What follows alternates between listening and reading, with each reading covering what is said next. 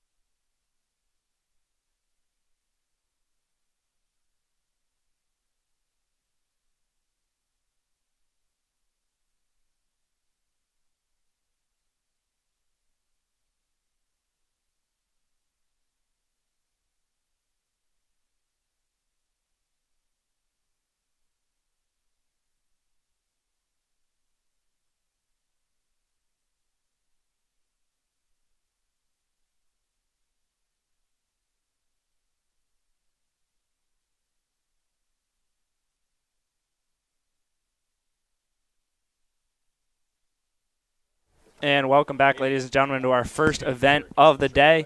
It's the men's 4x100 meter relay. So we look on the inside going out. We have a team from Southern Virginia, 2 open lanes, and then Shenandoah, Roanoke, Lynchburg, and Ferrum. A lot of ODAC competition rounding out this first section of the men's 4x1. So conference rivals, conference friends. A lot of these gentlemen are used to running each other, so we'll be excited to see how this one unfolds. 4x1's always a fun event to watch. So pay attention to the relay exchanges, all looking for white flags all the way around, hopefully no yellows. So we'll see as this race unfolds kind of how things are going. But excited to start off day 2 of the Dennis Craddock Coaches Classic.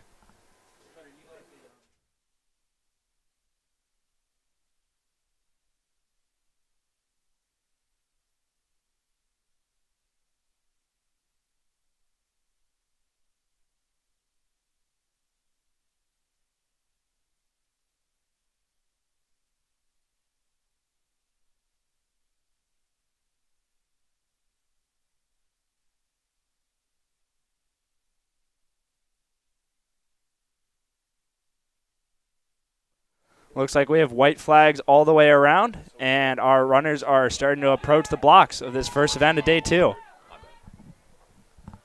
So we have Southern Virginia, Shenandoah, Roanoke, Lynchburg, and Ferrum from the inside out. So keep an eye out for our top seeds, which are coming out of the middle lane, so Shenandoah and Roanoke.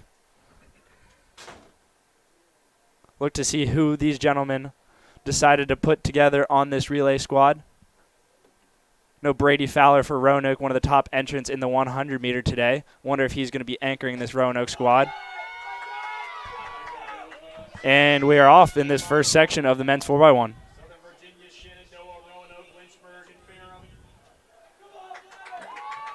White flag through the first exchange zone. Shenandoah and Roanoke. Strong second leg. As Shenandoah hands off first. A yellow flag in exchange zone 2. Shenandoah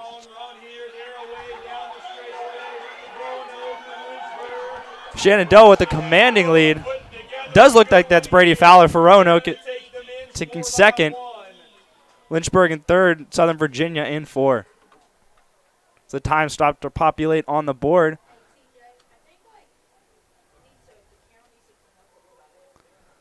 And it looks like we are one and done for the men's 4x1. Already transitioning to the women's 4x1. Looked like it was just one straight heat for the 4x1 for the gentlemen. So we will get the ladies on the track. A couple of stride outs for our starting legs as they get their blocks set. And we will come back to you as these women take the blocks.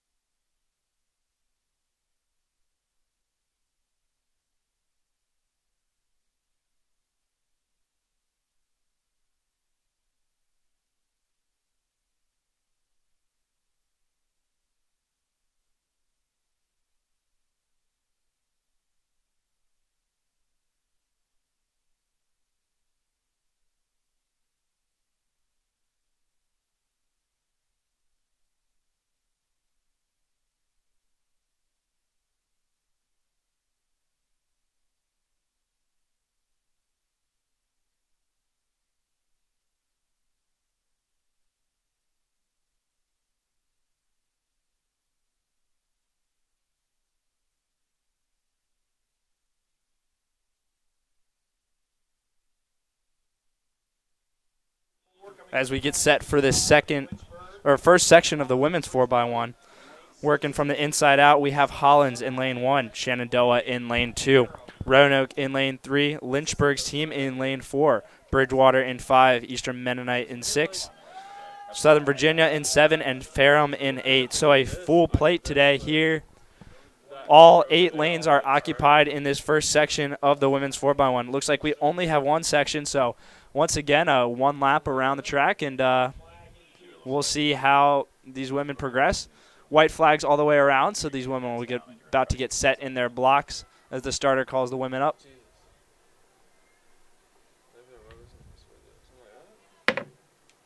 Always a fun time to see a full heat all 8 lanes on the track being occupied. But don't forget you get the good results on 5. Yep, I already showed. Sam, what's going on? Hey, Sam, how's it going, man? So do you want me to move that 2 to the turn now? Yeah, if you don't mind. And then go start. We'll get out of here. And the first section of the women's 4x1 is off and running. All 8 lanes are full, so that's Eastern Mennonite out front. We'll see who hands off first. Looks like Roanoke and Bridgewater with the first exchanges. Clean through the first exchange. So we get to zone 2.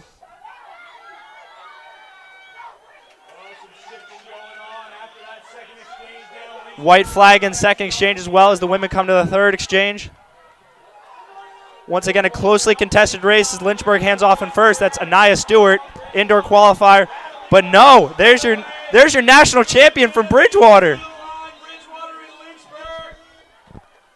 Bridgewater with a strong anchor coming from the 60-meter national champion. 48-21 for Bridgewater. That's Adalia Coleman, your indoor national champion, anchoring that Bridgewater squad. Always fun to watch these ODAC schools duel it out, so we'll be able to see them a couple weeks down the road. Once again here at Dr. Jack M. Toms. Start off the day on day 2 with the 4x1, so fantastic way to start off the women's events in today's program. As we move into the senior recognition ceremony, I will head off the mic and turn it over to sophomore Sam Graham.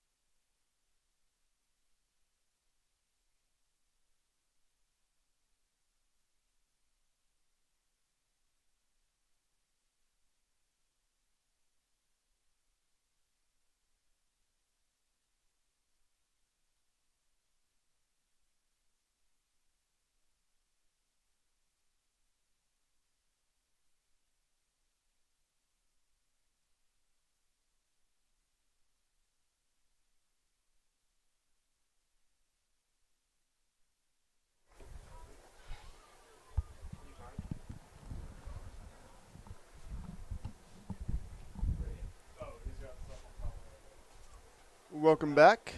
Jack M. Tom's track here around Schellenberger Field. For day 2 of the Dennis Craddock Coaches Invitational, we got senior recognitions coming up here in just a moment. As Brennan said, I am Sam Graham. We'll be rejoined by Brennan once he gets his recognition here on senior day.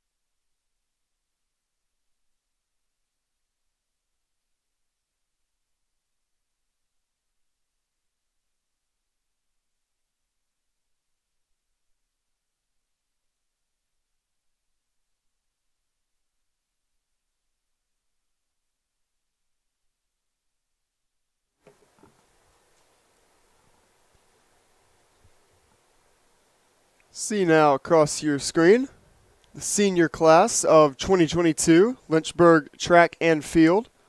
Got distance athletes, field athletes, sprinters, every senior who is now concluding their time at the University of Lynchburg, running in their final regular season home meet. Again, the ODAC Outdoor Track and Field Championships will be held at the University of Lynchburg for the second straight year this year. But this will be the final time that most of these athletes will compete in a regular season meet here on campus. Some may go on to take on a graduate year, obviously a luxury afforded by COVID. So a little bit of extra eligibility for a lot of these athletes, or graduate assistant positions may be available. But overall, it is the conclusion of their 4 years here on Lakeside Drive.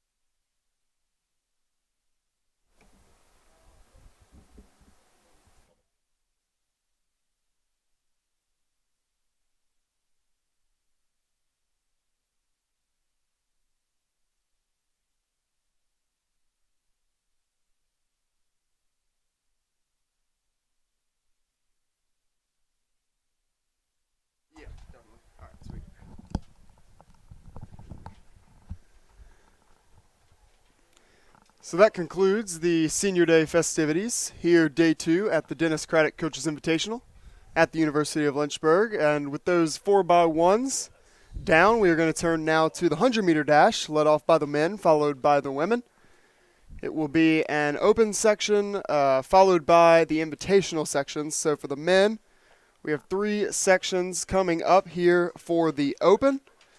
The women will have 1, and then each invitational event will feature 3 heats. Turning back to that women's 4x1 that you saw just before the Senior Day festivities, a couple of current top 20 times in the country coming out of that battle between Bridgewater and Lynchburg. Bridgewater, their time clocking in at 15th in the nation currently, so just outside of that national qualifying mark. Lynchburg at number 20. So a couple of fast times as we head into the back half of this 2022 outdoor calendar. This calendar is now turned to April. Conference championships coming up in just a few weeks, so a lot of meets this weekend and next. Serving as tune-ups as athletes turn to their primary events, try to get qualifying marks down, and set themselves up well for the postseason.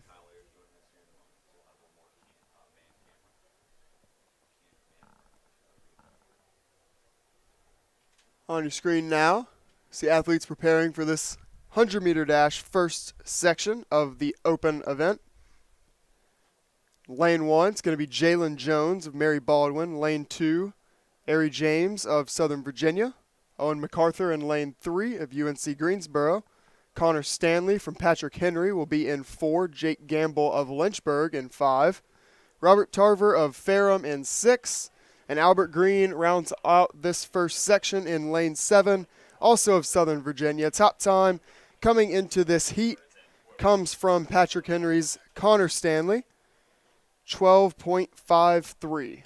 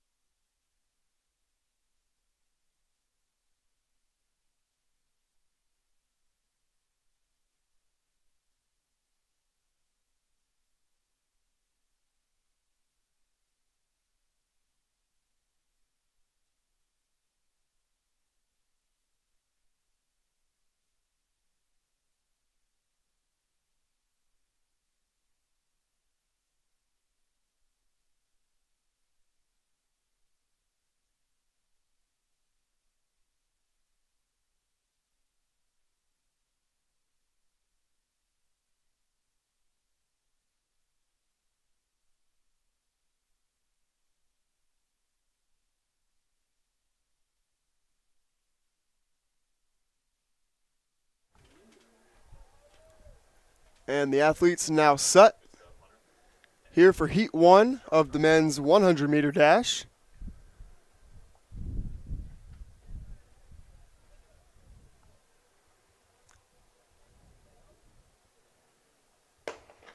And they are off.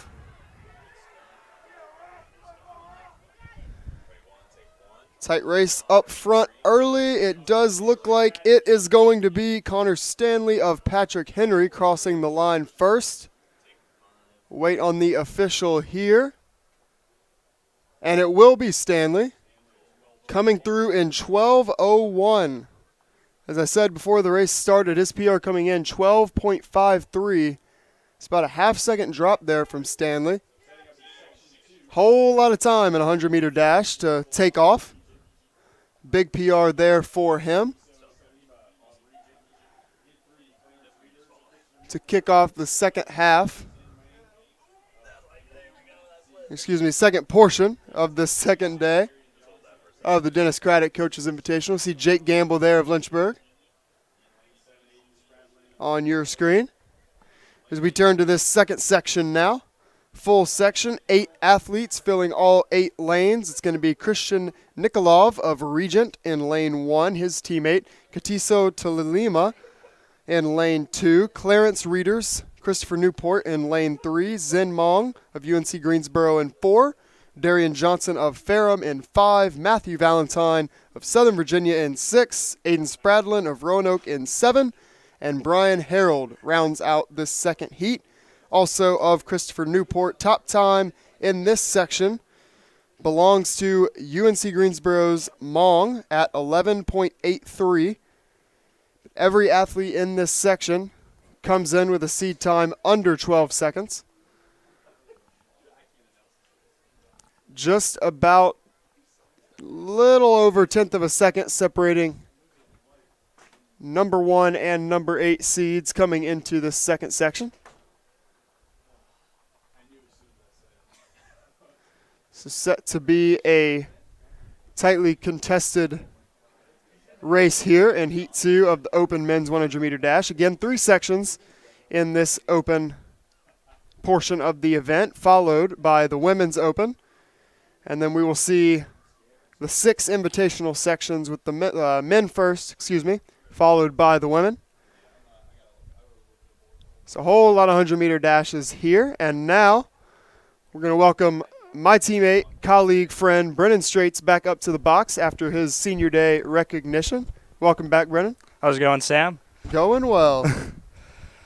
Looks like we're getting set for Heat 2 of the men's 4x1, but nice senior recognition ceremony for the Lynchburg seniors down on the field today. Always awesome to see everybody graduating and the next steps in our lives, so it's exciting.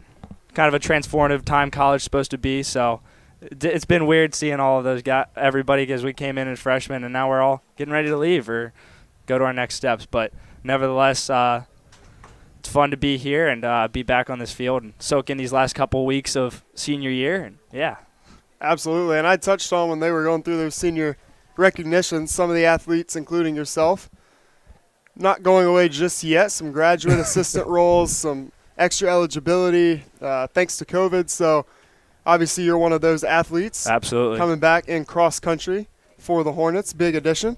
Yeah, one of the blessings in disguise that kind of came from that pandemic, a little blanket waiver for a lot of our NCAA athletes to continue into a 5th and 6th year due to the cancellation of our seasons and the pandemic. But yeah, definitely allowed an opportunity for us to explore and further compete within our athletics. So whether that's any discipline, any sport within the NCAA. So it was a neat thing to see among Division III, and I think it's really changing the landscape of D3 running as well, just having a lot of fifth-year seniors and a lot of people deciding to stretch out their education, and whether that's furthering master's degrees, doctoral degrees, or whatever it may be. But, yeah, it's awesome for the sport, and it's a great opportunity.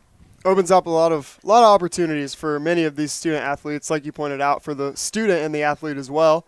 You said pursuing a master's degree or, again, like a graduate assistant position, anything along those lines that will be great opportunities down the road. And obviously it's always a bonus to get to continue participating in the sport you love and, you know, obviously being a contributor in that sport. So like you touched on, it's very positive overall. Absolutely.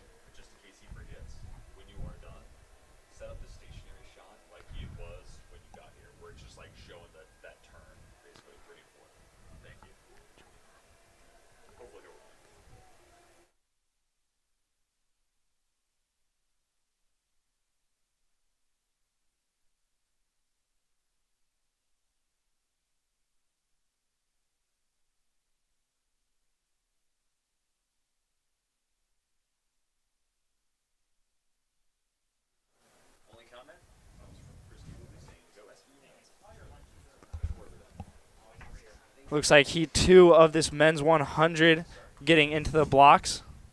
This is just our open section of the men 100. We'll have the invite section, which is 3 preliminaries, which will soon to be following these sections. Looks like our men are set in the blocks. Gun is up. They are off, and as we touched on, it is Mong out to the lead, but he is challenged in lane 7. That is Spradlin of Roanoke, I believe. Looks like Readers of Christopher Newport was also up there as well. Looks like it will be Spradlin, 11.44. So big PRs in these first few heats so far. We saw less than a hundredth of a second differentiating those two right there. Yeah, that was. Well, we knew that one would probably be pretty close coming in. Just looking at the times, everybody separated by about a tenth. But we saw Connor Stanley in that first heat take about half a second off of his time, going from 12.53 to 12.01. And there we see a lot more PRs. Spradlin gets the win, but looks like PRs pretty much across the board there in Heat 2. Wonder what's the winds looking like down there. I don't know if you really touched on it yet, but it was definitely breezy while I was down on the field. So I wonder how that tailwind's feeling for these 100-meter sprinters. Absolutely, yeah. Clearly a little windier than it was last night. Obviously, a bit of a distance carnival last night for any of those listening now or watching now that watched last evening. We had the mile, some 1500s, the 5K, the 10K. So wind not as much of a factor there when you're doing lap after lap around the track. You're getting a tailwind and a headwind. So, but a pretty not much breeze yesterday. Definitely a little bit in the air today. We'll definitely see if that plays a factor. It's always been a thing at the University of Lynchburg. Always a windy track for some reason here on Jack M. Tom's track. Not really sure what creates the wind tunnel here in Central Virginia, but looks like the weather report had around 13 to 15 mile an hour gusts. So we'll kind of see how windy it gets this afternoon. You can kind of see some of the flags and tents blowing around on the far straight, but definitely interested to see the meters per second on how these hundreds end up, but those we'll be able to find that out shortly. Once again, reiterating the results will be on blueridgetiming.com, so there's a little plug for that. Be sure to check on that to get your live results, schedules of the meet, heat sheets, whatever it may be. So now we have section 3 of 3 here in the blocks. Top time coming into this section is it's a two-way tie, Zion Wade in lane 4 out of Ferrum and Deshaun Wilson of Bridgewater, both coming in at 12:01, and they are off now.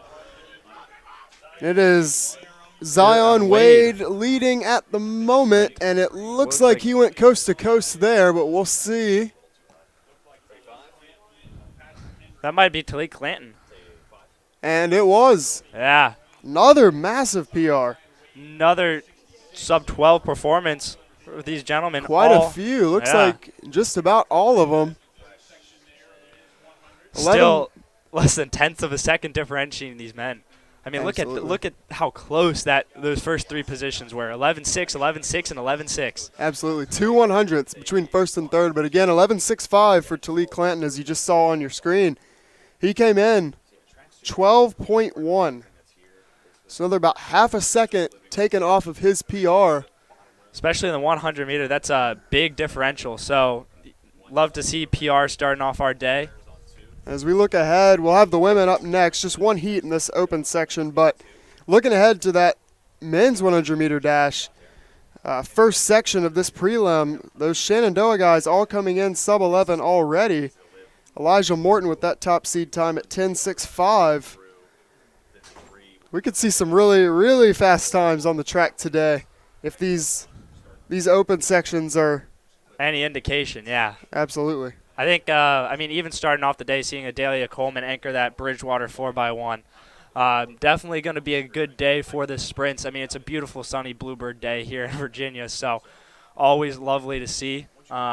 Hopefully we can keep the wind at bay and the sun can stay out. So it's a good way to start our Saturday. Absolutely. So we will turn to the women now. One open section for these women.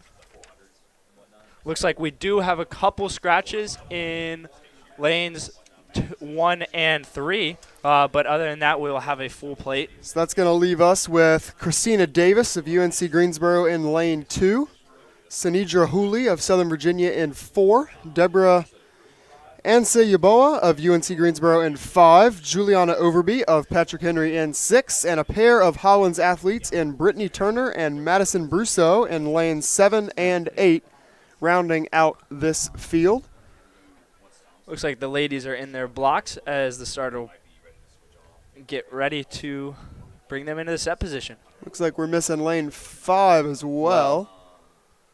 And yeah, touching on that relay that you were just mentioning, Adelia Coleman, as these athletes get off. So interested to see if she's going to be in that women's open section or women's invite section. It's like it's going to be Hooley to the line here, and it will be. Wait on the official time there. 14:14. She came in at 14:48, so only been going at this for about 15 minutes, and I'm already starting to sound like a broken record. It is PR after PR after PR here to kick off these 100-meter dash preliminary sections. Very exciting for the rest of the day. But touching again on that 4x100, we saw a couple of national top 20 times out of Bridgewater and Lynchburg in the Division III ranks. Coleman anchoring Bridgewater to the win in that for the 15th best time in the country currently. And Lynchburg coming in at 20. So definitely as we get later in the year now, calendar turning to April, we start to see more teams running A squads and some of those relays as we get closer to the conference championships, and you want to get your team in a good spot, good lane for those conference meets, so you have a really good shot at going after a good time to try and get yourself in to the national championship. Absolutely. I mean, I definitely think this weekend's going to be a big one for the leaderboards among all events, short sprints, distance events, jumps, and throws.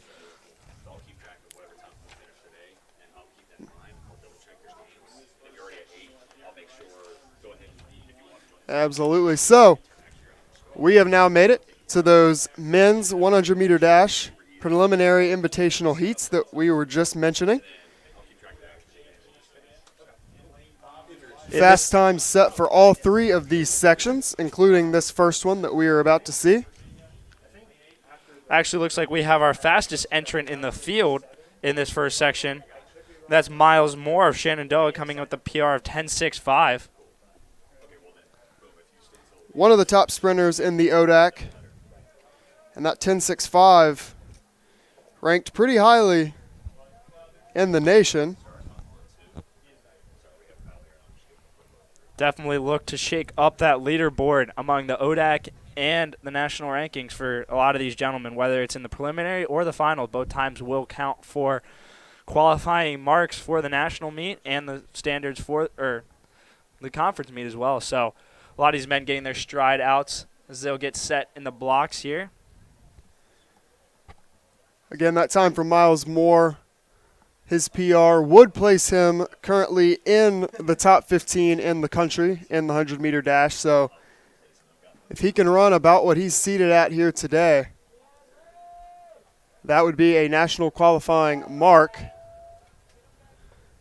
And if those first heats were any indication, we could see quite a few sub-11s out of this first section. So we have Absolutely. a few guys teetering right on the edge of 10 and 11.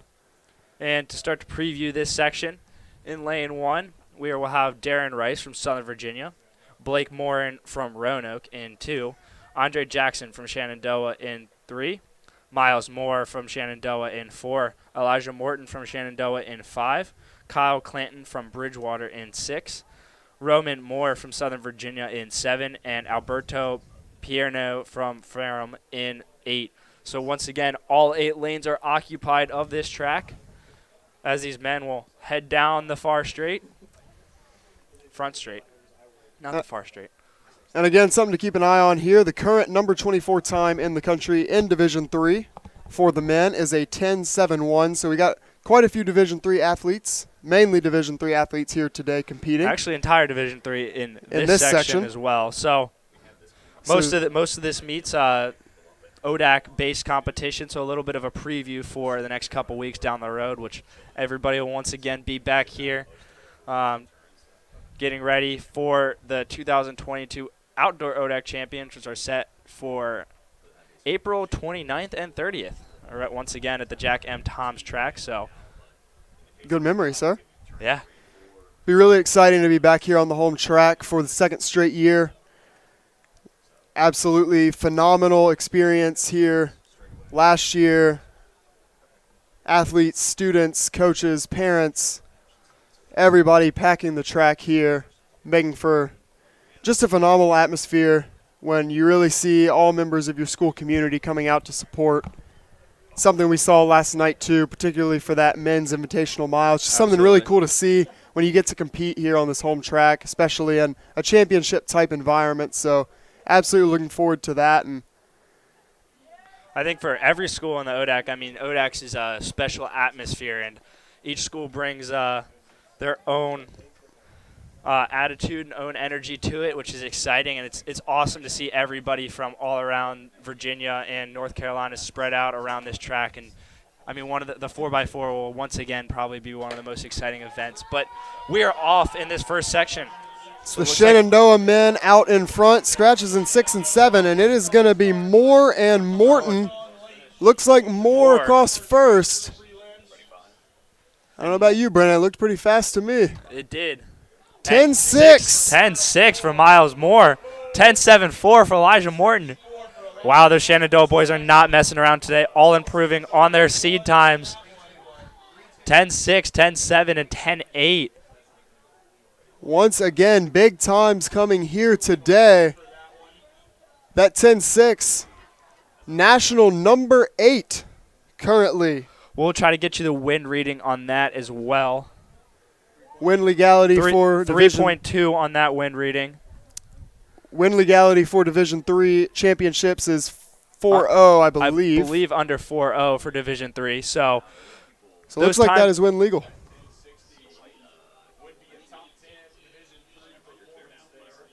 I believe those times should stick up on the Division 3 leaderboard. And something really interesting to monitor here. He will not be competing here today, but Lynchburg's own Alex Shadku, who was honored earlier in our senior recognition ceremony, currently holds a 10.59, also in that national top 10. So a couple of ODAC athletes posting 10.6 and 10.59.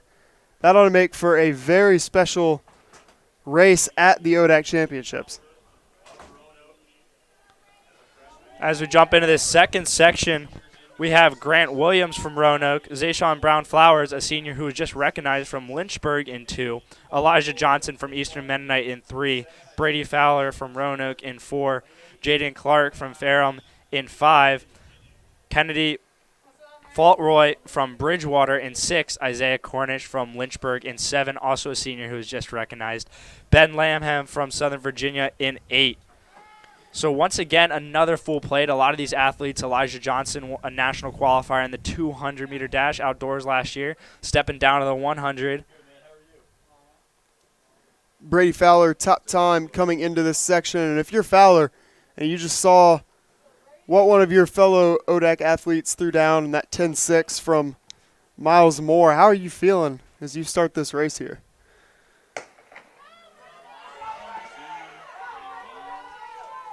It is Fowler out to the lead early. Johnson maybe overtaking at the line. Woo. Very close. That's going to be a very good time for Alonzo Johnson. 10:48. 10:51 for Brady Fowler. Holy cow. They are flying here today. 10:48. National number 2 time currently. That would be, and 10.51, that would be good enough for third. 3.6, so it is win legal for Division 3. So a couple of Division 3 top 5 times that we just witnessed here on Jack M. Tom's track. Wow. What a way to start day 2 here at the Dennis Craddock Coaches Invitational. We still got a section to go here.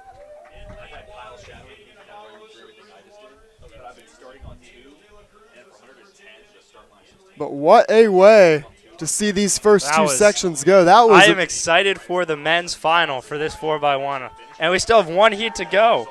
10-4-8. This is just the prelim, folks. So as we look at this third and final section of the men, again, the women will follow this.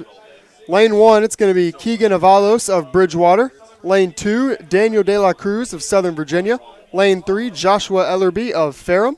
Lane 4 will be Daniel Fox of Christopher Newport. Lynchburg's Julian Douglas will be in Lane 5. Damon Morgan of Eastern Mennonite in Lane 6. Elvis Nuaneri of Southern Virginia in 7. Lamont Moabir of Randolph in 8. And it looks like Lane 1 may be empty here, but I think we have every other athlete present and accounted for.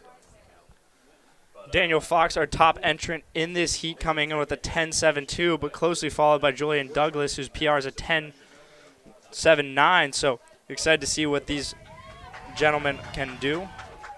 Be sure to watch lanes 4 and 5 here that you just mentioned.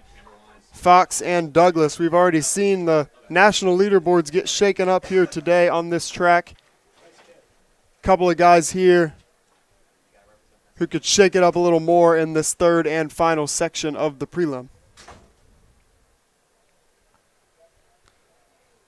I mean, what you said earlier, yeah, we'll see Alex Shadku again back in the 200 and opting to not run the 100 today, but would have loved to see him duel it out with these gentlemen in the 100. Absolutely. You'd have your eyes set on up in that school record by a little bit that he set earlier this season at 10.59. He ran that 10.59 with a 2.7 meter wind as well, so Alan Connie Shamrock Invitational, I believe. absolutely. These gentlemen are set in their blocks. And they are off. It's Fox early. Still Fox getting a little competition on his inside from Ellerby of Ferrum. Waiting on the official here. And it will be Will be Fox. Fox. Also under that 11-second mark. 10.89 for Ellerby, and Julian Douglas rounds out our field in third with a 11 flat. So we'll see Couple how more many- sub-11s Yeah. there. I'm not sure what the advancement standards for these men back to finals are. Potentially heat winners, and then next couple fastest times. I'll try my best to get you guys that as soon as I can. We're going to turn to the women's side of the Invitational now. Once again, 3 sections here. But thinking about, before we preview this first women's section, just thinking about that men's ODAC 100-meter dash final. I mean, my goodness, Brady Fowler, Elijah Johnson, Miles Moore, Alex Shadku. I mean, this is set to be a very fast race back here on this track in just 2 weeks. Absolutely. I mean, the 200 as well. Many of those men also jump into the 200-meter sprint later in the day. So both of those events will be marquee events to watch during the 2022 ODAC Championships. So definitely excited. I mean, it is anybody's game. As you see, they go back and forth through the regular season and through championship season. So it'll be exciting to watch. Most of those men do race each other quite frequently, so very familiar with each other, their racing styles. Not really sure how racing styles play into a 100. Short sprints are neither of our specialties, but it's fun to watch, and nevertheless, it will set up for a fantastic race here in a couple weeks. Absolutely, and it's always fun when you have 4 or 5 guys like that, and most of them are coming from different schools. Shadku, obviously, from Lynchburg, Fowler from Roanoke, a couple of Shenandoah guys, and Moore and Morton, and Elijah Johnson from Eastern Mennonite. So get a little bit of a team battle there, too. You're not necessarily racing against your best friends. There might be a little bit more of a rivalry aspect there. Absolutely. Looks like our first heat of the women are getting in their blocks, so starting to preview this heat. Looks like we have 3 athletes from Southern Virginia, but starting in lane 1, we have Maddie Leahay Riley Hayward, also from Southern Virginia. Janelle Anderson from Shenandoah. Abigail Kinashita from Southern Virginia. Savannah Green from Roanoke. Kiara Smith from Lynchburg. Kendra Smith from Randolph. And Caitlin Sweet from Shenandoah. And that is our athlete, Janelle Anderson from Shenandoah. Running away with, as our PA announcer just said, running away with Heat 1. 12-3-7. Wow, 12-3-7, absolutely besting her PR of 12.98. Wow.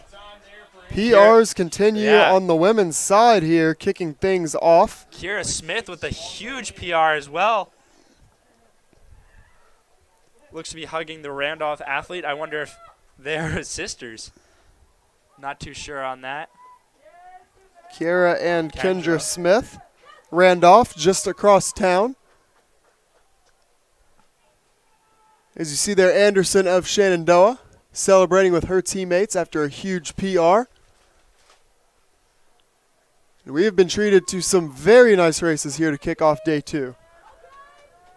And again, as we did with the men, looking at the women's qualifying list, Adalia Coleman holds that 24th spot currently in the women's 100-meter dash at 12.21. So that is a time to keep an eye on as we move through these heats.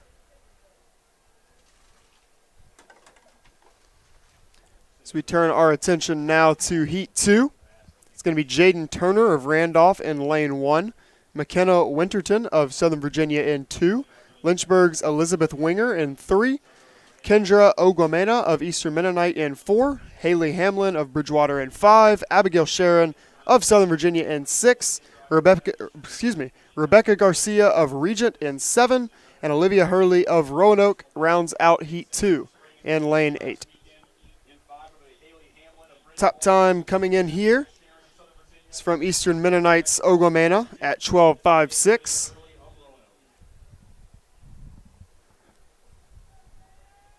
I find myself every heat here getting set just wondering how much time will get taken off some of these PRs. As we've seen it in nearly every heat thus far. And out quickly. That's Ogwamena from Eastern Mennonite, our top entrant in this heat. Runs away from the field there. And similar to her teammate 12-9. Elijah Johnson, the Eastern Mennonite men and women are off to a fantastic start in these hundreds. So quite a few sub-13s there, but that 12.29 from Ogwamena will be the top time thus far today. As you said, she and her teammate should both be coming back for finals later today. That'll be a top 30, top 40 mark in Division III at the moment, but a fantastic race for Ogwamena in lane 4 in this second section of the Women's 100 Invitational. As you touch on, it's so close in those 100-meter dashes to where if you're in the 30s, if you're even in the 40s, and you have a really good race or you have a favorable wind or anything or good competition, whatever that may be, it doesn't take that much to cut down. I mean, that time would be, around between 35 and 40 in the country right now. As I mentioned, 12.21 is currently the 24th time, so that's only 0.08 of a second, which is not much. So not much at all. You get in the right section, and even if you're 10 spots back, you got a really good shot taking off the time you need to slide into that top 24 slot. Absolutely. Qualify for that national championship. A lot of track season left. We have about 1 or 2 regular season meets left before we get into conference season, and then we'll follow that up by our final qualifiers, whether that's being held elsewhere. A lot of Division III institutions will chase times. I know VCU always holds a big one. Liberty hosts Liberty Twilight as well. So those are some final qualifiers that a lot of these athletes look to check off those big qualification marks after that championship season. But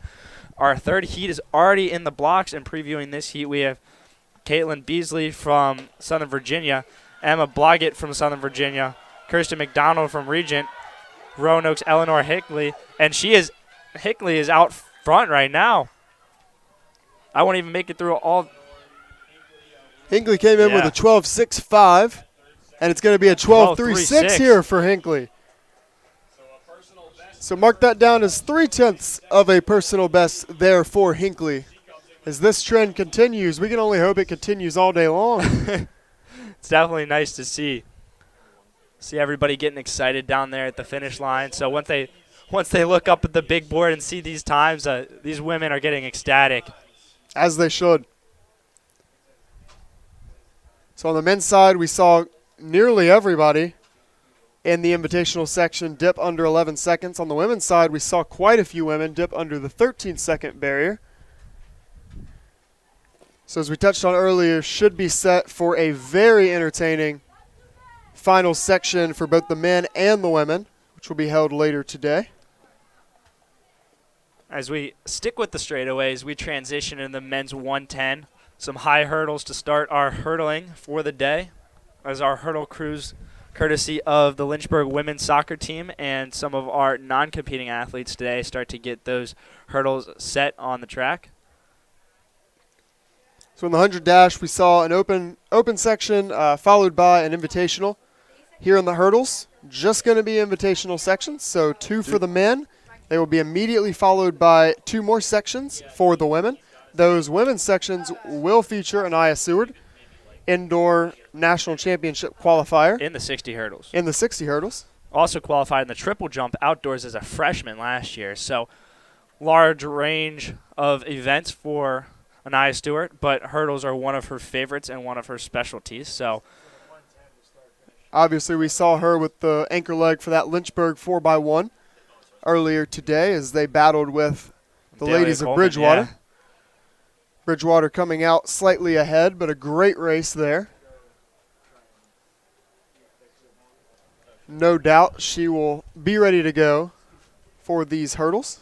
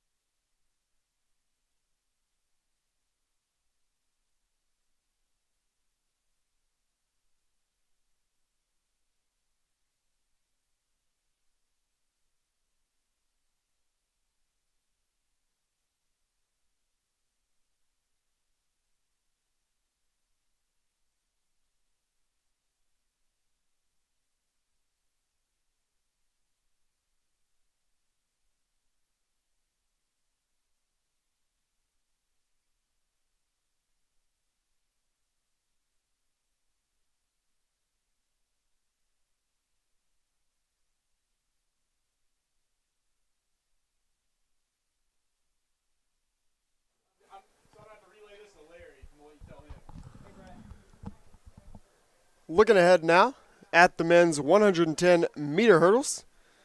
Again, just 2 sections, invitational only. Lane 1, it's going to be Lynchburg's Isaiah Romsdahl. Lane 2, Matthew Clark of Shenandoah. Darren Rice coming back in Lane 3 from Southern Virginia. Malik Harvey and Ryan Four, each of Lynchburg, in Lanes 4 and 5. Kyle Holliday of Shenandoah in 6. Corey Kavunas of Lynchburg in 7, honored earlier during the Senior Day recognition. And it will be Gustavo Liteo of Christopher Newport rounding out in Lane 8. Harvey with that top time coming in just under 15 seconds at 14.99, currently ranked 35th in Division 3 in the 110-meter hurdles. If those 100-meter dashes were any indication, I think we'll be in for a treat as well in these high hurdles. So definitely excited to see what these guys can do. A lot of them searching for PRs, personal best this season. So we will see how this race unfolds. Malik Harvey, also a senior, being honored earlier today. So a couple seniors for the Lynchburg men, Corey Kavonis and Malik Harvey. Definitely keep an eye on Harvey and Four here, lanes 4 and 5, both right around that 15-second mark. 14.97 is currently the 24 mark in NCAA Division 3.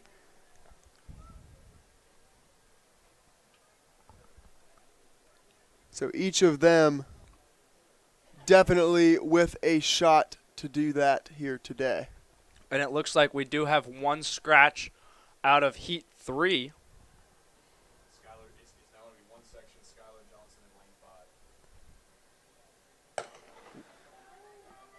So apparently be just one section today. Due to scratches, we compressed it up. It's Malik Harvey out in first, crossing first. We will see what the official time is for Harvey. Malik Harvey, 14.89. And can you say yet another NCAA top 24 mark? 14.89, ladies and gentlemen. That is good enough for number 20 in the country, as well as a whole tenth of a second PR for Harvey.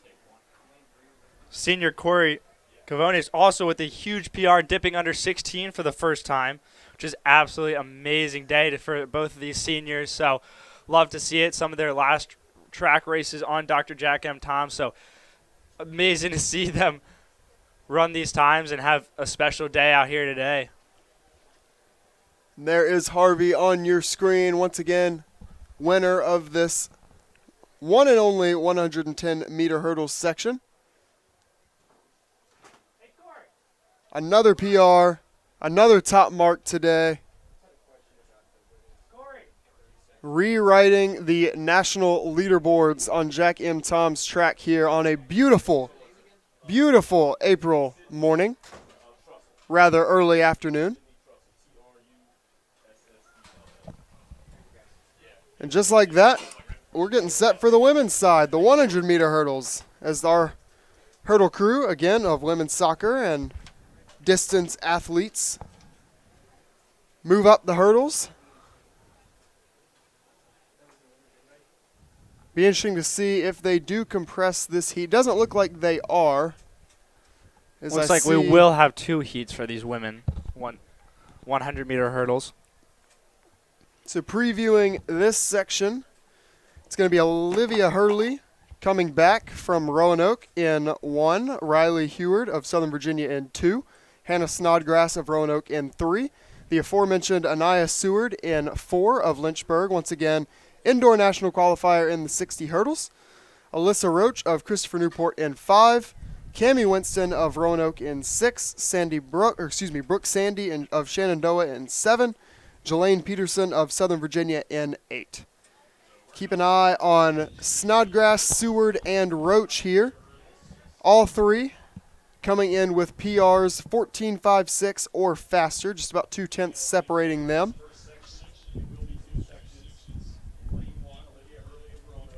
Those 3 will be lanes 3, 4, and 5. So the center of the screen here.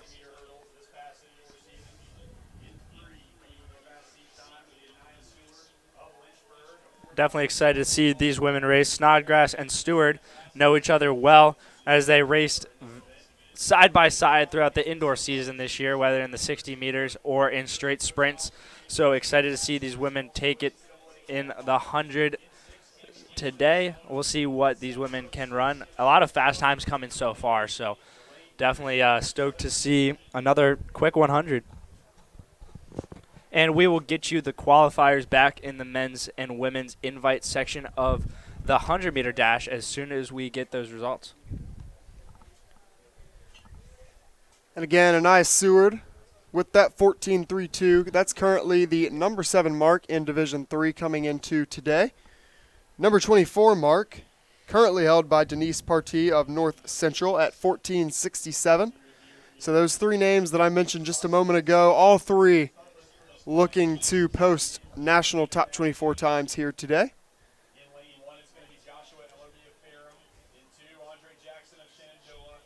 Snodgrass, currently 12th in the country with her 14.56.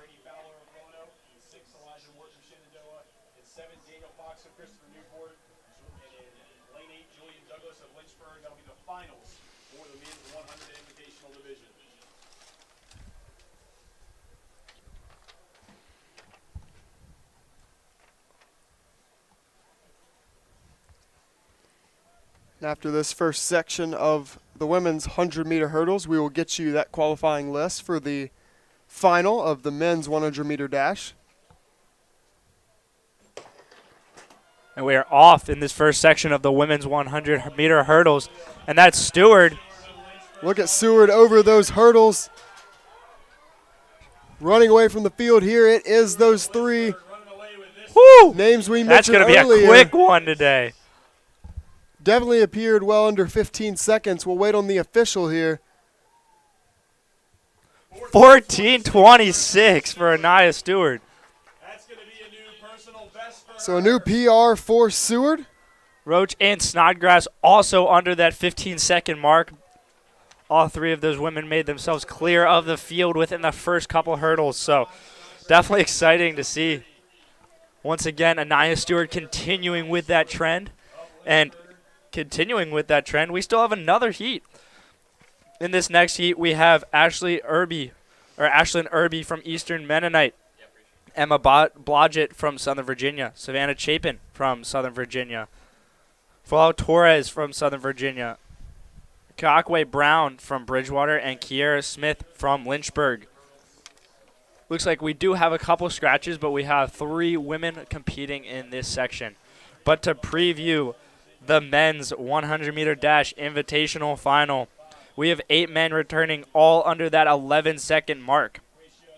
Joshua Ellerby from Ferrum, Andre Jackson from Shenandoah, Miles Moore from Shenandoah, Elijah Johnson from Eastern Mennonite, Brady Fowler from Roanoke, Elijah Morton from Shenandoah, Daniel Fox from Christopher Newport, and Julian Douglas for Lynchburg.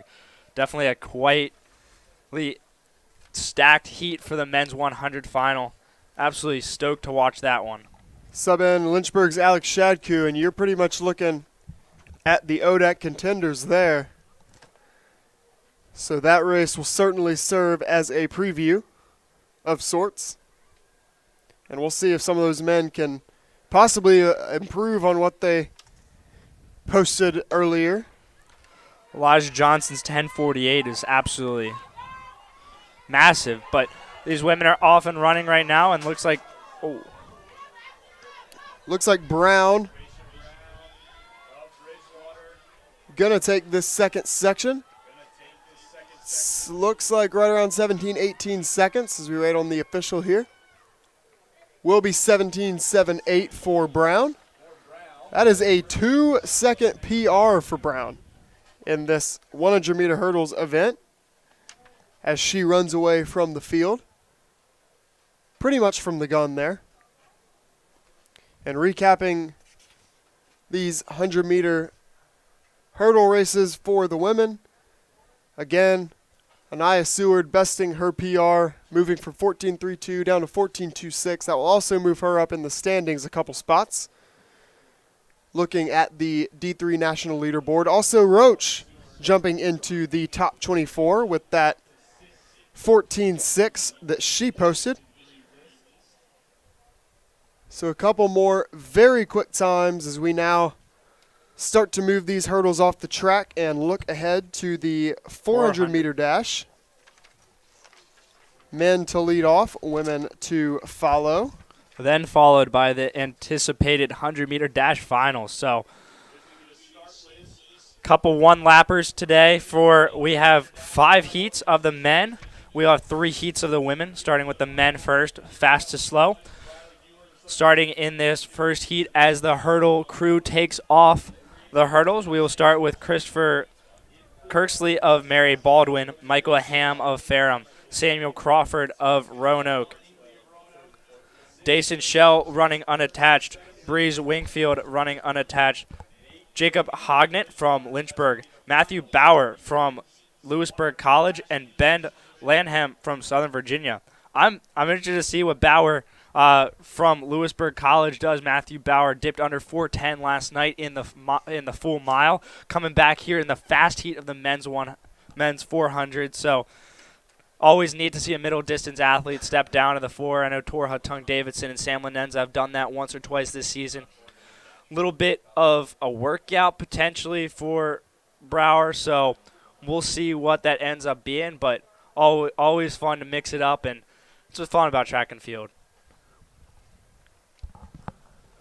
Absolutely, and coming in here today, 49 flat is the mark in Division 3.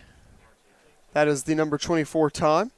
And almost all of these men seated under 50 seconds, like just a few around that 50-point mark. So definitely looking forward to see some gentlemen hopefully get under that 50-second mark. If not, maybe even in the 48s. Is our top seed, Drayson Shell, comes in with a 48.80. Absolutely. 5 sections here of the men's 400. Again, invitationals only. Women will immediately follow. Looking forward as well to see Jacob Hodnett in this race from Lynchburg, seated at a 50.2. True freshman coming in with a 50.2. He's been running fantastic ever since he made the, after swim season concluded, a dual sport athlete here at the University of Lynchburg, swimmer and a sprinter. So definitely gets a large aerobic base from that swim season, takes that into track, and it's translating fantastically well. So really excited to see what Hognett can do here today.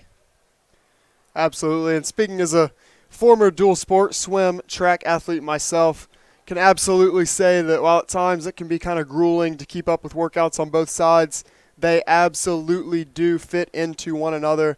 So highly encourage any of you high school athletes, get out there, do another sport, complement track if that's your primary, do other sports that are complementary. Helps with conditioning, helps with stamina. And besides all that, it's a whole lot of fun. Gives you a whole other family. So competed with the swim team and the track team during my time in high school. So can confidently say that it does absolutely assist on the track. And the track assists your time in the pool as well. Exactly. So Yeah, on the flip side of the coin, especially you can see it a lot in football, even basketball. Multi-sports can benefit from running track and field. So absolutely. I know just a few weeks ago at one of the Division I Texas A&M dual meet, Devin Achane, who will be the starting running back at Texas A&M this season, posting a couple of U.S. top 5 marks in Division I. So some guys that can do both really successfully. I know Naheem Hines now in the NFL, ran track at NC State, national qualifier. So Devin Allen just got signed by the Philadelphia Eagles, a national champion or amazing hurdler from the University of Oregon, pro Nike athlete in the 110 hurdles right now. I believe he finished 4th in the Olympics or World Championships this past year. Fantastic U.S. sprint program. Grant Holloway is just undefeated, but Devin Allen, an amazing hurdler in his own right, is going to play wide receiver for the Philadelphia Eagles this next upcoming season. But interested to see what he does first on the track. He's actually just announced he's going to be at Penn Relays in a couple weeks, so he'll already be in Pennsylvania, be in Philadelphia. Absolutely. He can set up his residence. But again, so definitely encourage all young athletes get out there and do what you like to do. And if that's multiple sports, even better. You will reap the rewards from both. You'll have a lot of fun doing it. So we will turn now as we get set for the 400-meter dash. We do have the qualifying list for the women's 100-meter dash final. So reading through that real quick, it's Riley Heward of Southern Virginia, Savannah Green of Roanoke, Janelle Anderson of Shenandoah, Kendra Ogwamena of Eastern Mennonite, Eleanor Hinckley of Roanoke, Kiara Smith of Lynchburg, Lindsey Sterling of Christopher Newport, and Haley Hamlin of Bridgewater. All 8 athletes coming in under 13 seconds in their preliminary times. All under 12:09. That's going to be a very, very fun heat to watch as well. I mean, the men's and women's 100-meter dash invitational finals will be exciting to watch. Looks like we do have a couple minutes here until the start of the men's 400, which is a scheduled start time of 1:35 Eastern. So we will join you back shortly as the men start to get in their blocks.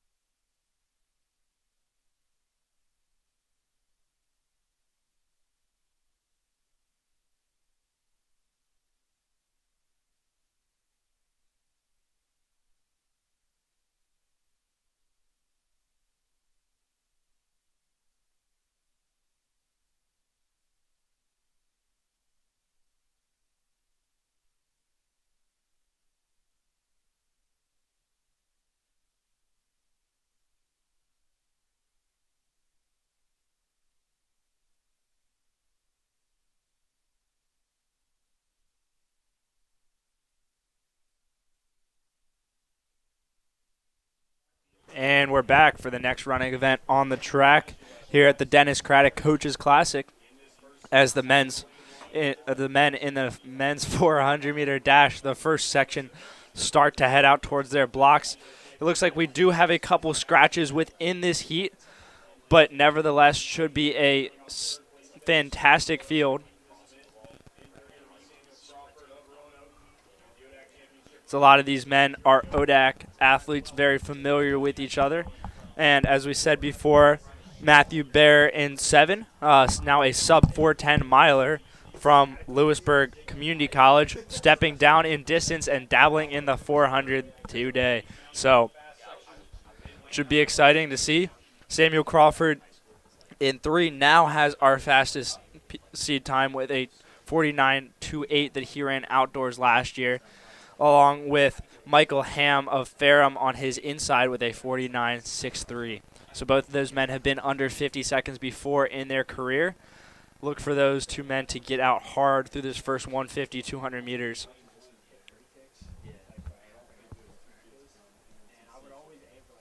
So it looks like we're missing lanes 1, 4, and 5.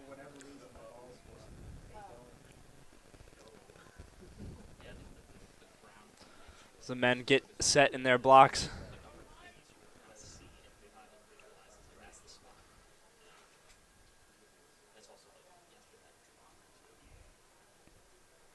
For those two we touched on earlier, Jacob Hodnett and Matthew Bauer running side by side. Hognett, a swimmer and sprinter. Bauer, a distance runner, dabbling in the 400 today. So always exciting to see. But that is Samuel Crawford of Bridgewater. Out Quickly making up quickly the down the stagger here. backstretch.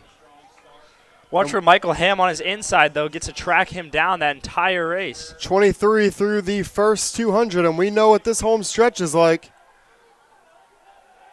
Hodnett staying tough in this. Looks like we're going to have 3 or 4 guys still in it as we round for home. We'll see if the strength from swimming helps Hognett come back on this field. Now it's And that's Ham Michael of Ham Ferrum. of Ferrum. Clock is Jacob at Hognett. 45. And it looks like a sub 49 there from Ham. 48-8. Wow. That is a way to start our 400s today. Looks like we potentially have 3 gentlemen under that 50-second mark. Waiting on The rest of the results to populate on the board. There we go, 49. 49.67, so he gets under that 50-second mark for the first time in the open. Freshman Jacob Hognett comes in second with a 49.67. You see a lot of hugs. People coming down to both Michael Ham, Samuel Crawford, and Jacob Hognett down there. All 3 men get under that 50-second mark. Hodnett's been right around that sub 50 mark the last couple races out. Always so satisfying when you bust through one of those barriers. But from Michael Ham, 48.88. That is very quick. I wonder where that will put him on the Division III list at the moment.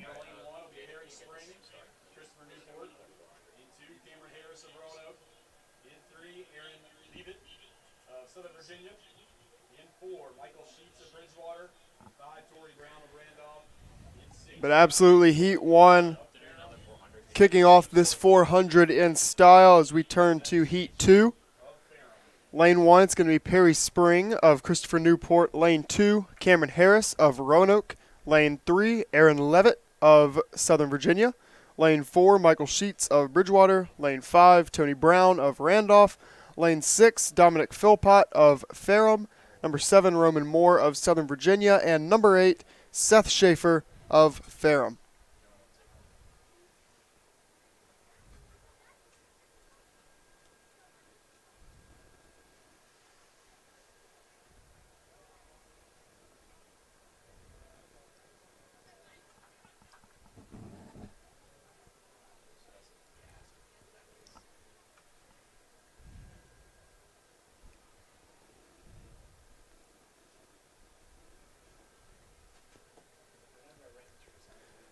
Athletes already in the blocks here for Heat 2. Top seed time coming in. It's a 51.05, and that's Sheets from Bridgewater running in lane 4. Looks like we're only missing lane 5 here. So 7 athletes in the section as they take off.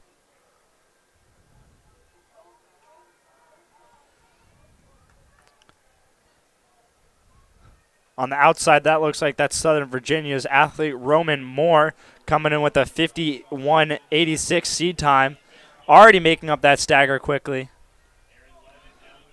as well as Dominique Philpott from Ferrum. Keep an eye on Levitt of Southern Virginia here in lane 3 as they come around to the final 100 meters. Couple Southern Virginia athletes running 1-2. Levitt looks like moves into the lead here as they come down to the finish, and it will be Levitt with a strong final 100 meters there. 50.22 for Aaron Levitt. Almost a full second taken off of his PR there. Roman Moore, also from Southern Virginia, 50.75. So fantastic openers for those two men in the 400 today. Both with PRs, both dipping under 51 seconds today for the first time for each of those men in Heat 2 of this 400-meter dash.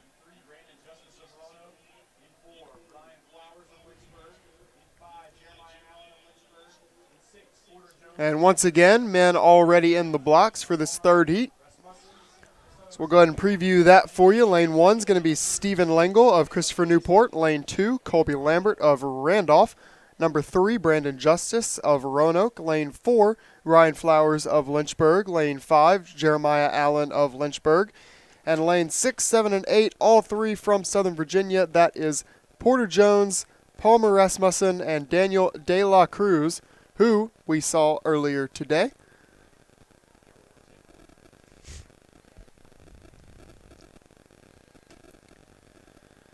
Couple guys looking to dip under 52 today. Brian Flowers coming in with the top seed time at 52.4. He will be running out of lane 4. Brian Flowers, a freshman, has 3 more years here on the Jack M. Toms track. So just getting his feet wet in the University of Lynchburg campus and on this track. So he'll be able to spend a lot more time here over the next couple of years, but excited to see what he does. Already running 52 his freshman year, so let's see what he can produce today.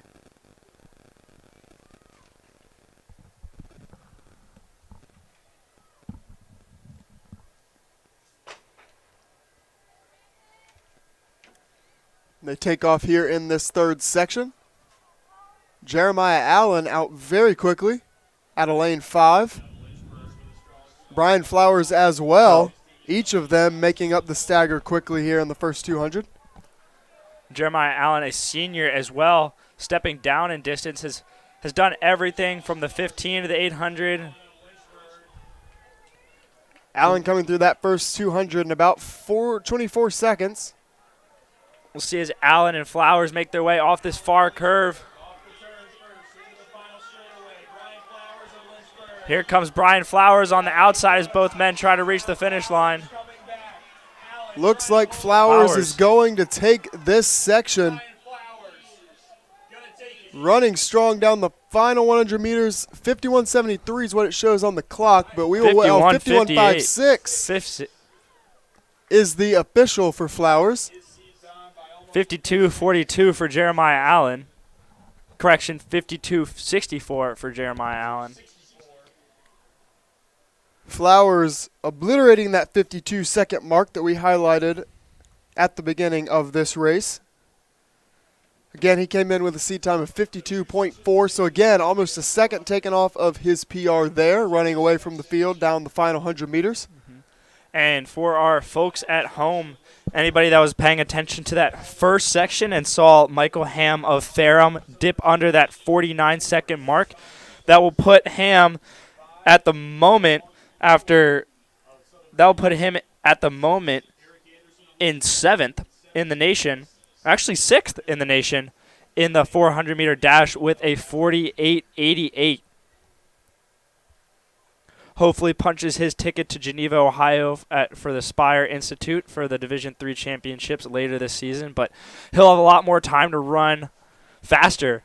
He has the ODAC championships coming up and maybe another regular season meet next week, as well as final qualifiers. Just already today seeing some fast times, some national qualifying times at the moment, and the men's 110 hurdles, the women's 100 hurdles. Now in the men's 400, we saw them obviously in the men's and women's 100-meter dash. So every single event so far today, I think we've seen at least one athlete, if not more, get into that top 24 in the descending order list for the Division III national qualifying list. It's going to be Heat 4 up next on the track in the men's 400-meter dash. And it looks like we do have a couple scratches within this heat, but present we will have Clay Alderman of Bridgewater in 2. Southern Virginia's Dwayne Thompson in 4. Nico De Pontine from Southern Virginia in 5. Eric Anderson from Lynchburg in 6th. And those 4 men will round out your section 4. So 4 for 4. Little Wendy's 4 for 4. And the 400. And the 400.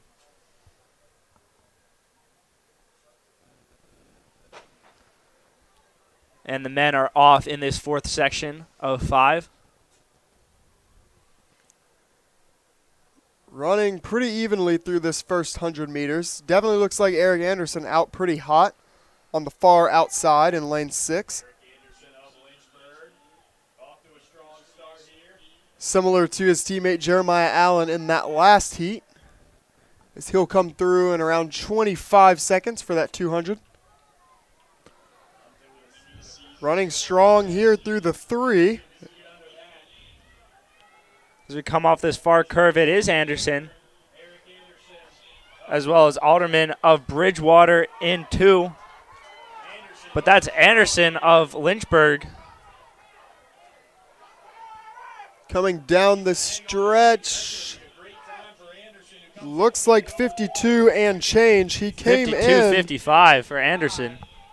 Came in with a 54.07. So great run from Anderson of Lynchburg in that 4th heat of this men's 400.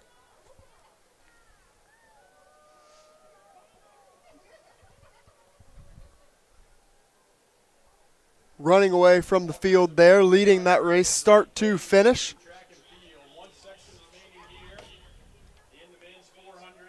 Interesting to watch the tactics in these 400-meter races. Obviously, you have to get out hot. You only have 1 lap to work with, but you can't get out too hot because you want to make sure you still have a little something left when you come down that final 100-meter stretch. Obviously, today it appears still getting assisted a little bit by the wind. You definitely don't want to run into a headwind coming down that final stretch. But Anderson running pretty strong all the way throughout there in this 4th section to take it. And it looks like we only have 3 men in this 5th and final section. Looks like we will have Elijah Simmons from Ferrum, Andrew Hamilton from UNC Greensboro, and Cameron Ensley from Patrick Henry.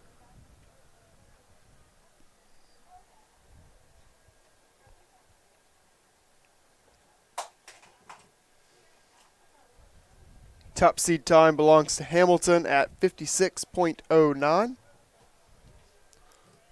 Representing UNC Greensboro today.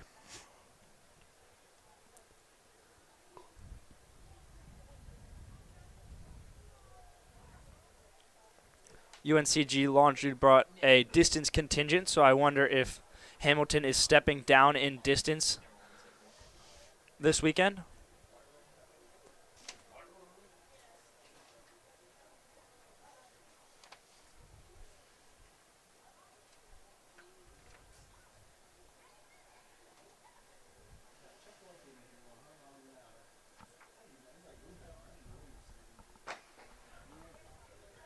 And we're off. Final section of the men's 400-meter dash.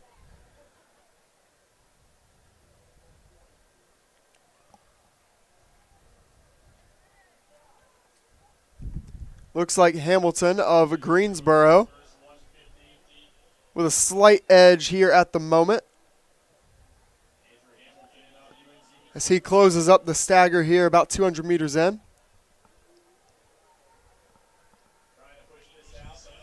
Opens up his stride, running pretty strong around the final turn here, making his way towards home.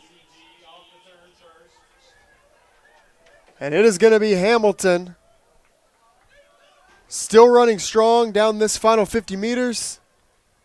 Again, he came in with a 56, nearly flat, and he is going to run about 54 flat here. Might dip under 54.15. So 54.1 makes for almost a 2-second PR there in this final heat from Andrew Hamilton. So PRs across the board here in the men's 400. And with that, we will turn the page to the women's 400-meter dash, where we hope to see much more of the same. And at this point, I would say we expect to see more of the same. Absolutely. I don't know about you, Sam, but another full heat under 60 seconds in this women's fast heat. So pretty excited for what is possible here. Hopefully we can continue with that trend of some top 24 marks. For the viewers at home, the 24th mark in Division 3 at the moment is 58.08, and two of these women have run that time. Yeah, absolutely. Really looking forward to this women's 400-meter dash. Casey Hooker will run out of lane 4 of Bridgewater. Top seed time coming in at 57.38. That is moving. A couple Lynchburg athletes as well.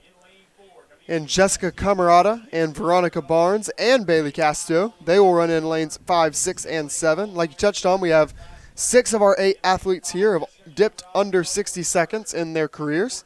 Absolutely. The trio of Lynchburg women assembled in lanes 5, 6, and 7 were part of the contingent that ran 3:55 in the 4x4 at Colonial Relay, so these women are ready to run fast. I think there was a couple 58s and maybe a 59 split on that relay. A lot of these women are excited to hopefully dip under that 60-second barrier for the first time this season.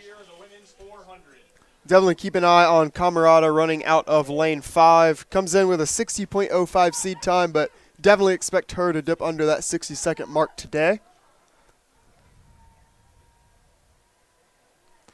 Looks like we do have a full 8 lanes today, which is always a nice sight in track and field. So no scratches in this first heat, as we have Michaela Hefferson of Roanoke, Adriana DeSantis of Christopher Newport, Haley Gamble of Roanoke, Casey Hooker of Bridgewater in 4, Jessica Camarada of Lynchburg in 5, Veronica Barnes in 6, Bailey Casto in 7, of making up your 3 Lynchburg athletes, and then Cassidy Oliver of Bridgewater in 8.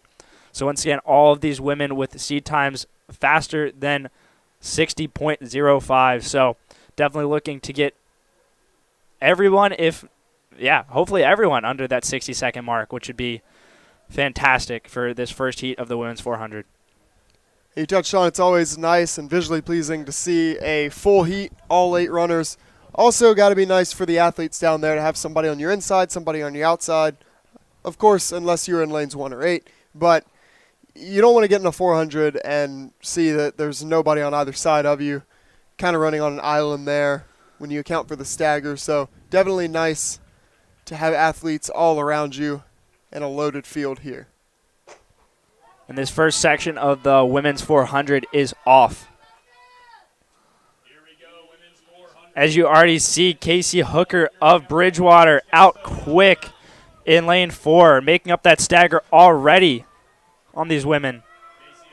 Her 57.38 gives her about a 1.5 second lead on the field coming into today, running in a neon green headband here.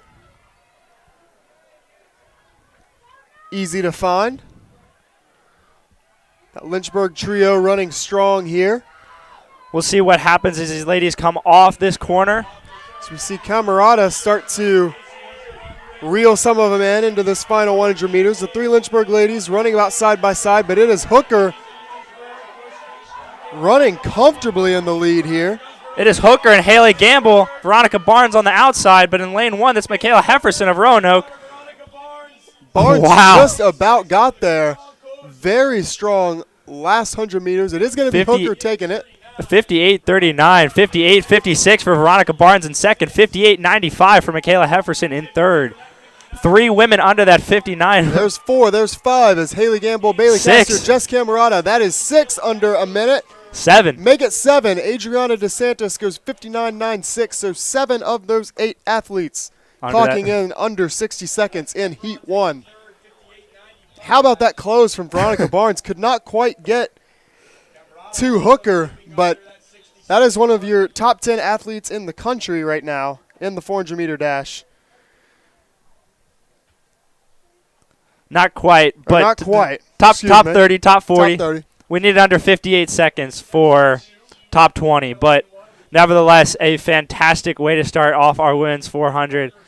A lot of these women, all of these women, except for DeSantis of Christopher Newport, will be coming back here for the ODAC Championships in a few weeks, as Christopher Newport's part of the Coast to Coast Conference rather than the ODAC. But all of these women will hopefully be seeing each other again soon around the same exact oval. So should be exciting to see, kind of gauge off of where they were 2 weeks prior. And, yeah, just a couple short days away. And like you touched on, definitely very encouraging to see those 3 Lynchburg ladies all dip under 60 seconds there in the same race. Definitely. So you think about a 4x4, and obviously just big for each of them as individuals, especially Veronica Barnes coming in under 59 seconds now.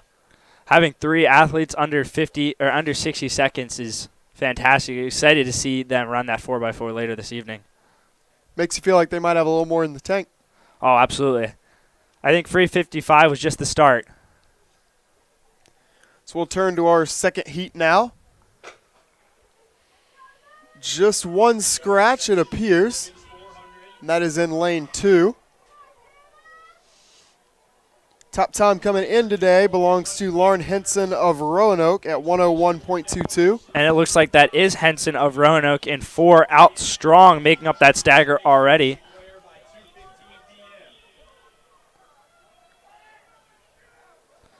As we reach 200 meters, it looks like it is Henson and Hairstrong from Ferrum. Definitely 1-2, separating themselves from this field. getting some resistance from Hairston here, who's running on her outside shoulder.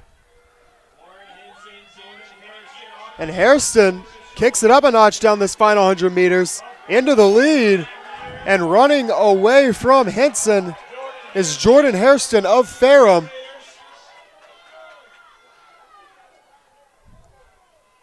She will be right at a minute. Looks like 60 seconds and some change there from Hairston of Ferrum.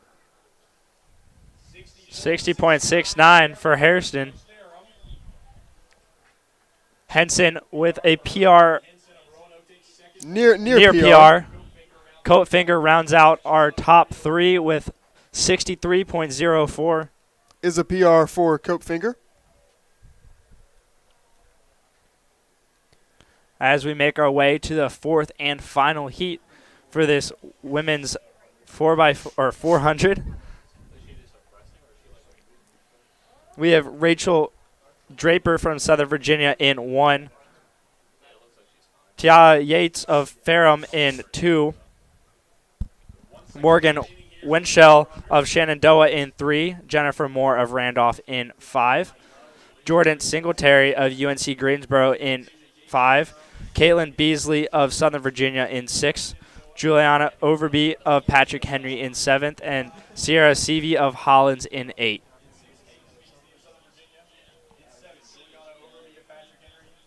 As we look ahead, again, this is our final heat of the 400-meter dash. Men's 800 to follow. Actually, we have the 100-meter dash. The 100-meter dash is to follow, then the 800-meter. Stacked fields in both. Both, yeah, absolutely. 5 heats of the men's 800. 4 of the women's. So going up in distance to our middle distance events. We will have steeplechase later this evening for the folks back at home that are big distance fans. A lot of the distance events were conducted last evening, headlined by that invitational mile. Probably one of the most exciting races I've ever witnessed here on this track. The atmosphere was electric, I would say. And they're off in this final heat of the women's 400-meter dash.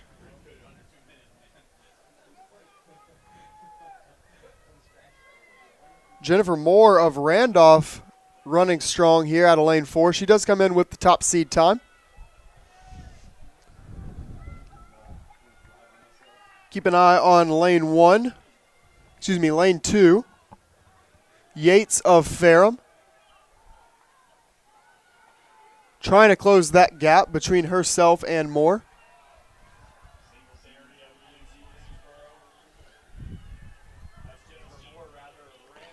That's Moore of Randolph Still leading into the final corner.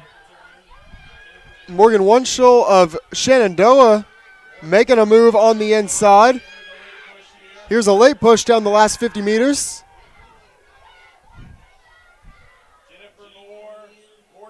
Moore, it appeared, will hang on there, but it was close. That it was.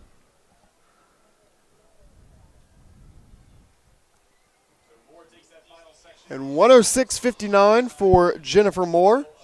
Right about at her PR coming into today, holding off Morgan Wunschel of Shenandoah. 106.74 is about a half a second PR for Wunschel there. So we are going to have about a 10-minute break here as we get prepared for the 100-meter dash finals. You are not going to want to miss these two races. They'll be quick. They'll be exciting. Should see a lot of very fast times, just as we did in the prelims. So don't go anywhere. We will be back in just about 10 minutes. See you all shortly. Thank you again.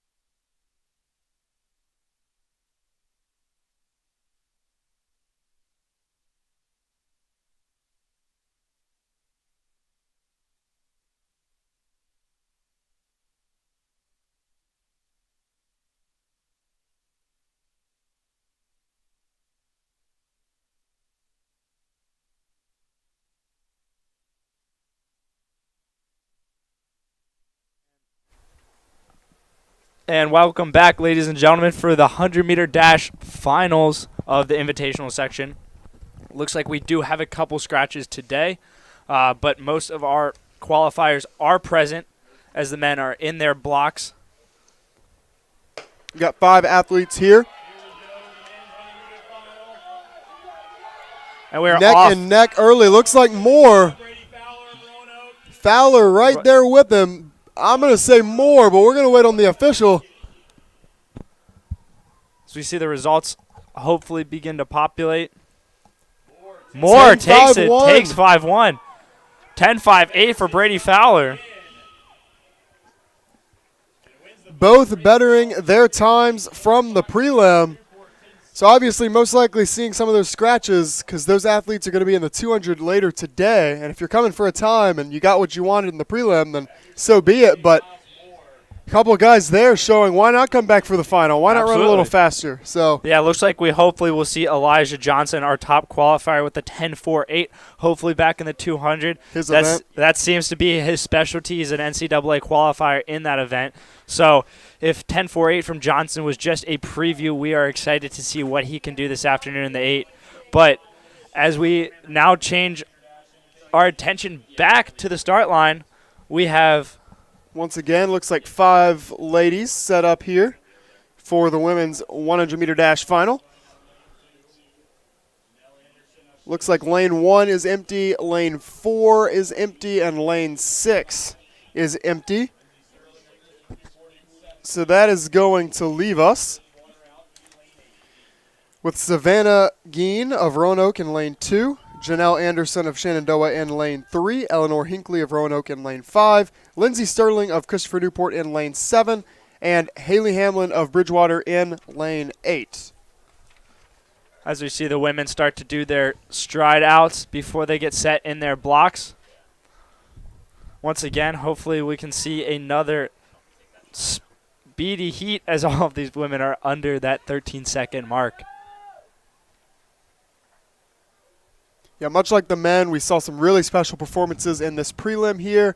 Again, like the men, we see 5 of them coming back. That's the one tricky part, just with the way the schedule works. 200, just a few events from now. Only the 800-meter in between this and that 200-meter final. So if you're looking for a good time in the 200, it might be the smart move here at this point in the year to scratch that final, especially if you're happy with the time that you put together in the prelim, and get ready to hopefully repeat with something fast in the 200 as well. So I assume that is the case with these ladies as well as those 3 men that we saw absent from that final. Nevertheless, though, just as we saw with the men, I have no doubts that we will see some more good times here from these women who have chosen to come back and compete in the final.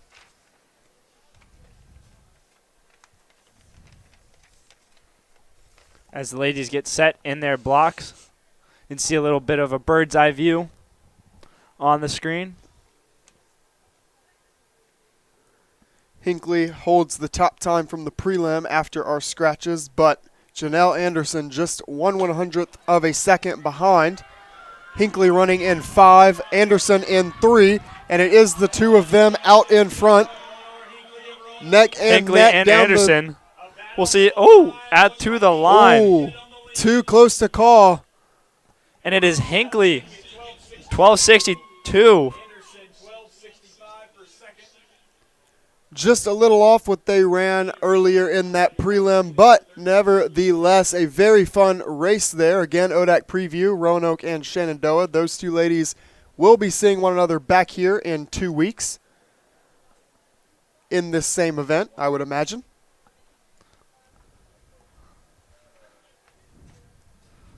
Hinckley running there out of lane 5. Nobody on her inside, no one on her outside. Lanes 4 and 6 were both empty. Another good final for these women. A lot of these women leaving today with either 1 or 2 new PRs, a couple 100-meter dashes under that 13-second mark for these ladies. So pretty ecstatic for them as we shift our attention to some mid-distance events as we get underway with the 800s here shortly. these men's 800s will be quick, as seems to be the theme throughout the day and the weekend. Definitely excited to see this first section of the men's 8. Always really exciting to see, even into the second heat here, quite a few guys that have already been under 2 minutes. Make that actually over half the field in that second section that has already been under 2 minutes. Everybody in that section with a great shot at getting under, and quite a few in the third section with good shots at getting under the 2-minute barrier. So, like you said, it's going to be fast. It's going to be fun. Absolutely. As our starters make their way back down to the start line from the 100-meter start, we will get you guys the 800 momentarily. But to preview this heat a little bit, we have a lot of the same men returning from last evening in the invitational mile. So names like Tora Hotung Davidson, Isaac Alfolder, Sam Lenenza, as well as Matthew Bearer. And Aiden McCarthy coming back, did some pacing duties yesterday. Actually, that was not Aiden McCarthy. Aiden McCarthy will be fresh for. Excuse me. Yeah.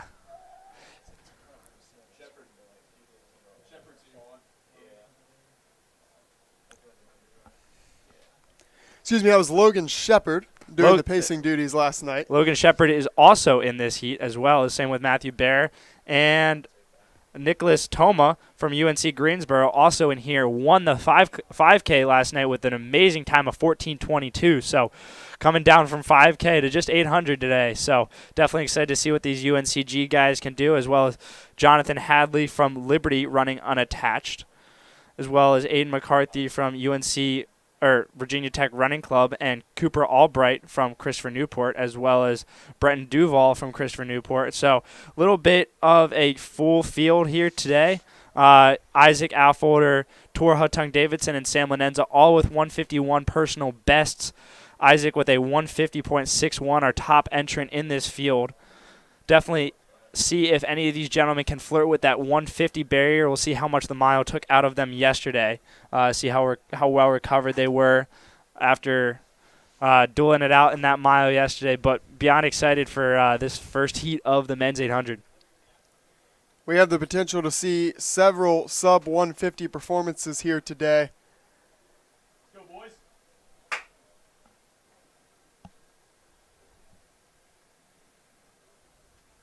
How about this weekend for Matthew Bauer, racing in that mile invitational section last night, the 400 just a little while ago today. And by just a while, I mean not that long ago at all. And now coming back in this first heat of the 800. Not a fun triple. Definitely a full plate for Bauer, but he's making it with ease. I'm interested to see if he will show up on the starting line for this event after running the 4 earlier. Would be quite the triple for him.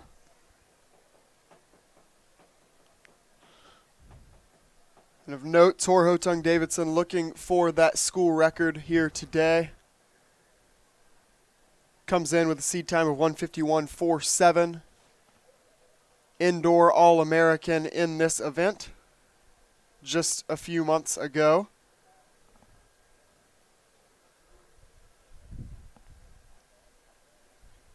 Teammate Sam Lenenza going to try to help him accomplish that here today. Distinguished 800-meter runner in his own right. Obviously 4:06 last night in the mile to take the invitational section. And he is the reigning ODAC outdoor champ in the 800-meter.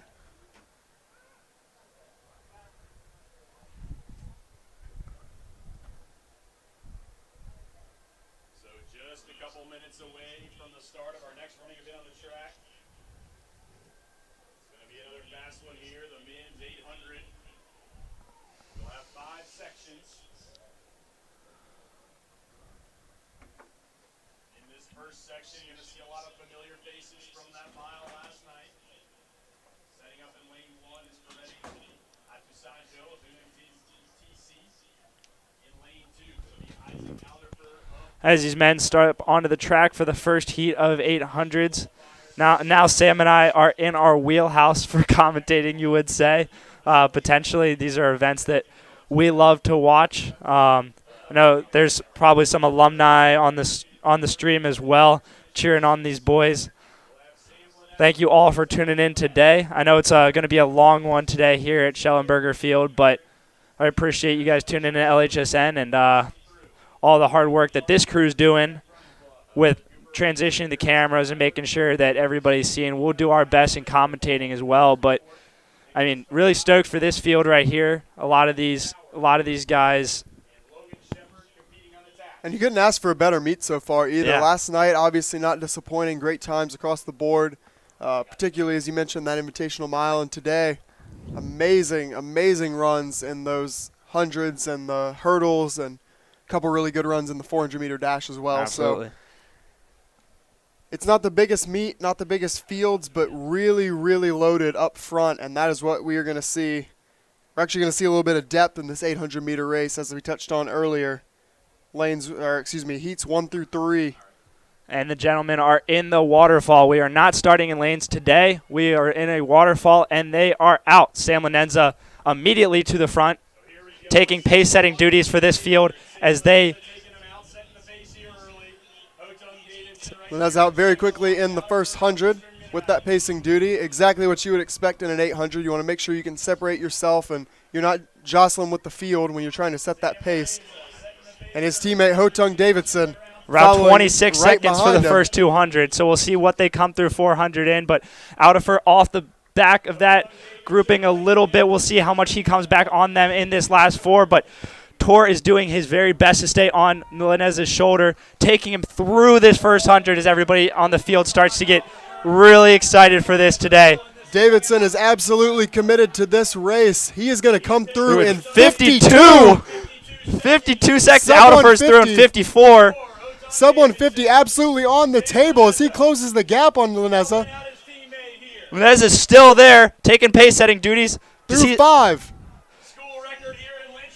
Tor Hotung Davidson now has the reins. He takes control of this race. He's going to have a little bit over 200 meters to go. Clock is at 1:15 here. We read He was at about 119 at the 200 mark. This is going to be something special, folks. Tor needs to close, but we know he can. We can. Coming off the turn. Clock is at 1:33. Sub 150 is on the table here on his home track. He's closing. All the way down at 1:42. What does he have left? Hotung, he got it! 149. That is a new Lynchburg school record. Sub 150. Holy. His teammates rush onto the track. Oh, my goodness. 149.04. Demolishing 150 in that race. Absolutely amazing pacing by Sam Lanenza through that first 500 meters. Stepped off beautifully at 500. Whew. That was something special, ladies and gentlemen. That would definitely punch him a ticket to the Division III championships this upcoming spring. Tor Hotung Davidson, just a sophomore, is set up for something very, very special over these next couple years. Lanenza's all smiles. That was unbelievable. Hug from Coach Jake Reed. That will put him number 2 in Division III behind Tucker Carlisle of Redland, who just ran that 148 last weekend, a 149.0 for Tor Hotung Davidson. What a race. We said before the start there we were probably going to see something special. Talking to Tor earlier this week, he said sub 150 was the goal. He didn't just want that school record. He wanted it all. And boy, did he deliver. 149 flat. That is phenomenal. I'm still in shock.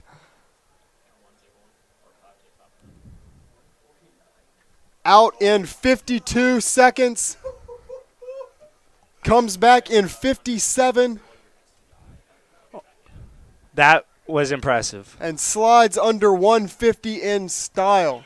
Hopefully some of these Lynchburg boys took some motivation from seeing teammate Tor absolutely destroy it. A lot of these gentlemen looking to get under 2 minutes for their very first time. Transitioning into this next heat, we have Quinn Meyer of Southern Virginia, who already comes in with a 156 PR. So he's been under 2 plenty of times before. Hopefully will take this field through. Kyle Laufenberger, who ran a 155 indoors at Boston University this indoor season, as well as a 156 at the ODAC Championship, has also been under 2. A lot of these gentlemen are looking forward to hopefully dipping under 2. And there we go. They're off. Laufenberger out to the front, but that looks like it is John Atienza of Christopher Newport in the lead right now. Laufenberger right just behind him. And again, like you said, we have 6 athletes coming into this section that have all been under 2 minutes already in their careers. And quite a few more hoping to ride this wave, including John Atienza, to their own first sub-2 minute PRs.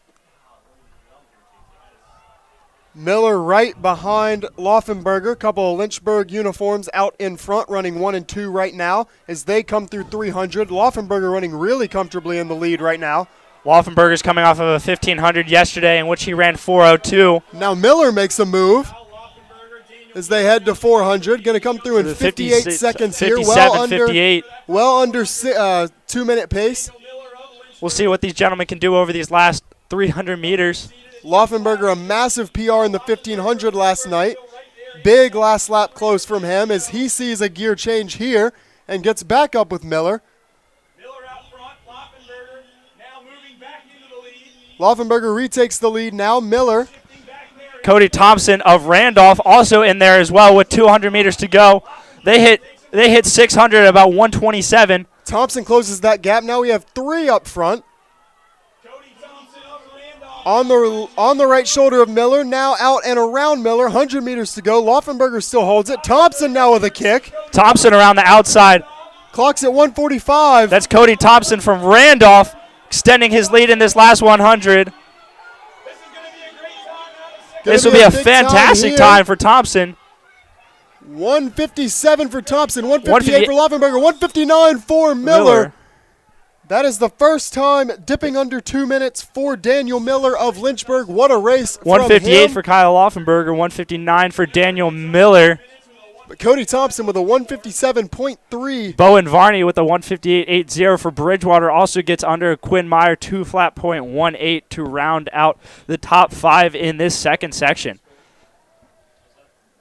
That is Danny Miller's first time under 2 minutes. I think you might have just said that, Sam, but just reiterating that for junior or sophomore Daniel Miller, first time under 2 minutes. A big accomplishment for him in his second season with the Hornets. Obviously, so we do get, as you said, that brand new sub-2 performance there from Miller, 4 in the heat. And as we touched on earlier, moving into this third section, we could absolutely see a couple more. Important to note as well, that performance from Laufenberger, 158. He had a big 1,500 meter yesterday, 4:02, I believe.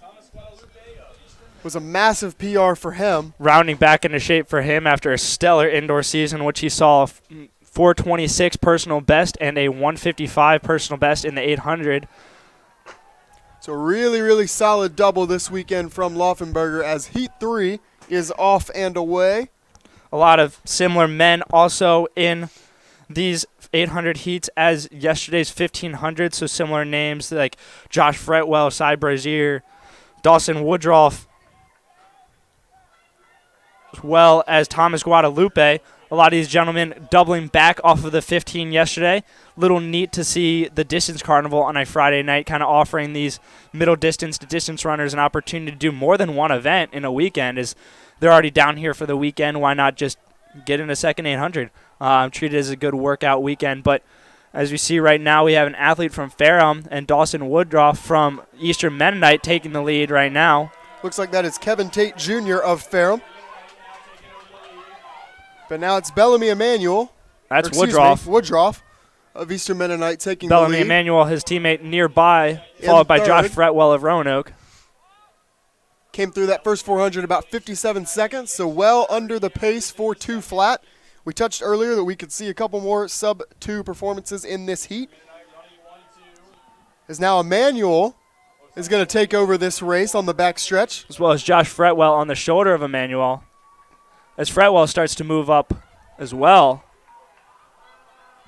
Fretwell and Emmanuel running 1 and 2. Now Fretwell extending that lead just a bit. 200 meters to go. Clock at 1:31. We're going to say it was about 1:30, 1:29 at that 200. We'll see how close Josh Fretwell can get to that 2-minute barrier as he closes off this far corner.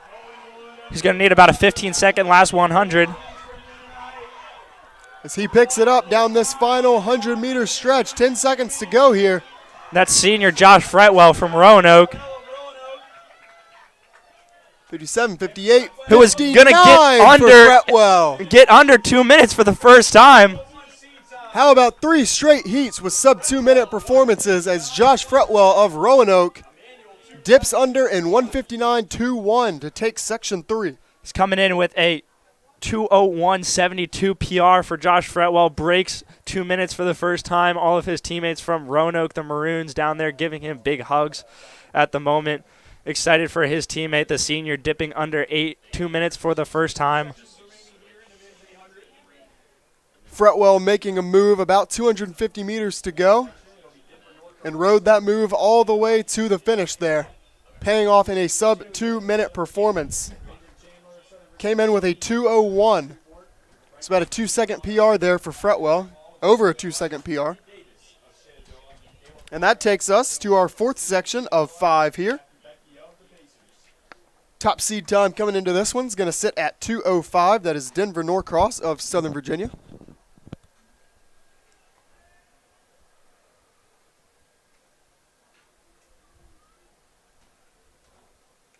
And you can feel the energy still high here after that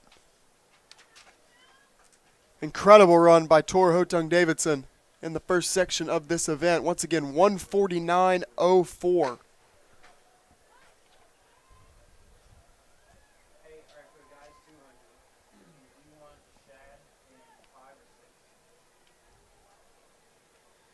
Looks like Bland Hodges of Randolph out to a quick start here.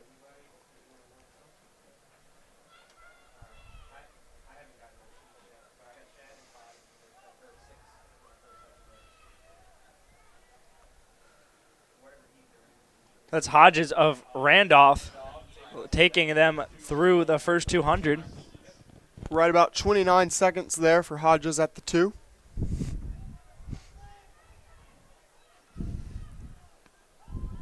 We'll see if Hodges can lead wire to wire.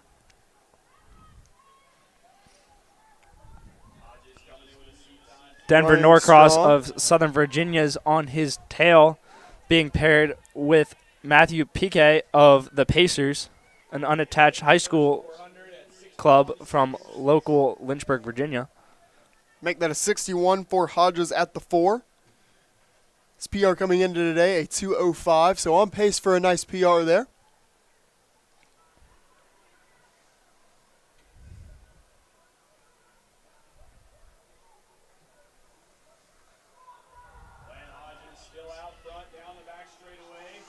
That's Hodges, but Norcross is creeping up. As you see, Norcross getting closer and closer. With about 200 meters to go, the clock reads 1:35 as Norcross makes the pass on Hodges. Running very strong is Norcross here. 150 to go. Norcross comes in today with a 2:05.54 PR, so we'll see how close Norcross can get to beating that. He is going to take the section. The only question now is in what time. Clock reads 2 flat right now.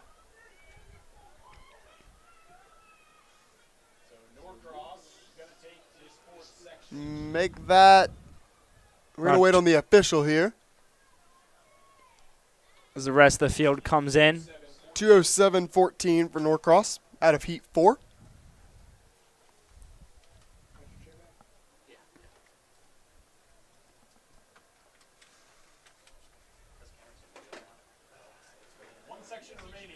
And with that, we will turn to our 5th and final section of the men's side of this 800-meter event.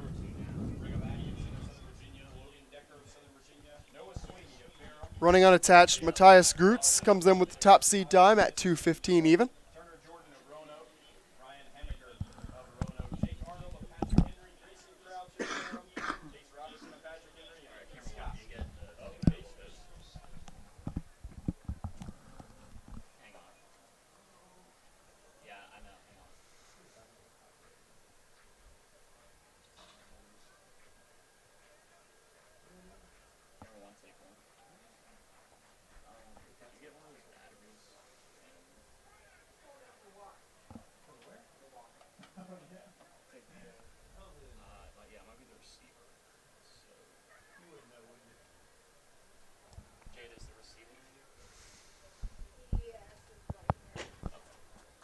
And they are off here in Section 5, the final section of the men's 800.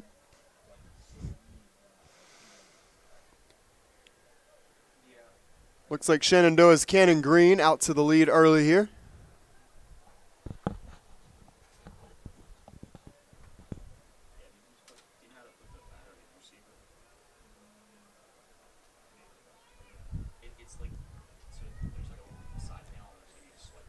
Four-man group out front early through 200 meters in about 33, 34 seconds.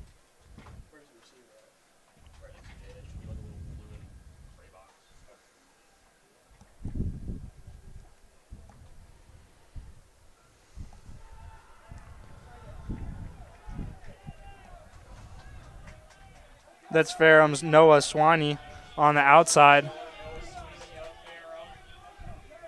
He's going to round out into the lead as they approach 400 meters.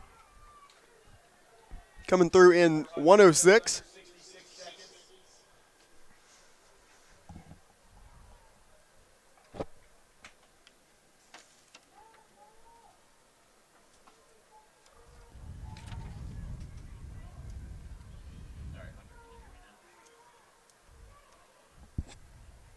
Still Swaney of Ferrum running in the lead.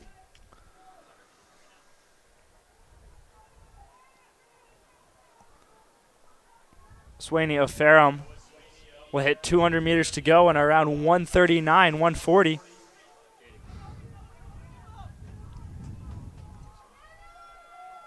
Swaney's PR 217. He's followed by Ethan Scott of the Pacers, entered with a 245. He's going to blow that out of the water here.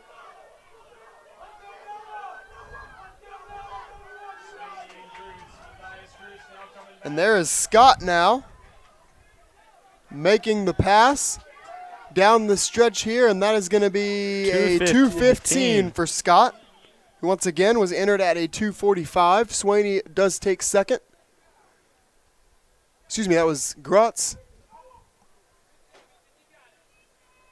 Swaney in 2:17. Logan Decker of Southern Virginia rounds out the top three in 2:19.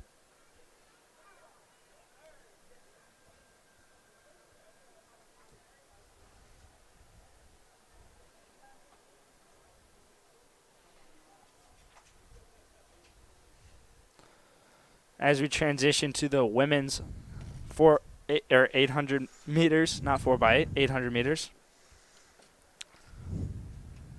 Once again, another quick section for the women. A lot of these women doubling back or fresh from the 1500. As our runners start to assemble on the track.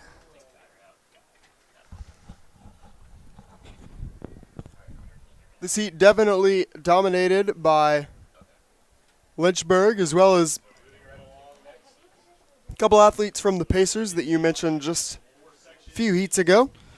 Be on the lookout for Allie Zeeland and Kayla Warner, two training partners for the Pacers who have had an outstanding high school career over the last 6 months. They've had fantastic resumes at Adidas Indoor Nationals, Foot Locker, or East Bay Cross Country Nationals, as well as Running Lane. Both of these women have sub 5-minute mile personal bests and as well as sub 10:30 2-mile personal bests. So phenomenal high schoolers in lanes 2 and 3. Kayla Warner, our winner of the women's 5K last evening, where she ran 16:44, is doubling back into the 800. So bit of an interesting double there, 800 or 5K 800, but Warner has the leg speed. She has the endurance, so I'm excited to see what she can do over 800 meters. She ran a 1,500 last weekend. That was around in the mid-430s, so definitely set up for something big for her. Allie Zeeland as well has had a phenomenal indoor season. Absolutely, and not to overlook Jackie Wilson. Oh, absolutely. Top seed here as the ladies take off in this first heat of the 800. Jackie Wilson, a NCAA qualifier last spring with a 2:12.74 personal best in the 800. She comes in with a 2:16 so far this season. There goes Warner. As you see making Warner sure that on the this pace outside. stays honest early. 150 meters in, takes the lead. Looks like that's also Emily McDowell, an unattached athlete with this trio of women. So how about a 32 coming through that first 200 from Werner? That is a 2:08 pace early here as Werner puts a little distance on the field.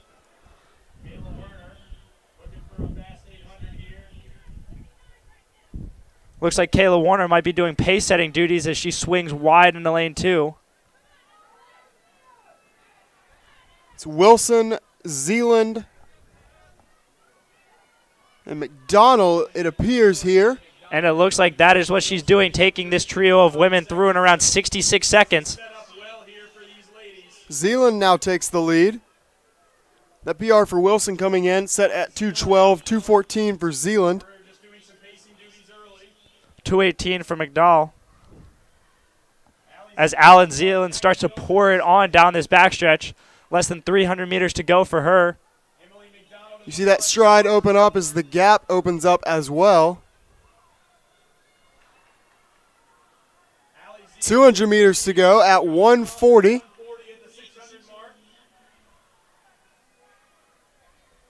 Needs a 33 or faster to set a new personal best here.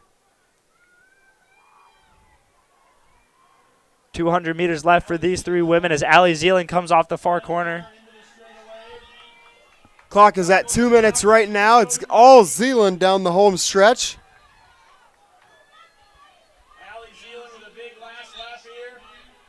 And that is going to be a 2:12, it appears, sneaking just under 2:13 there for Zealand. McDonald takes second, and it will be Wilson in third. Molly Silva for Lynchburg in 4. Lauren Massey for Lynchburg in 5. As we see the results start to populate. Big performance there from Zealand, 2:12.66 for the win in this first section.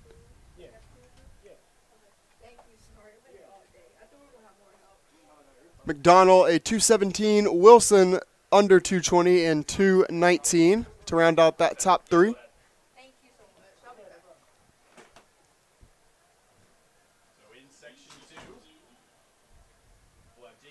And that moves us into our second section here.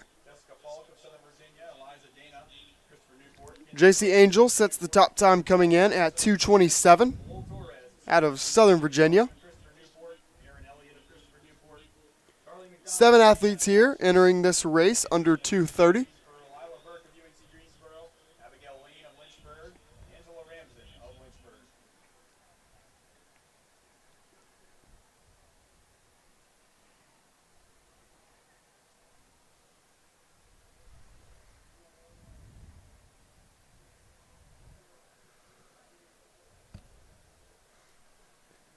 Couple of Lynchburg athletes originally set in that first heat that will be competing here in the second one.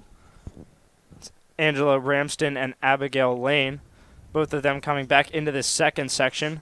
It looks like we also have the sister of our second place finisher, Emily McDowell. We have Carly McDowell, an unattached athlete, also in this section.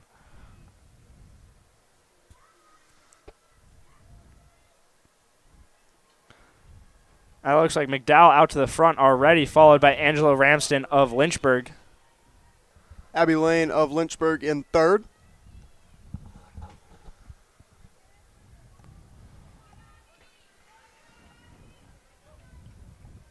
McDonald opening up a gap here, 200 meters in, putting a little distance between her and the rest of the field.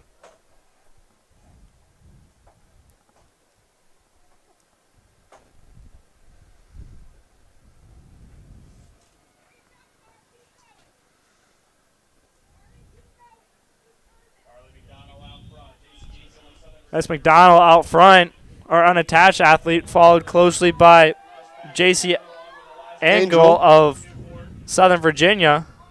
As our women approach 1 lap to go, around 69, 70 seconds.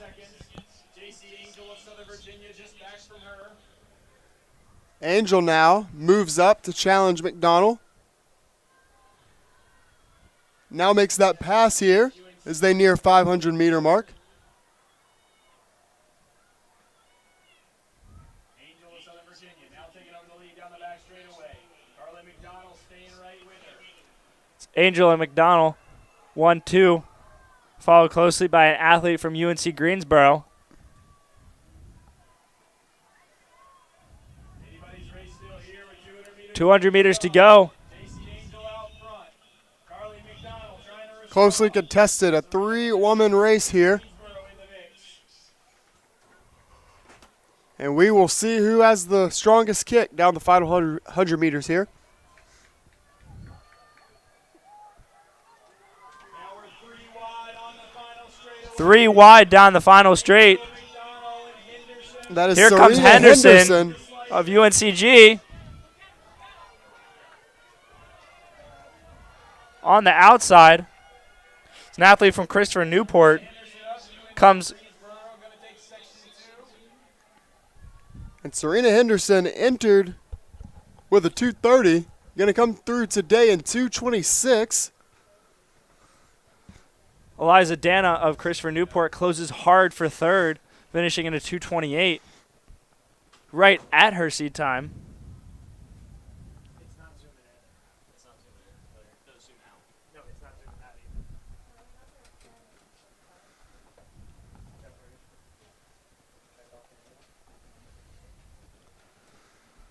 So that for heat 2 of 4 in these women's 800-meter sections.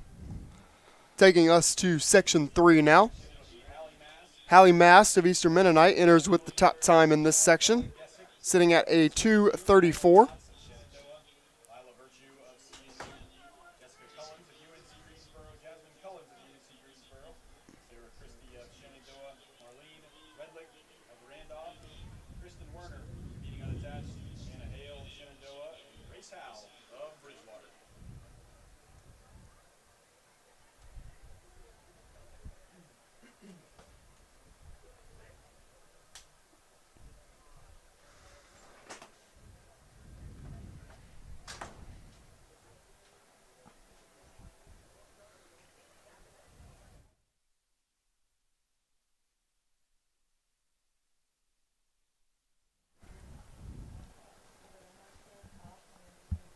So the athletes are set now for this third section.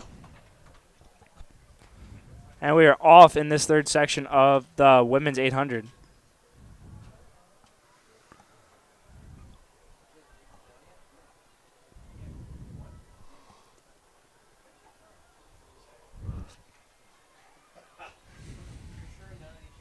Getting out strong here.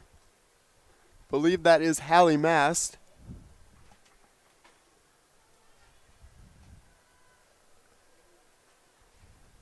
Hallie Mast of Eastern Mennonite, way out in front of this pack, closely followed by a Shenandoah athlete. That first 200 at around 38 seconds.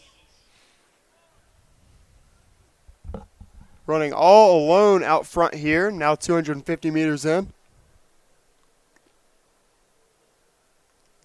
She's through that first 200 in about 38, 39 seconds.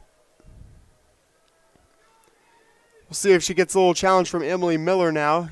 Excuse me. Madeline Lotz of Shenandoah, who's put a little distance between herself and the rest of the chase pack. That's Haley Mast with the commanding lead through 400 meters, around 74 seconds. So with an even split, got a shot under the 230 pace.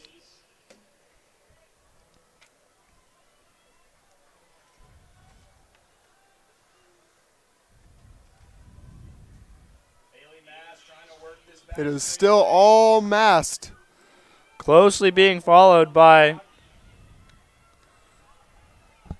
That's lots of Shenandoah. Madeline Lotz of Shenandoah. With 200 meters left, we'll see if anything changes. Close, you can certainly get under that. 200 meters left to run. She hits that at 154.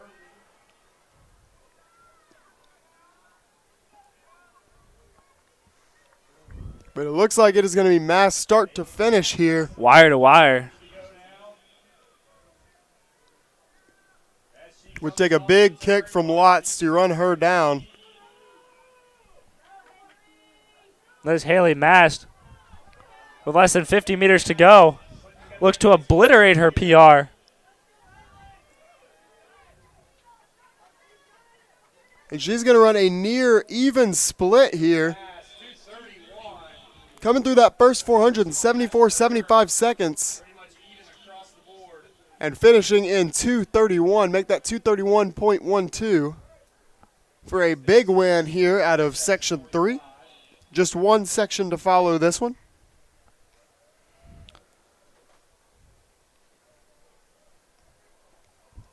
As Lots in 2:37 will take second in that section. One section remaining here in the women's 800.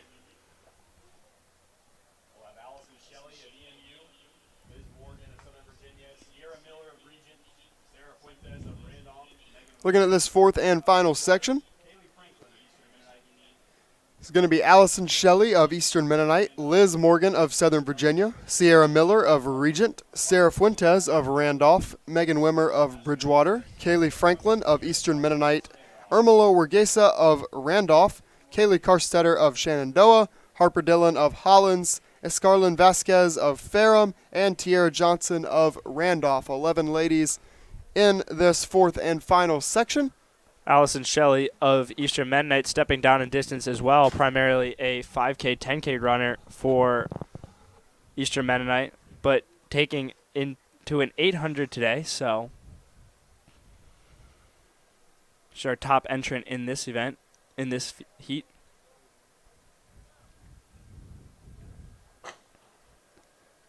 And we are off in this fourth and final section of the women's 800.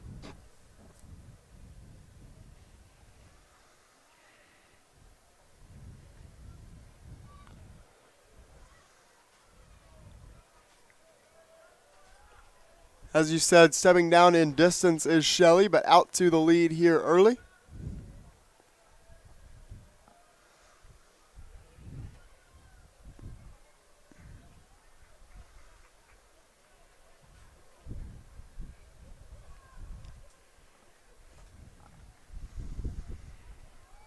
Moves through 200 in 39 seconds.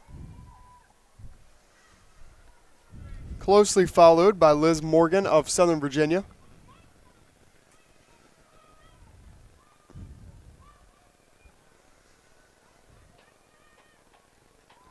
That's still Shelley of Eastern Mennonite out front.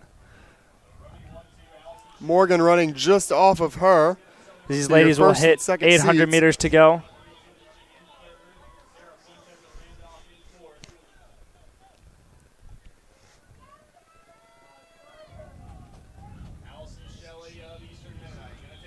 One lap to go at around 79 seconds. As Shelley starts to extend her lead.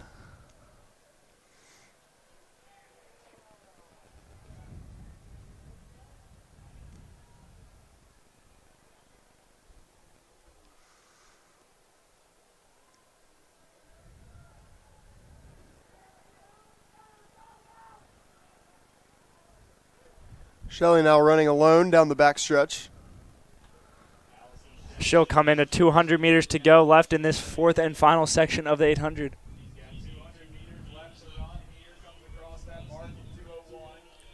Very good shot at dipping under 240 here. If she can close.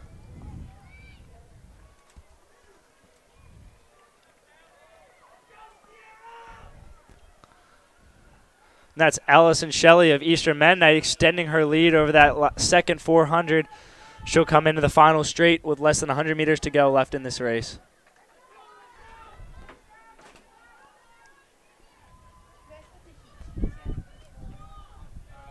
And Shelley heads toward the finish.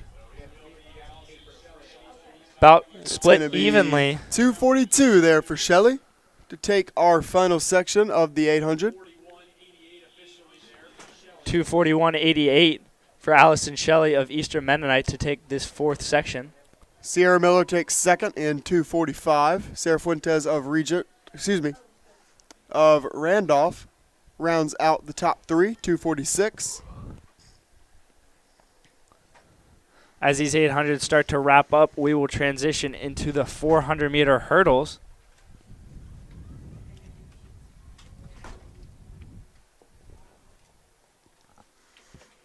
Then followed by the anticipated 200-meter dashes after the 4 before the steeplechase this evening prior to the 4x4. So 5 events remaining on our program today.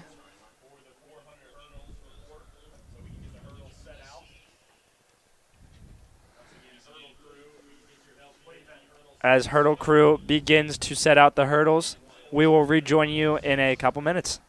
Thank you again for following along today to the Dennis Craddock Coaches Classic at Dr. Jack M. Toms at the University of Lynchburg. See you guys soon.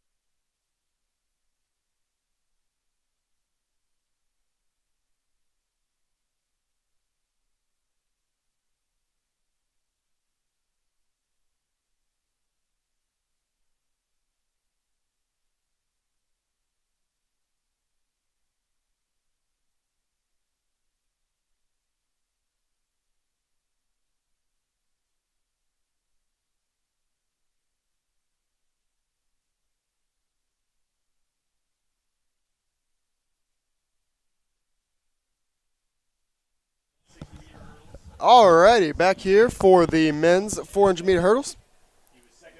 Got 3 sections of this event. First one up on the track for the men, it's going to be Gustavo Leto of Christopher Newport in lane 1. Ryan 4, who we saw in the 110-meter hurdles earlier, of Lynchburg in 2. Isaiah Brothers, also of Lynchburg, in 3. You're defending champion of the ODAC, actually. Yes, he is. Daniel De La Cruz, again of Southern Virginia, Coming back for this race, Xavier O'Brien of Roanoke in 5, Elias McGee of Shenandoah in 6, Matthew Clock of Shenandoah in 7, and Malik Harvey also coming back from that earlier 110 hurdles in lane 8.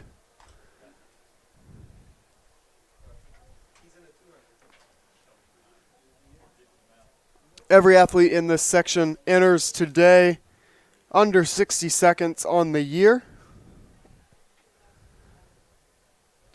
Everybody, with Daniel De La Cruz coming in with our fastest seed time, a 54.80 that he's run previously this season. So look for De La Cruz, who might be a scratch out of lane 4. It looks like we were missing lane 2 and lane 4. So no Ryan 4 and no Daniel De La Cruz.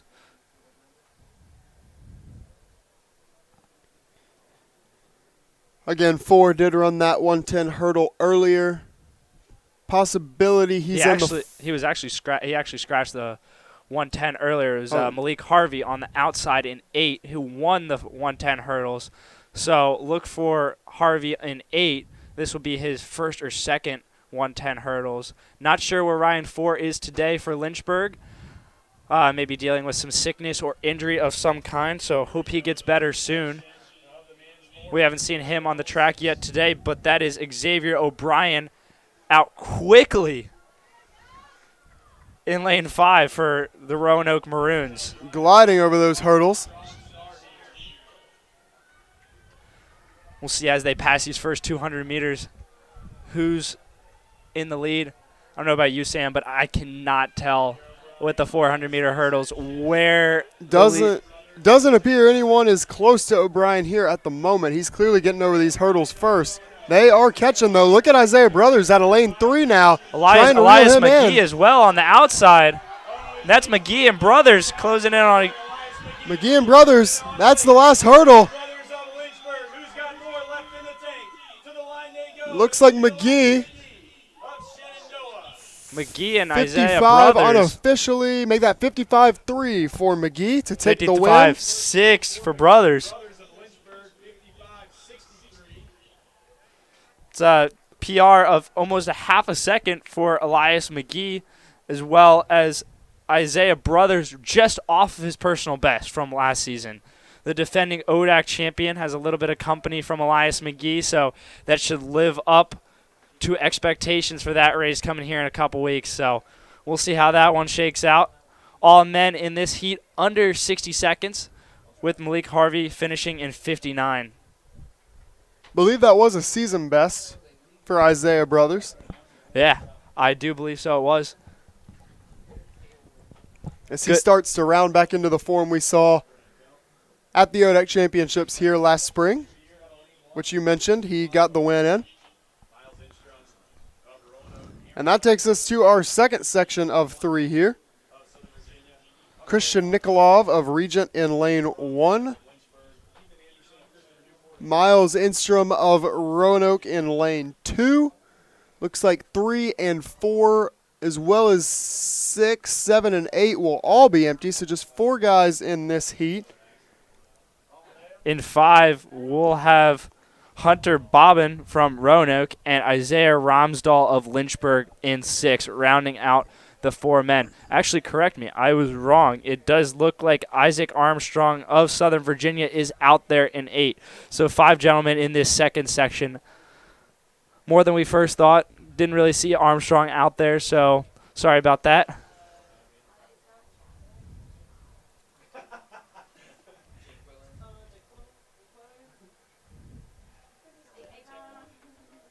Let's make that 5 athletes in this field.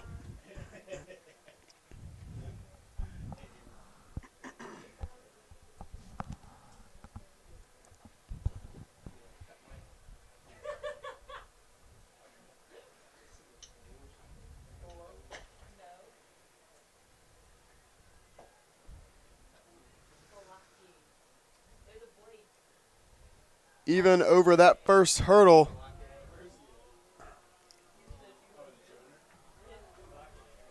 So Ramsdahl pulls up there.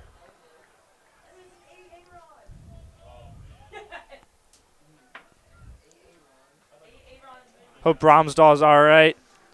Corey Cavanis, the senior hurdler, ran over to him. 4 men still in this race, rounding that back curve. Headed towards home. It looks like Bohan of Roanoke holding a lead at the moment. 2 sets of hurdles to go for these men. Nikolov running strong in lane 1, trying to give Bohan a run for his money. 1 set of hurdles to go. Even over that set, it looks like Nikolov may take this second section. And that's Nikolov of Regent University getting under 60 seconds, I do believe. At 59.4. 0.4. Bohan also under 60, 59.57. Both of these gentlemen under. First time under 60 for Nikolov. Came in with a 1:02 seed time, so a massive PR for him. Bohan just a couple tenths of a second off of his personal best for another time under 60 seconds. Again, hope Romsdahl is okay. Pulled up about 100 meters into that race.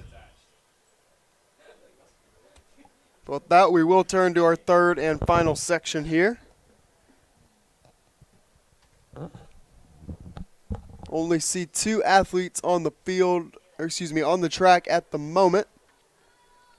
Looks like that is Kyle Holliday and Xavion Cottingham of Shenandoah. Those are 2 athletes in this 4th section. Holliday comes in at 1:07. Cottingham at 1:02. Couple of teammates.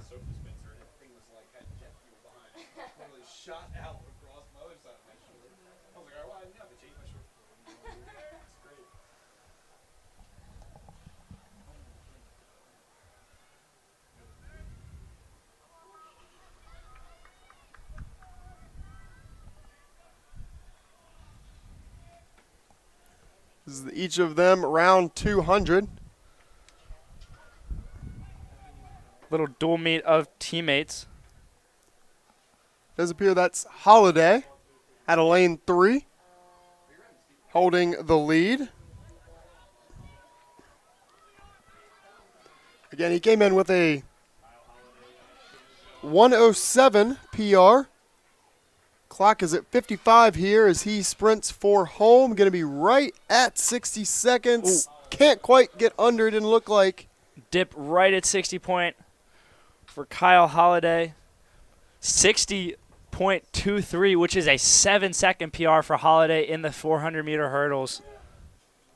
His teammate Xavier Cottingham also takes about a half second off of his PR So at good 1:02.5. Good teammate working together there in that third and final section of the 400-meter hurdles. A little bit of a time trial for those 2 gentlemen, but nevertheless, 2 PRs as our hurdle crew begins to bring down the high hurdles to a height of 30. Dropping the notches all the way down, moving the weights as well. We will get back to you momentarily after the hurdle crew completes the lowering of the hurdles.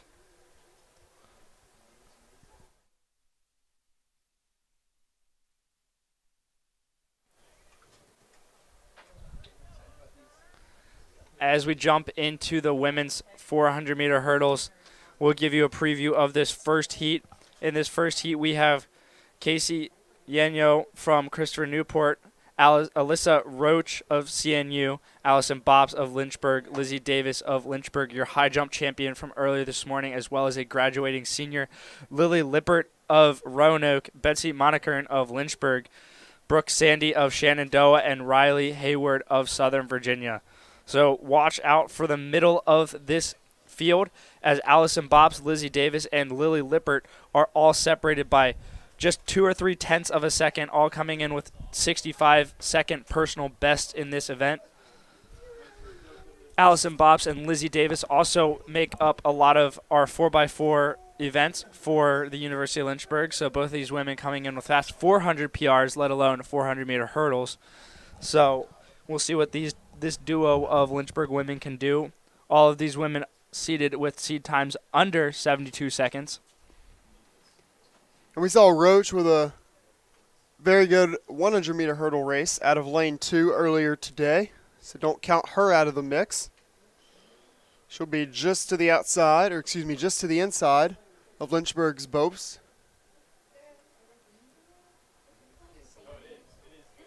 Quite a few of these names that we've seen earlier today in that 100 hurdle.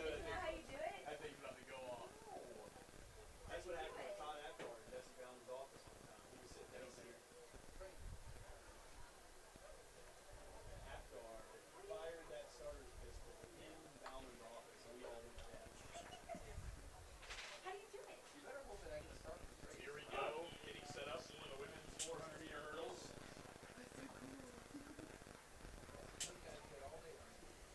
We got a lane 1, Casey Inyo of Christopher's Ford. Only 2 sections of this women's 400-meter hurdle event. Of Lynchburg. She was third in ODAX in this event last spring. In fourth, To be followed by the 200-meter dash. the ODAX championships a year ago. In 5, Lily Lippert of Roanoke, the multi-time all ODAC performer. In lane 6, Betsy Mongren of Lynchburg. In 7, Brooke Sandy of Shenandoah. And lane 8, Riley Heeler of Southern Virginia.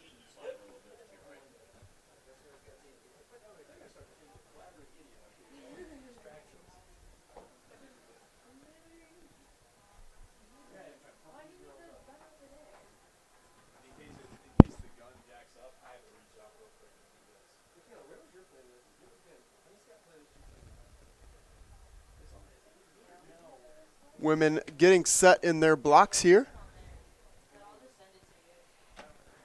See if we don't see a couple sub 65 second times today.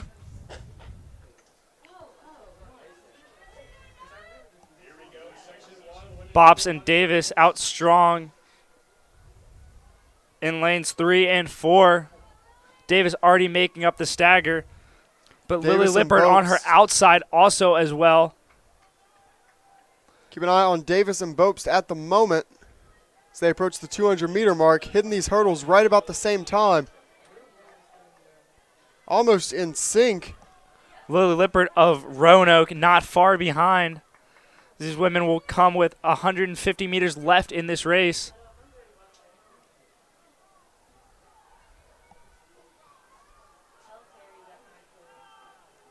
Slight edge to Lizzie Davis, it looks like. 100 meters to go now. One set of hurdles to go as they clear that last set. And that's the senior Lizzie Davis, your high jump champion from earlier today, approaching the finish line. And that will be a She new will. PR for Davis. That will be under. 1:64.60. Getting under 65 seconds for the first time. Davis, a senior and a basketball player at the University of Lynchburg, runs outdoor track but not indoor. Once again, another dual sport athlete here at the University of Lynchburg. So doubles as one of the basketball players at the university and then takes her talents to the track during outdoor season. And even on the track, like you touched on earlier, she jumps as well as does the hurdles. And like you said, makes some appearances on the ladies 4x4 team as well. Bopes does take second in that first section. PR for her. There's Lippert in third, Roach in 4 to round out that field.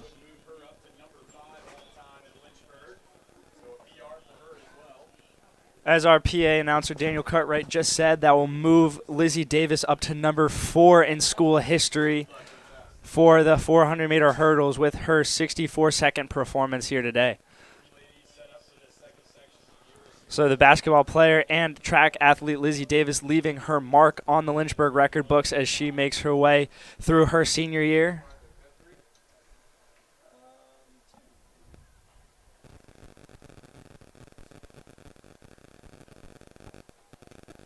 Can't think of a much better way to perform on your senior day than winning the high jump and coming back and winning the 400-meter hurdle with a nice PR and a new all-time top 5 time in school history. Doesn't get much better than that.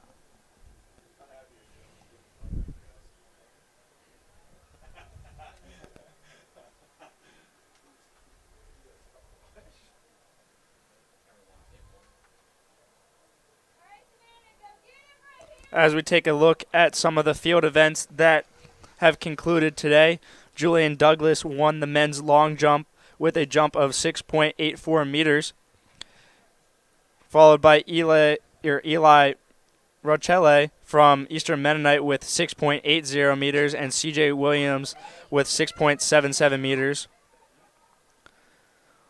For the throwing fans at home, women's hammer was concluded this morning with Kiera Felston of Shenandoah winning with a throw of 44.68 meters. Elizabeth Cullen of Roanoke concluded in 43.37 for second place, with Grace Fowler of Roanoke throwing 41.25 for third.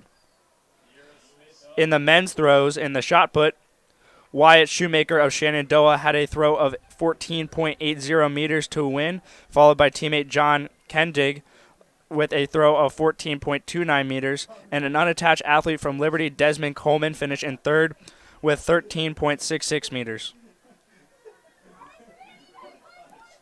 Coming down the home stretch of the second section of the women's 400-meter hurdles is Kiara Smith. Came in with no time here of Lynchburg.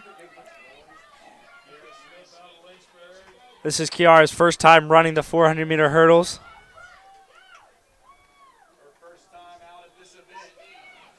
She will be right above 70 seconds.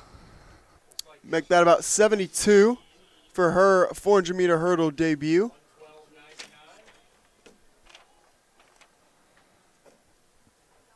And that concludes another event on this second day of the Dennis Craddock Coaches Invitational.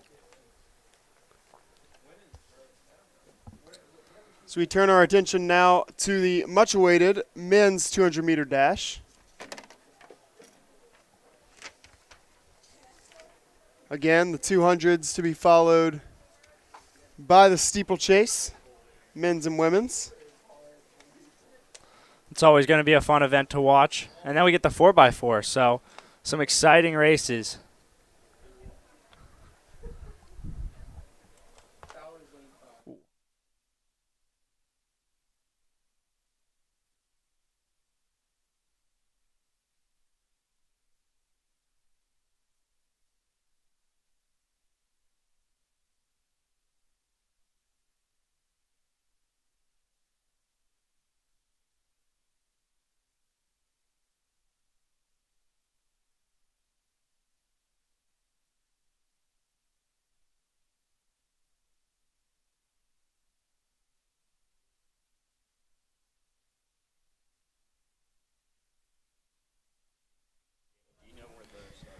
And just looking through this start list for Heat 1 of this men's 200, you're going to hear some familiar names. And as I look through it, feels like it's going to be a really exciting field here.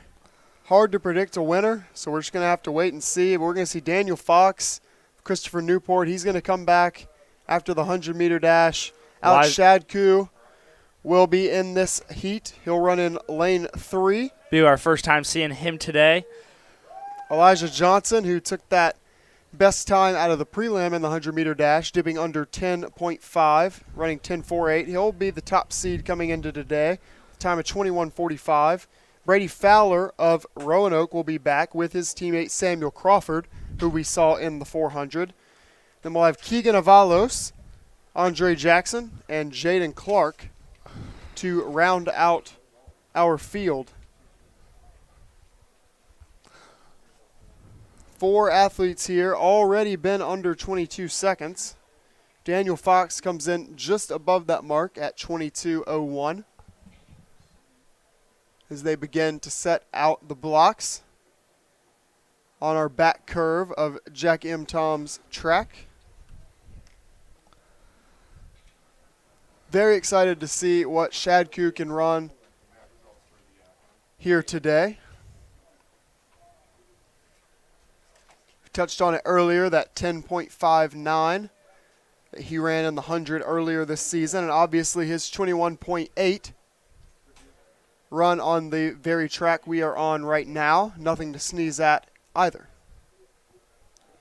Not at all. Elijah Johnson, our fastest entrant in this field with a 21.48 from last outdoor season, which made his way to the Division III National Championships, indoor and out, I believe, for Johnson. So very excited for these first couple heats. Even the second heat has a lot of men under that 23-second mark, so look for a lot of times in the mid-22s for those gentlemen as well.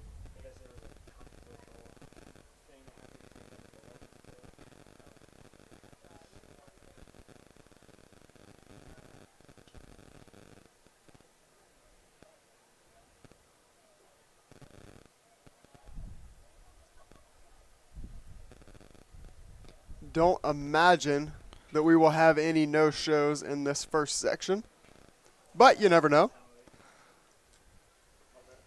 See Brady Fowler out there getting himself set. Elijah Johnson getting in a quick sprint there. Most of these gentlemen did have to declare for this event, so it could be reseeded. So I hope that everybody shows up, but we will see. See Alex Shadku walking out onto the track now, setting up his blocks. So consider that a check on lanes 3, 4, and 5 by my official count. Looks like I also saw Keegan Avalo of Bridgewater out there in lane 7 doing a stride out, so looks like he is there as well. So looking at the descending order list currently within Division III prior to this weekend shaking things up, JP Vaught, the indoor 200-meter champion, is the top seed in the nation at the moment with a time of 21.08. He also just ran a very, very quick 47-second 400-meter dash earlier today. I saw it on D3 Glory Days that they were posting about his race earlier. Somebody ran a 46-second quarter also in that race, which will put that person 18th in the nation. I forget which university that was from. I'll have to go back and check. But Vaught's leading the nation right now in the 200 with your 22nd or 20th time being Brandon Powell from East Texas Baptist at 21:64. So 21:64 is the bubble time right now as 20 men advance to the national championship. So we'll see if any of those men can flirt with that 21-second or 21.6-second barrier and maybe see if some people can get under. I'm going to say 3. 3. Going with 3 here. 3 under 26.6 or 21.6. All right. And I think we'll see one or two dip under 21.5 as well. And after that 100-meter race by Johnson, would not be surprised at all, as Samuel Crawford also makes his way onto the track, seated at 21.82. But would not be surprised at all to see something really special today out of Elijah Johnson. At 21.08 will be hard to top, but second spot in the nation right now sits at 21.2, and you never know if that could be doable. Absolutely, especially coming off a 10.48 from earlier. And Johnson's had a little bit of time, didn't run that final, so he decided to save his legs for this one. So we'll see if that bargain pulls or pays off for him today in this 200. Shadku is out there. This will be his first event of the weekend. Did not run on Lynchburg's 4x1 this morning, so he is completely fresh as a daisy, they may say. So we'll see how he is feeling today. I know he's looking for something special. Being at senior day and all kind of has to continue that trend. So as these gentlemen get set, looks like most of the runners. I see all 8 here.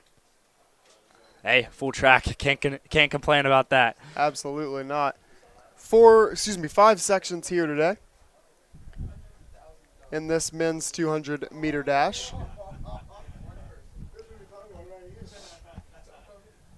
Looks like we only do have one Lynchburg athlete throughout all 5 sections, which is kind of a bummer for us, but hey, it's all good. We'll be cheering for Alex in this first one. Trying not to say too biased. Absolutely. Would have loved to have seen Jacob Hodnett possibly double back after that sub-50 performance we saw earlier. Zach Jacobs as well, also getting under 23 so far this season, so I would have loved to see both of those guys in this too. I knew they were entered, but maybe some just reasons with different events decided to scratch the 4 or 2, so maybe you see them on the 4x4 later this evening. Definitely see Hognett potentially, so.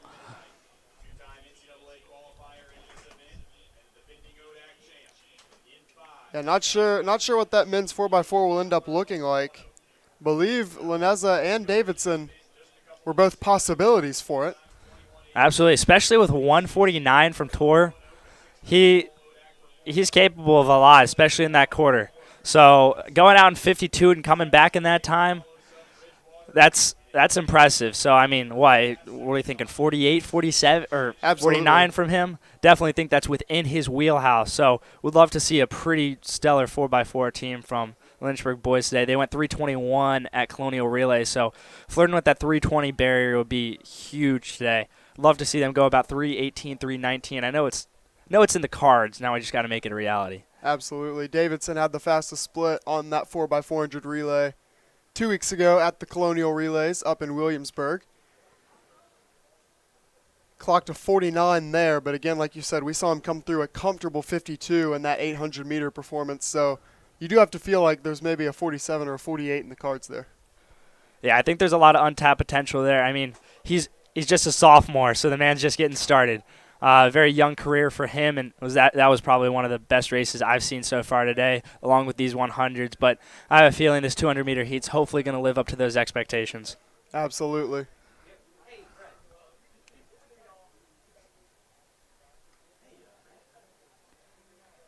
As the men approach the block right now. Have to wonder what our wind reading is looking like on the home stretch here. Again, these men, if the wind is a tailwind, they will have it at their back for about 150 meters of this 200-meter race. Set in the blocks now. The gun is up.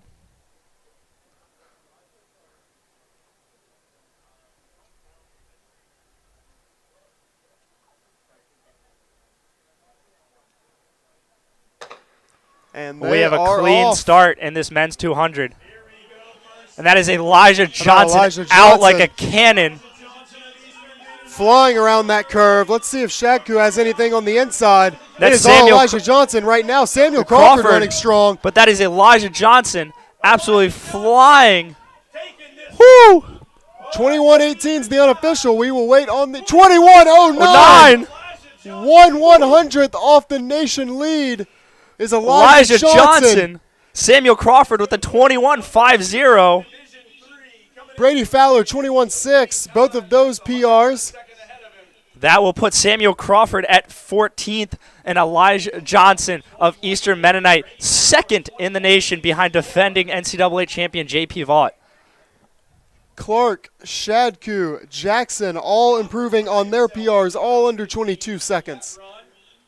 Still waiting on those results to populate. Was that almost the entire field under 22 seconds there? And think, every single one of these athletes is in the ODAC. That is very well likely. Except for Daniel Fox or Christopher Newport, but nevertheless, we have 7 men under 21 seconds. There is under 22. Elijah Johnson. What a day. 10:48. 21:09.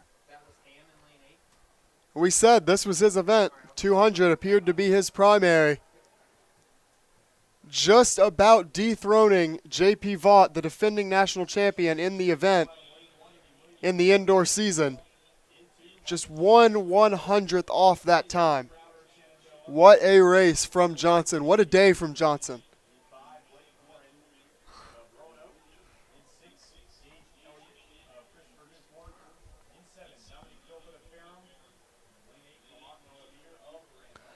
Turning our attention to the second section of 200s, which is already getting in the blocks. We have William Kramer of Shenandoah, Michael Sheets of Bridgewater, William Crowder of Shenandoah, Damian Morgan of Eastern Mennonite, Blake Morin of Roanoke, Gage Elliott of Christopher Newport, Dominic Philpott of Ferrum, and Lamont Moshabir of Randolph. So I wonder if Damian Morgan's going to kind of channel that energy of his teammate Elijah Johnson, coming in with the fastest seed time in this second section, 21:49 for Morgan. 22:49. 22:49. So we'll see what Damian Morgan is capable of in this second section as the starter brings the men to. Oh, they're standing up.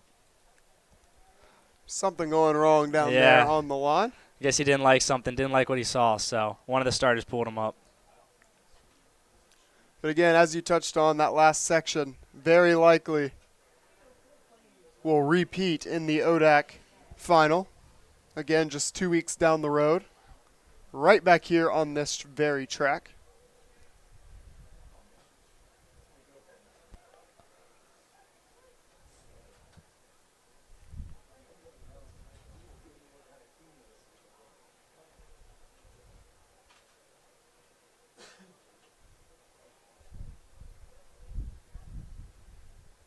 And they are off in this second section of the men's 200. This is a close one. Again, could see a couple sub-22 performances here. And that's with a Crowder good day. of Shenandoah, followed closely by Damian Morgan of Eastern Mennonite. But that is Crowder of Shenandoah. Possibly sneaking under 22. We're going to wait on the official here. 22.25. Again, quite. another. It's almost a half a second PR for William Crowder of Shenandoah, going low 22.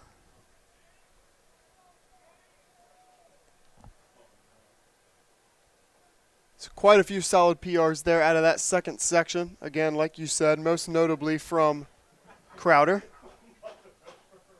Good day for the Shenandoah sprint crew.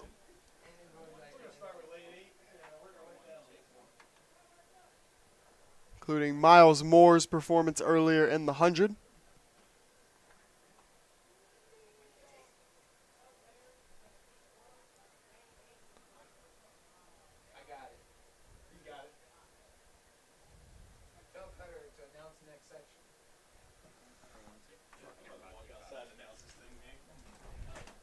That takes us to the third section here. In this third section, we have Zin Mogg from UNC Greensboro, Aiden Spalding from Roanoke, Aaron Moon from Bridgewater, Grant Williams from Roanoke, Elvis Niorgare from Southern Virginia, Zach McNeil from Roanoke, Seth Schaefer from Ferrum, and Alberto Pierno from Ferrum as well. Top time coming in at 23.59 out of Grant Williams from Roanoke. He will run in lane 4.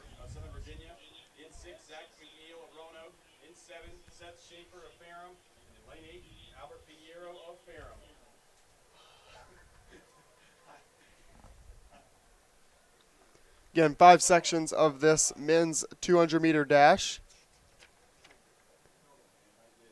Set for 5 to follow on the women's side immediately after this.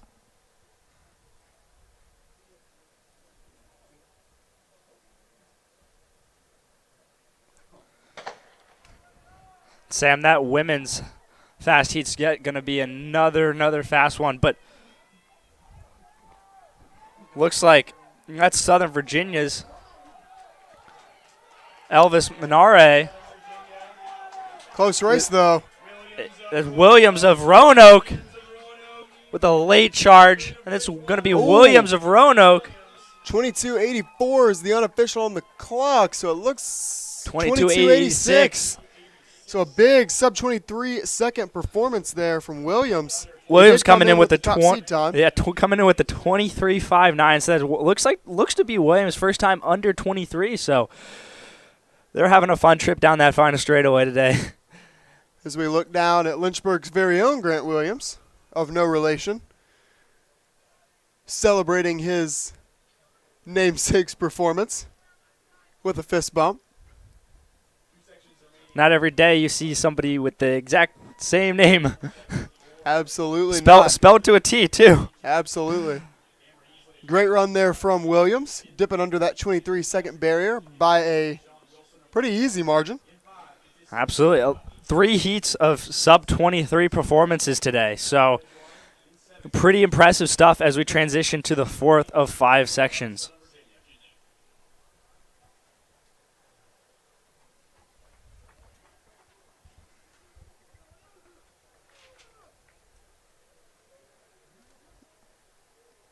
Again, just some of these PRs that we continue to see today. Very, very impressive.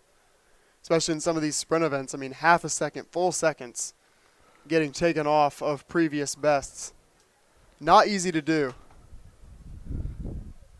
Obviously, the wind plays a part, can assist from time to time, but even given that, very impressive performances down here on the track below us today. That is for sure.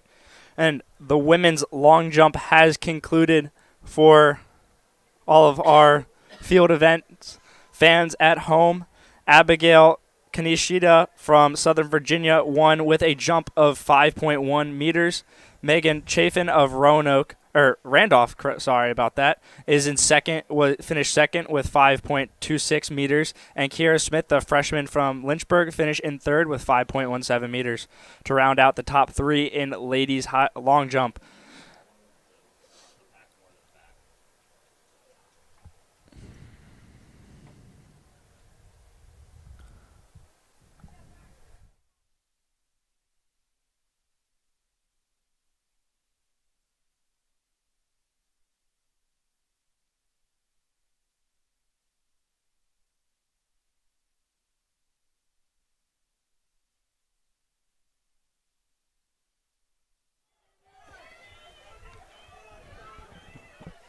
Looks like Katiso Tlima of Regent that's going to take this section. It was close. Closely contested race by two teammates there. It will be Katiso, Tlima, 23:54 for him. Came in with a 24:23. Kai Alderman of Bridgewater, 23:56, also a huge PR for him. Talee Clanton, who we saw earlier, 23:6 out of Patrick Henry. We also had Connor Stanley in the race. Patrick Henry teammate, again, who we saw earlier. A lot of men really benefiting from this tailwind today on the straightaway. Not sure what the wind readings are at the moment, but it's neat to see all of these guys get pretty huge PRs. Not to take anything away from what these men are doing. I assume there's probably a little wind out there, just given the huge nature of some of these PRs. But again, everything wind legal so far today. Well, that was with a 3-0 wind reading on that last 200-meter heat, so floating around that 2 high to 3 mid for the wind so far through most of these 200-meter heats. So just one heat to go now of this men's 200-meter dash. Looks like it's just 2 athletes. Looks like we got a third. So 3 as scheduled. Quavitas Spratley of Ferrum, Owen MacArthur of UNC Greensboro, and his teammate Emmett Yakuba, also of UNC Greensboro. Easiest spot in those bright yellow singlets.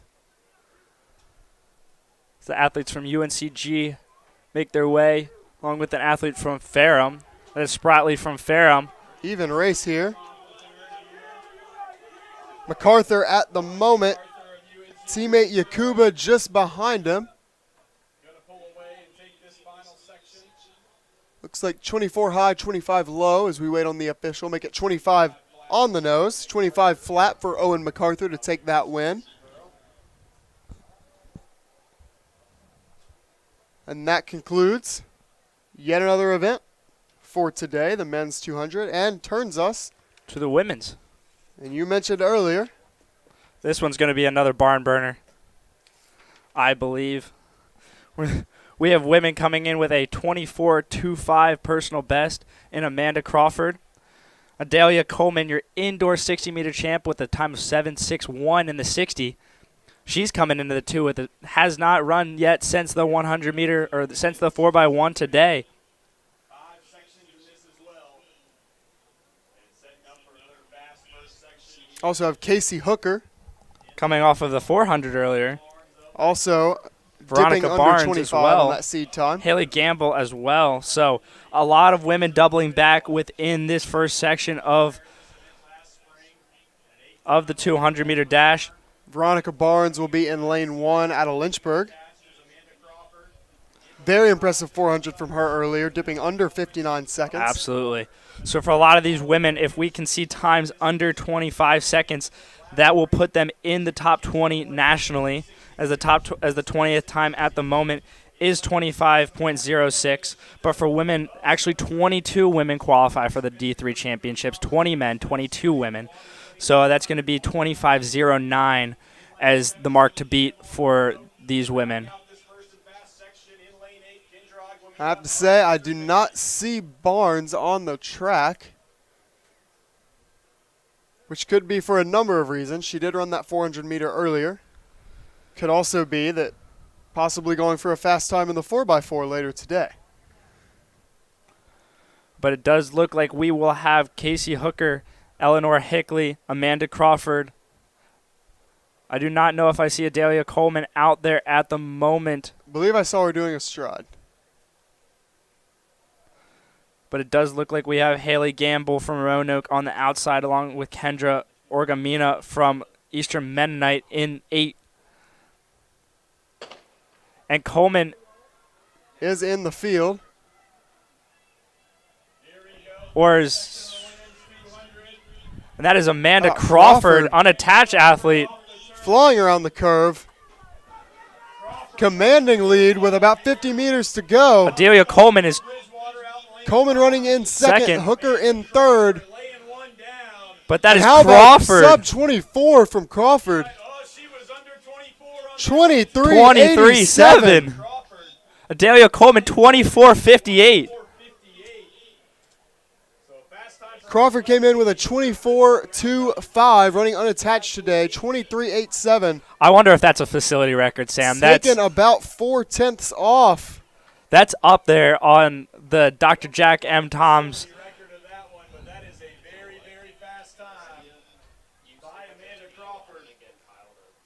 That was a quick one from Amanda Crawford, your unattached athlete, winning Section 1. Adelia Coleman's time in second from the Bridgewater athlete will place her 4th in the nation. 4th. So Adelia Coleman with that time for Bridgewater moves herself up to number 4 on the Division III list currently. So a big run there from Coleman. Big day from Coleman. Again, anchored that 4x1 earlier.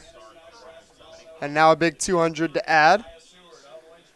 And looking at this second heat, a lot more familiar names. We've got another really good heat coming up here. Anaya Seward highlights it. Hannah Snodgrass coming back from Roanoke. Jessica Camerata also as well. Ariana DeSantis also was in that race earlier, dipped under 60 seconds for her.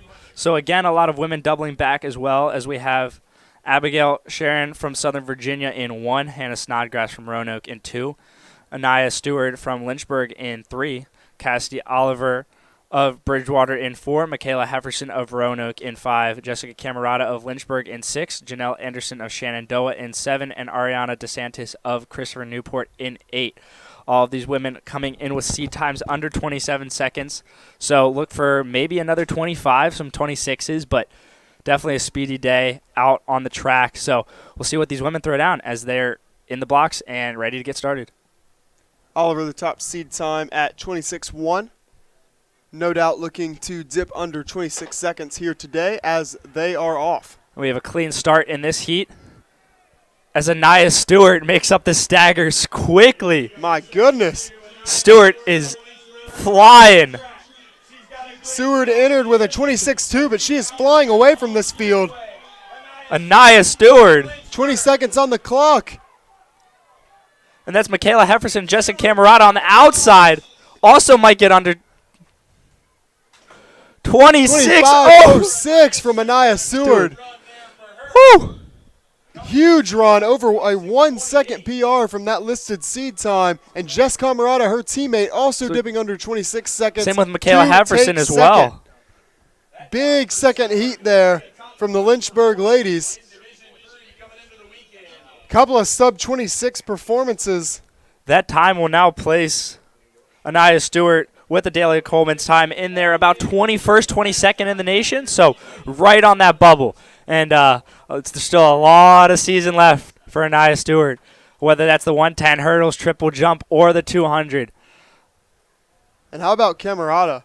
Sub 60 performance in the 400 earlier.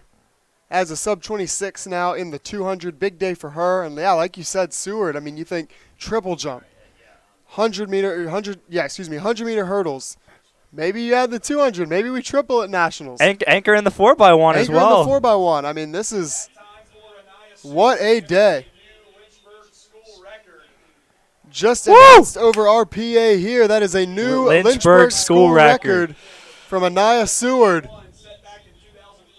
Just about dipping under 25 seconds. Again, seed time 26.2. What a run there from Seward. That first 100 was quick for Stewart. She looked like she was shot out of a cannon. Absolutely. Came off that turn hot, and from there it was history. It was all Seward down the back stretch. The home stretch. We'll punch her name into the record books, so there she goes. Shows how important that start can be. Yeah, once again, another race for Jessica Camerata, finishing second in that heat behind teammate Anaya Stewart. Fantastic way to conclude senior day. Wonder if we'll see Jess in the 4x4 later. Do move now to our third heat.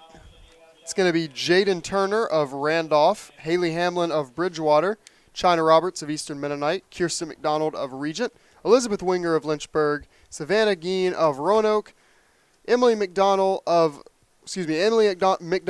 unattached, and Kendra Smith of Randolph. It does look like Emily McDonald was our second place finisher in the women's 800, so we have an 800 runner dipping down to the 200 today. So a little bit of a workout maybe for the McDonald twins,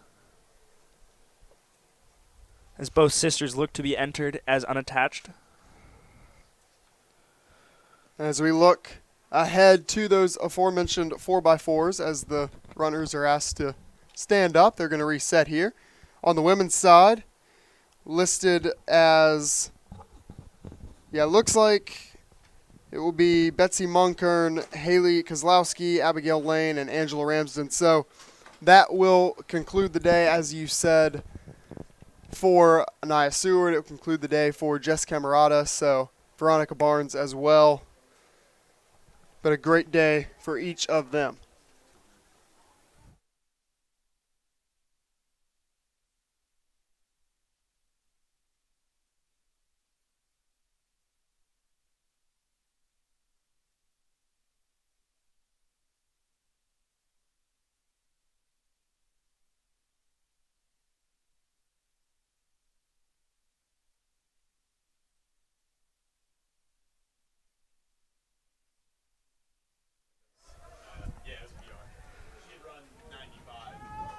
And we are off in this third section.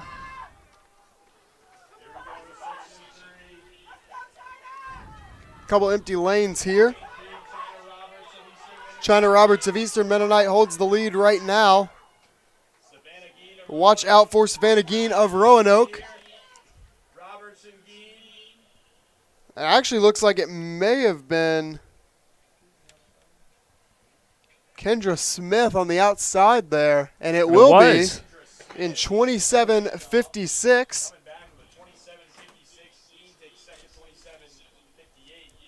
About 4/10 of a second on that PR from Kendra Smith to take that third section.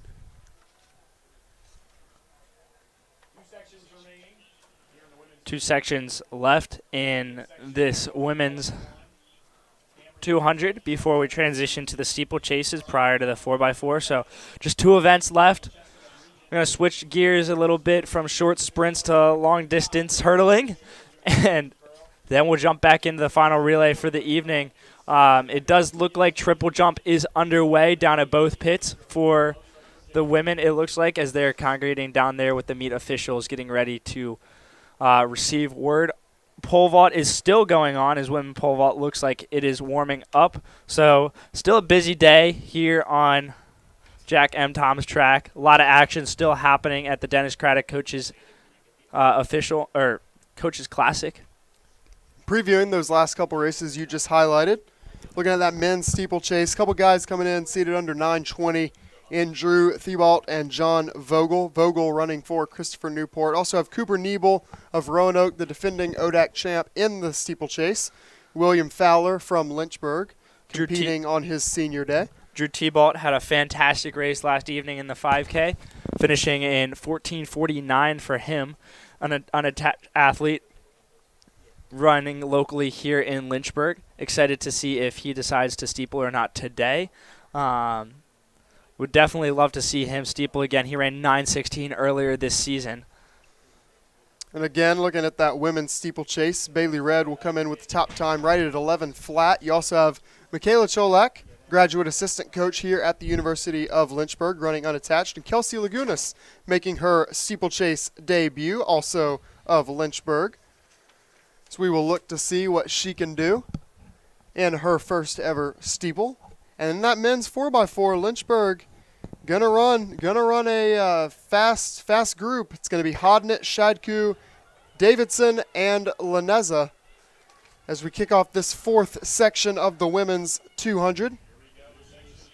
As we come off the corner, it looks to be anybody's race, but that's Rebecca Garcia on the outside from region, closely followed by Jennifer Moore of Randolph. But on the inside, that's Lindsay Sterling of Christopher Newport. Between these three women, we will see who. Christopher Newport, it looks like Sterling. It's close. Waiting on the official to populate.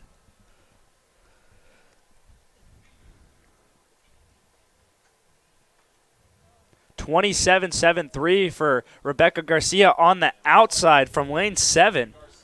And that is a huge PR for her, coming in with a 29.03 personal best. So over a second personal best for Rebecca Garcia. She holds off Sterling just 1/100th of a second there. So a photo finish. As we see Sam Laneza and Tor Hotung Davidson warming up on the infield. Looks like they are getting ready for this 4x4. One heat left for the women's 200-meter dash. In this final heat, we have Hannah Coatfinger of Roanoke, Olivia Hurley of Roanoke, Emily Sterling of Southern Virginia. I wonder if she can continue with the Sterling win streak, go 1-2 in those heats. Morgan Westsetter of Shenandoah and Juliana Overby of Patrick Henry. So 5 women in this fifth and final section.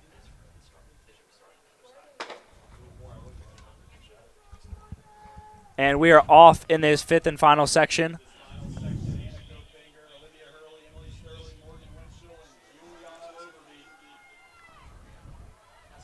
As that on the inside looks to be Hannah Coatfinger of Roanoke running away with this. Coming in with a no time in this event. I believe Hannah Coatfinger is the 400-meter hurdler for Roanoke. Looks like possibly a sub-28 performance there. 27.55 for Coatfinger, who's coming in with a no time in this section. Easily could have dueled it out with some of the women in section 3 or 4. So a good debut in the 200 there for Coatfinger. Her second event of the day. And that concludes the 200 dash. And like you said, let's get some more hurdles on the track. Our final distance event of the weekend will be the 3,000 meter steeplechase. One of the hardest events in track, if I may say so. Takes a special kind of athlete.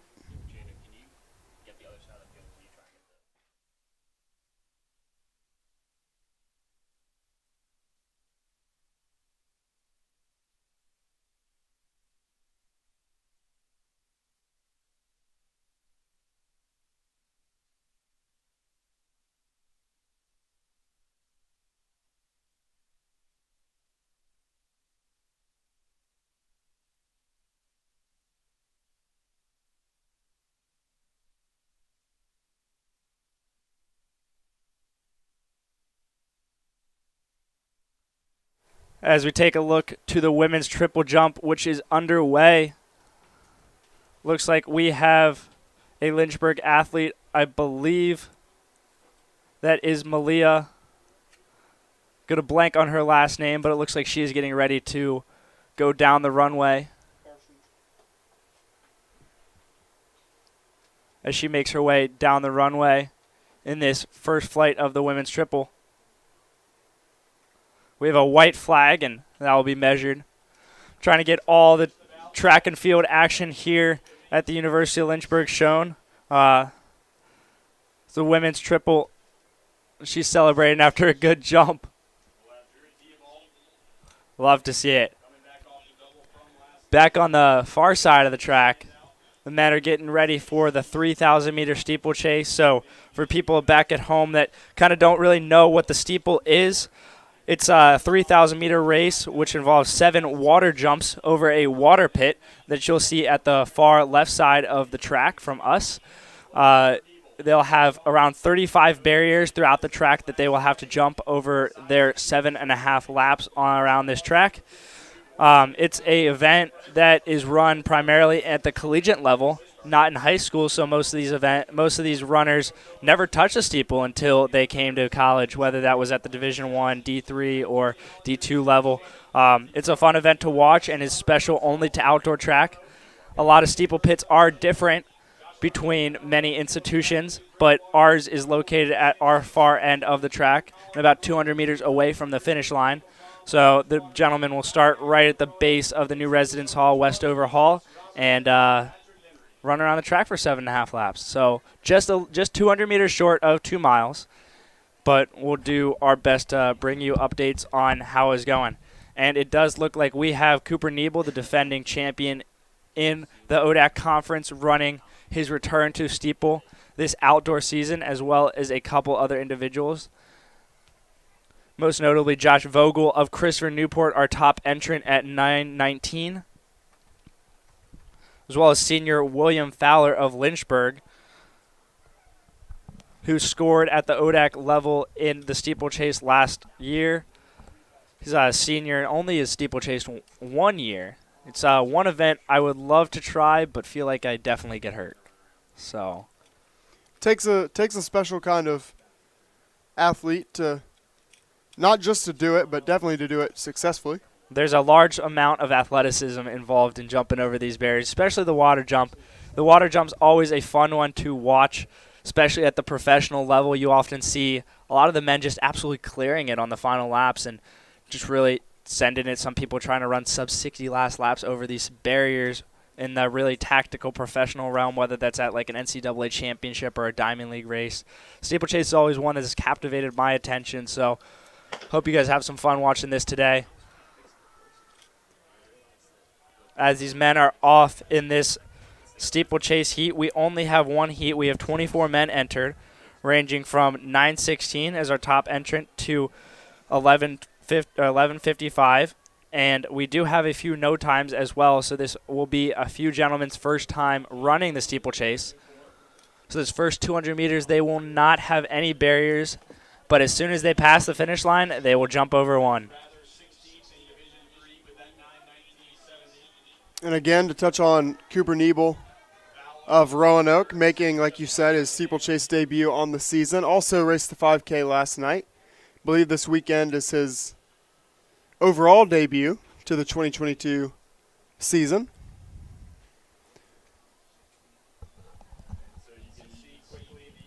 As we see all of our athletes get over their first barriers and head towards the second. Vogel. Lynchburg's Fowler running in second behind Vogel of Christopher Newport. Looks like that's Cy Brazier of Southern Virginia in fourth, or Mitchell Johnson of Southern Virginia.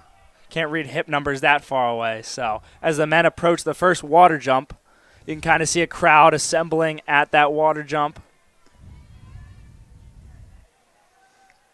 And no casualties yet. As we get, closer to summer here, it's got to be nice to splash around in that little pool a little bit. Cool yourself off. Although I'm sure none of these athletes are giving much thought to that at the moment. Primary goal there is just making it through unscathed.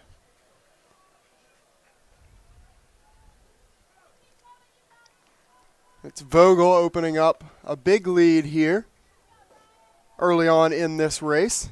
Again, he's seated at 9:19 of Christopher Newport. That time placing him in the top 24 coming into the weekend. There's been some big steeplechases this weekend, whether at the Bucknell Bison Classic or out at Mount Sac or Brian Clay for a lot of Division III runners.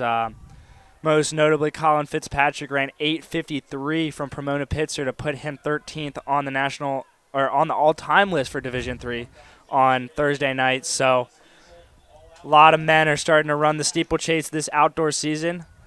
Vogel looking to join them at that national meet, coming with the 9:19 that he ran at the Colonial Relays just a couple weekends ago. He's going to hit that first 1,000 meters under 3 minutes. So a 3 flat first K. Very impressive start here for Vogel. Obviously doing it by himself, but running very strong early. Neepel now moves into third. No, make that second. So it looks like Brazier just pulled off the track,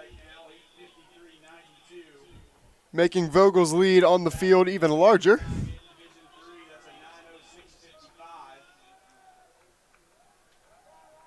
I wonder if they were just doing some sort of workout. It looks like the two. So we've seen a few guys drop off the track here today. Not sure what the reasoning may be. Nevertheless, great race here forming for John Vogel as he will look to lower his PR of 9:19. Back in second and third, that is Cooper Nebel and Justice Allen working together. Cooper Nebel once again starting to ease into things.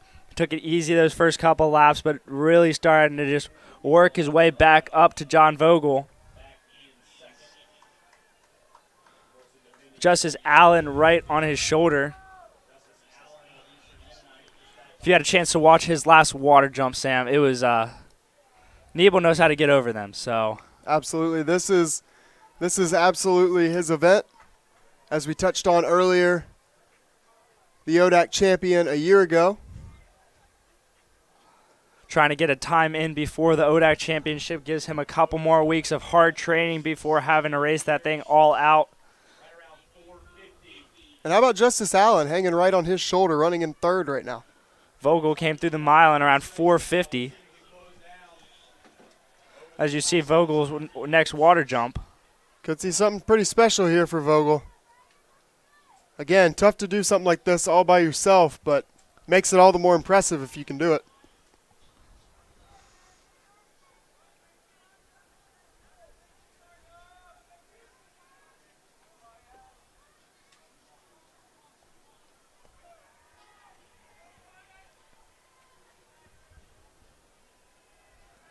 Nebel and Allen clear through. Vogel with 3 to go. Came through that last lap in 5:31 on the clock.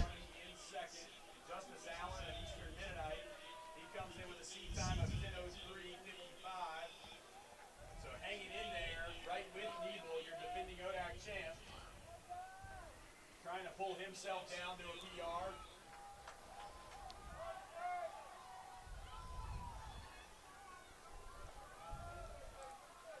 Vogel has 1,000 meters left to run. He comes through the 2K. Vogel now through 2K. 6:12. A little bit slower of a last kilometer on that. About a 3:11 for that last kilometer. Pretty hard to do it solo, so we'll see what Vogel can run for this last 800 meters. We will see how he can close. A PR absolutely still on the table for him. Needs about a 3:06, 3:07 across this final K to lower that personal best, move himself up in the descending order ranks. Vogel coming up on 800 meters left to run. He crosses at 6. He will only need about a 2:29 last 800 to beat his personal best. Very doable with a close. as Justice Allen makes a move on. Vogel needs about a 226, 227 last 800 to get himself under his PR. Justice Allen of Eastern Mennonite now moving into second. He comes across the Great race here forming for second between Allen and Niebel. Little ODAC preview back there. John Vogel staying aggressive into those barriers. He's got 600 meters left to run. Just 2 more times over the water barrier. Vogel, just 2 water barriers to go. It'll be just 1 more when he gets through this one. Clock's at 7:42. As you see Vogel approach less than 500 meters left in this race, he'll hit the bell once he comes back down the final straight. And we will see what he has for a close.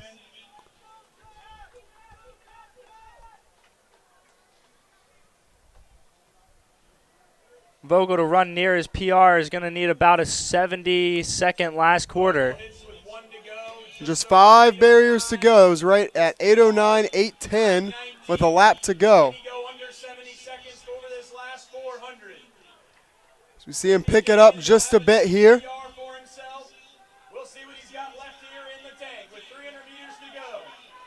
Over another hurdle, now just 3-2 clear.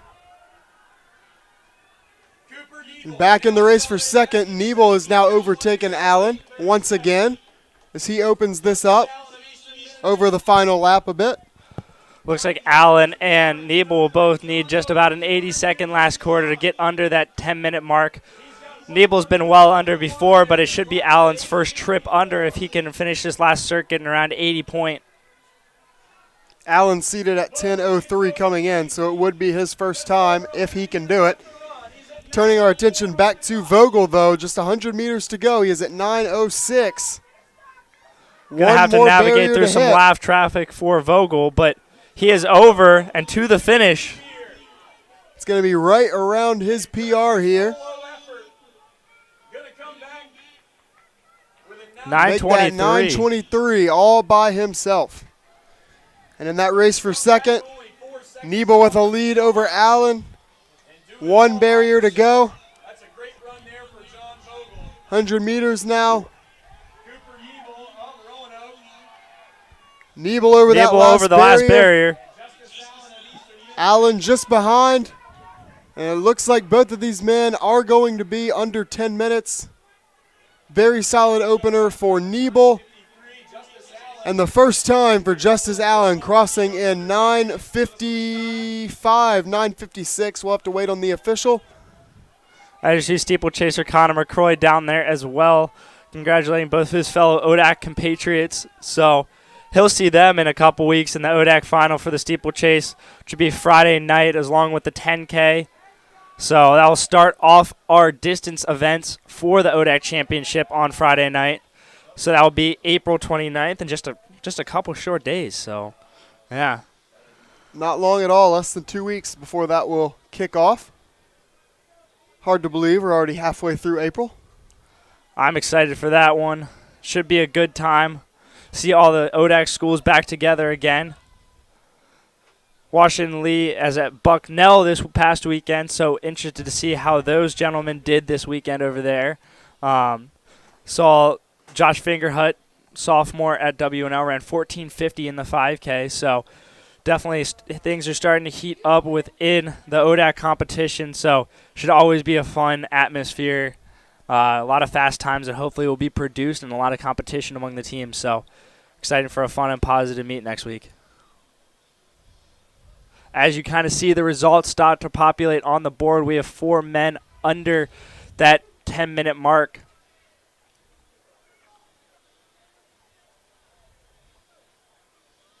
Looks like we had an error there, so it'll be 3. It is 9:55 for Allen.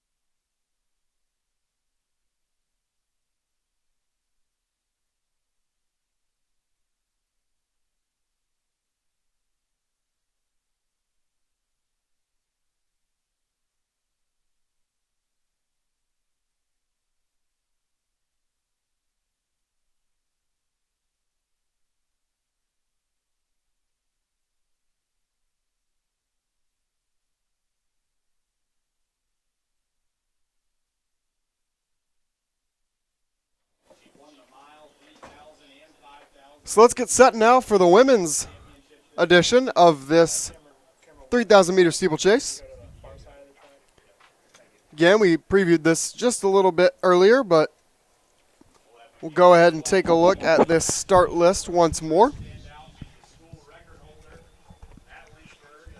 Again, Bailey Red out of Southern Virginia enters with the top seed time right at 11 flat, so it'll be fun to see if she can dip under that time for the first time. Again, we have Michaela Cholak, graduate assistant coach for the Lynchburg distance squad, school record holder at Lynchburg. Going to run in this one unattached. And Kelsey Lagunas, also of Lynchburg, making her steeple debut, seated in 11:20, but we will just have to wait and see what she is capable of today.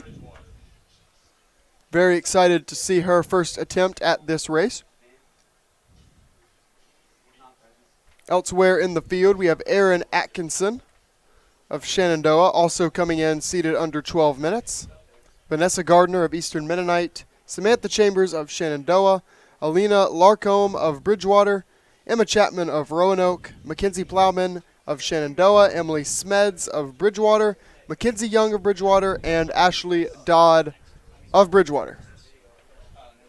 Those last four names, Plowman, Smeds, Young, and Dodd, all four coming in with no time, so have to assume steeple debuts for each of them as well. So a whole host of athletes trying out the barriers for the first time in their careers today. Definitely excited to see what Kelsey can do in her first chance at the steeple in her collegiate career. I know Michaela is excited to be out there alongside of her in her graduate assistant role, or as just an unattached athlete.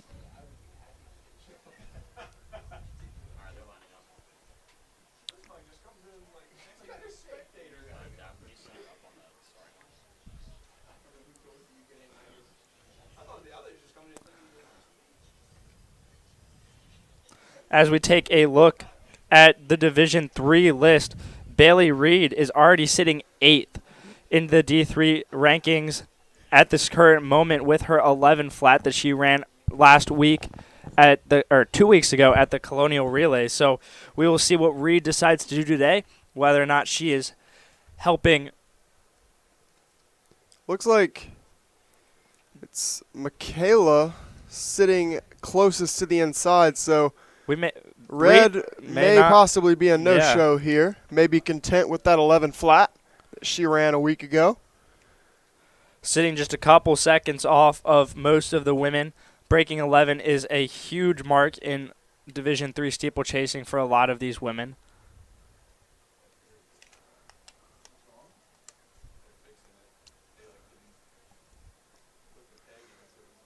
And again, of note, that 11:20 that Lagunas is seated with, if she can run that, that will place her within the qualifying Division III list. The athletes pull off the track for just a moment, and now they will reset. Not sure what that was about. But it looks like they're all ready to go now.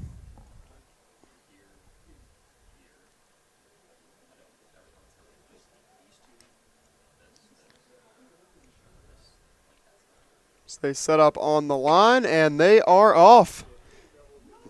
In this women's steeplechase,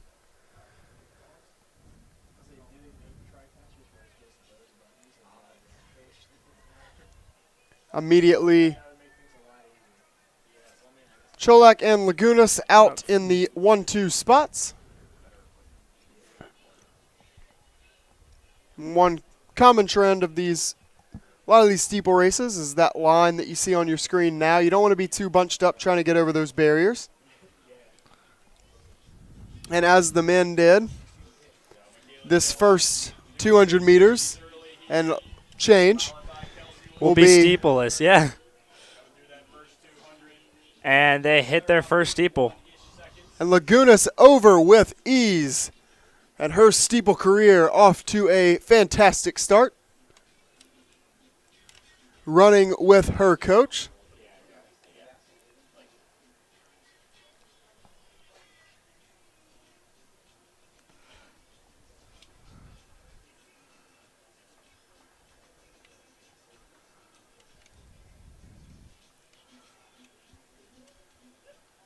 Cholak and Lagunas up front, closely followed by Erin Atkinson of Shenandoah, as well as Vanessa Gardner of Eastern Mennonite, as they come through around slightly under 128 for the first 400. As they approach the first water jump.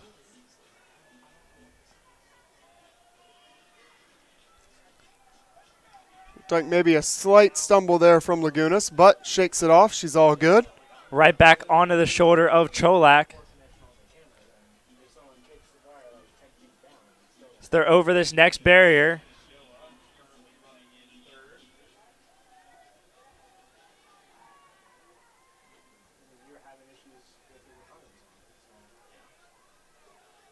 Six laps remaining for these ladies as Lagunas is followed by Erin Atkinson and Vanessa Gardner of Eastern Mennonite.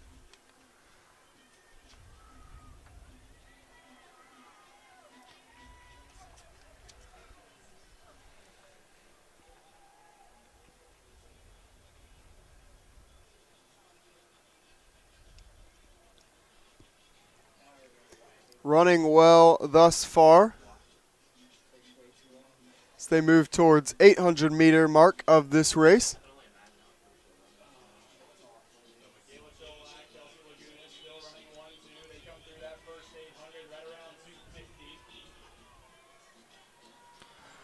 Around 540 mile pace at the moment as these women come through around 250 for this first 800. So again, Cholak still leading over this water jump.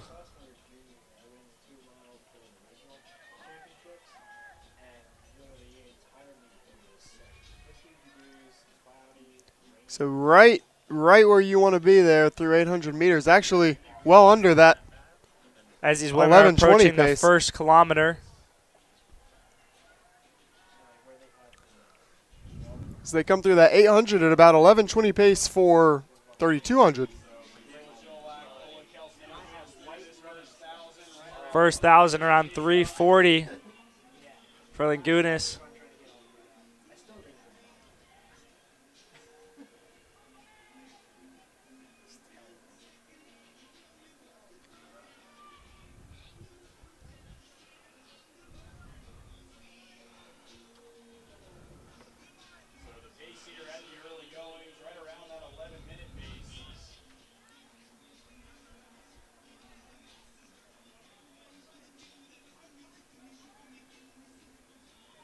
And Cholak will step off, so now it's Lagunas all alone in first. Still Atkinson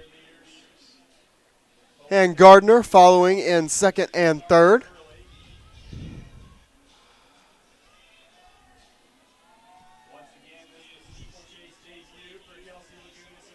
As Lagunas approaches the water jump, she'll have 5 laps remaining.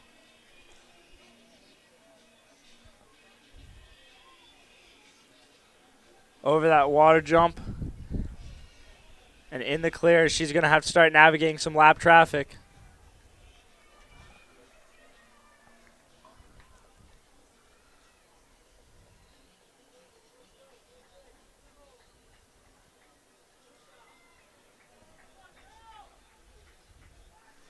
Coming down this home stretch towards 1,400 meters into this race. 4 laps remaining for our leader, Kelsey Lagunas. She gets around this curve. She'll be at the halfway point of this race. Gardner and Atkinson still behind. A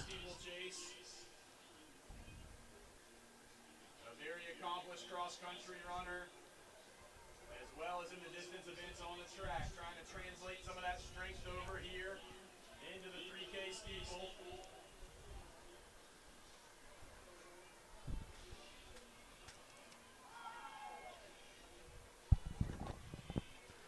As Kelsey Lagunas is approaching the first mile of this race.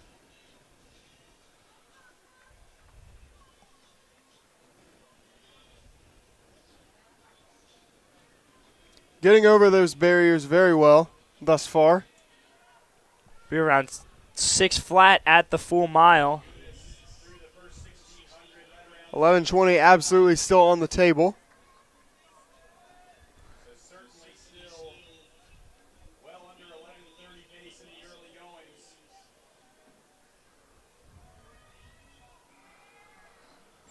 Top 20 in the division coming into the weekend, 11:23. Laguna's clearly running on her own as she approaches 3 laps remaining. It's Gardner putting a little space on Atkinson. Just a ways back.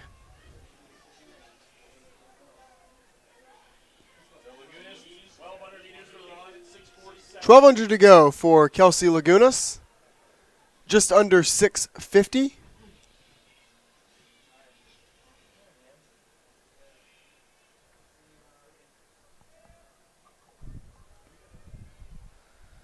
Just 3 water jumps remain for Kelsey Lagunas.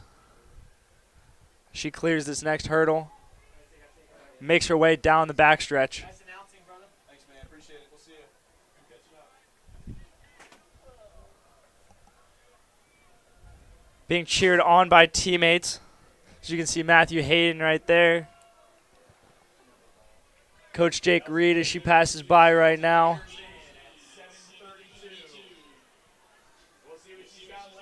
7:32 through 2K as she approaches this next water jump.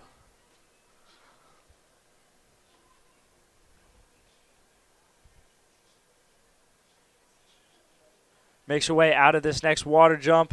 Still navigating some lap traffic as she's going to have 800 meters remaining. With just over 2 laps to go. Clock hits 8 minutes right now. 4 with strong closes. Looking for another one here.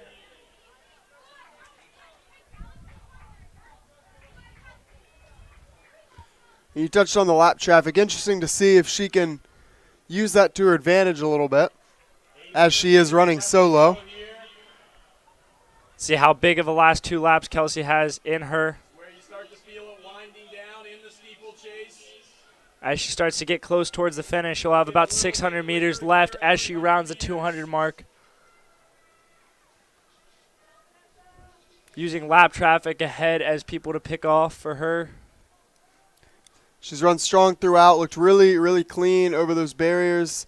Water jump, it appears, has improved a little bit, actually, as she's moved through this, gotten a little more comfortable with it.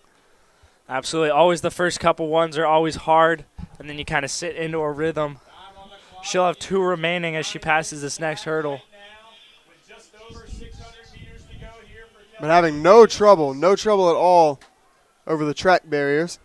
A big last 6 could produce something special for Kelsey Lagunas. 9:10 at that 600 meter to go mark. Will be able to get you what she needs for a final 400 meters. As she's out of this next water barrier, only 1 remaining. She starts to open it up a little bit, finding a little rhythm now, coming down this home stretch. Still picking off lap traffic.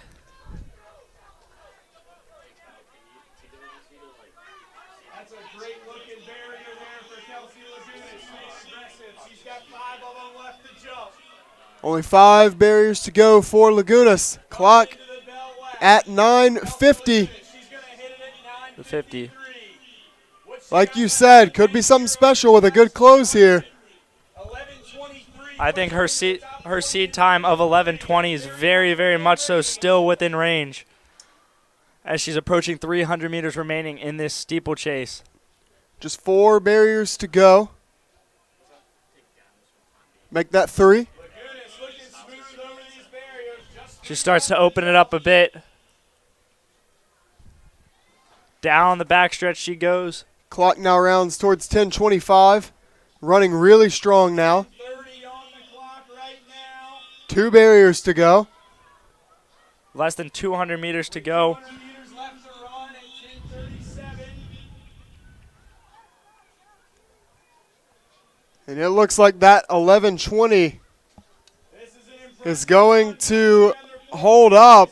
in her first ever steeplechase.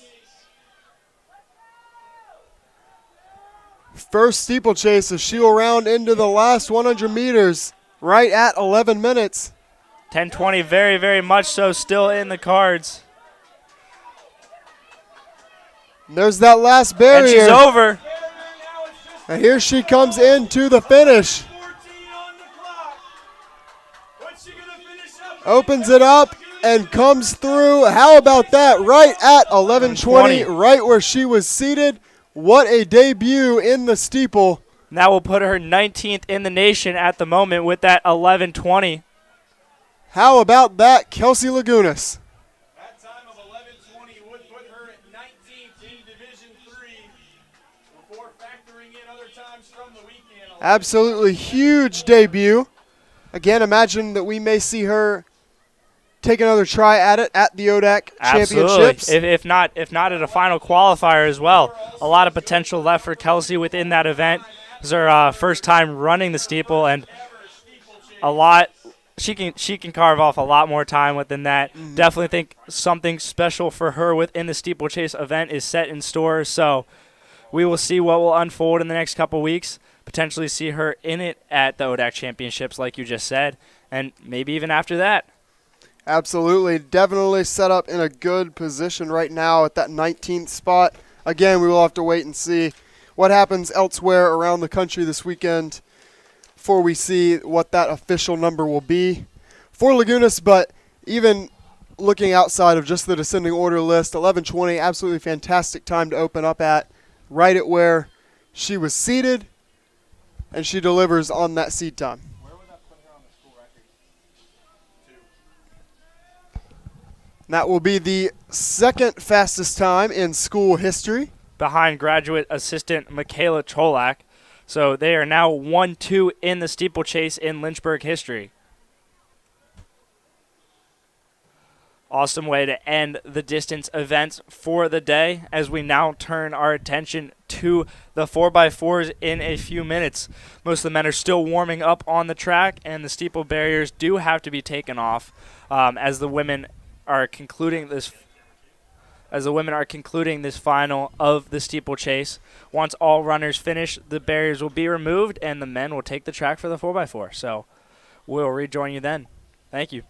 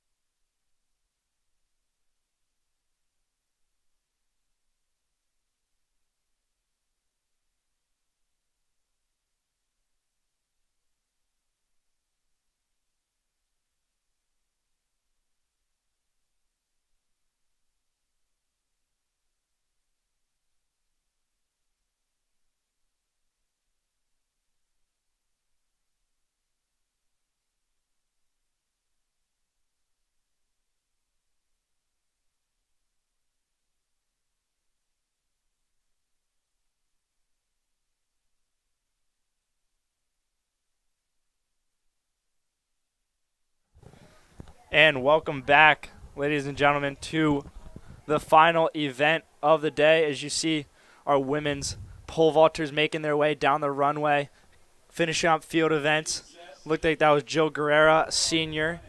But we are getting ready for our one and only section of the men's 4x4 today. Today we have Christopher Newport's B squad in lane 1, Shenandoah's A squad in 2, Christopher Newport's A squad in 3, Lynchburg's B in 4, Lynchburg's A squad in 5, Roanoke's A squad in 6, Southern Virginia's A squad in 7th, and Eastern Mennonite's A squad in 8. Make sure to keep your eyes on that Lynchburg A squad here. Jacob Hodnett, Alex Shadku, Sam Laneza, and Tor Hotung Davidson as they will look to dip under 320, 318. Currently 12th in the descending order list, so keep that in the back of your mind watching this race. Also interested to see what that A team for Christopher Newport as well as that A squad from Roanoke are able to put together here, both seated at 324 and 325 respectively. So should be a really fun 4x4. You know, it's the concluding event, usually one of the most exciting events in track. Obviously this is not a huge meet, but we obviously got to see some fun 4x4s at the last meet we did together. So do not expect to be disappointed here by any sense of the word. So if today's been any indication, we've seen fast times across the board. So definitely looking forward to hopefully some more as well. It looks like Eastern Mennonite in 8 is a scratch, but we do have Shenandoah, Christopher Newport, Roanoke, and Southern Virginia assembling our 4 different schools represented. CNU and Lynchburg both running 2 squads in this race. So definitely watch for those A squads from these schools. They are running a 2-turn stagger, so these gentlemen will remain in lanes. Or a 3-turn stagger, correct me. I'm actually wrong. They will remain in lanes for the first lap, hand off in lanes, and then the second runner will run and break on that far back stretch. Hey guys, who's our leadoff?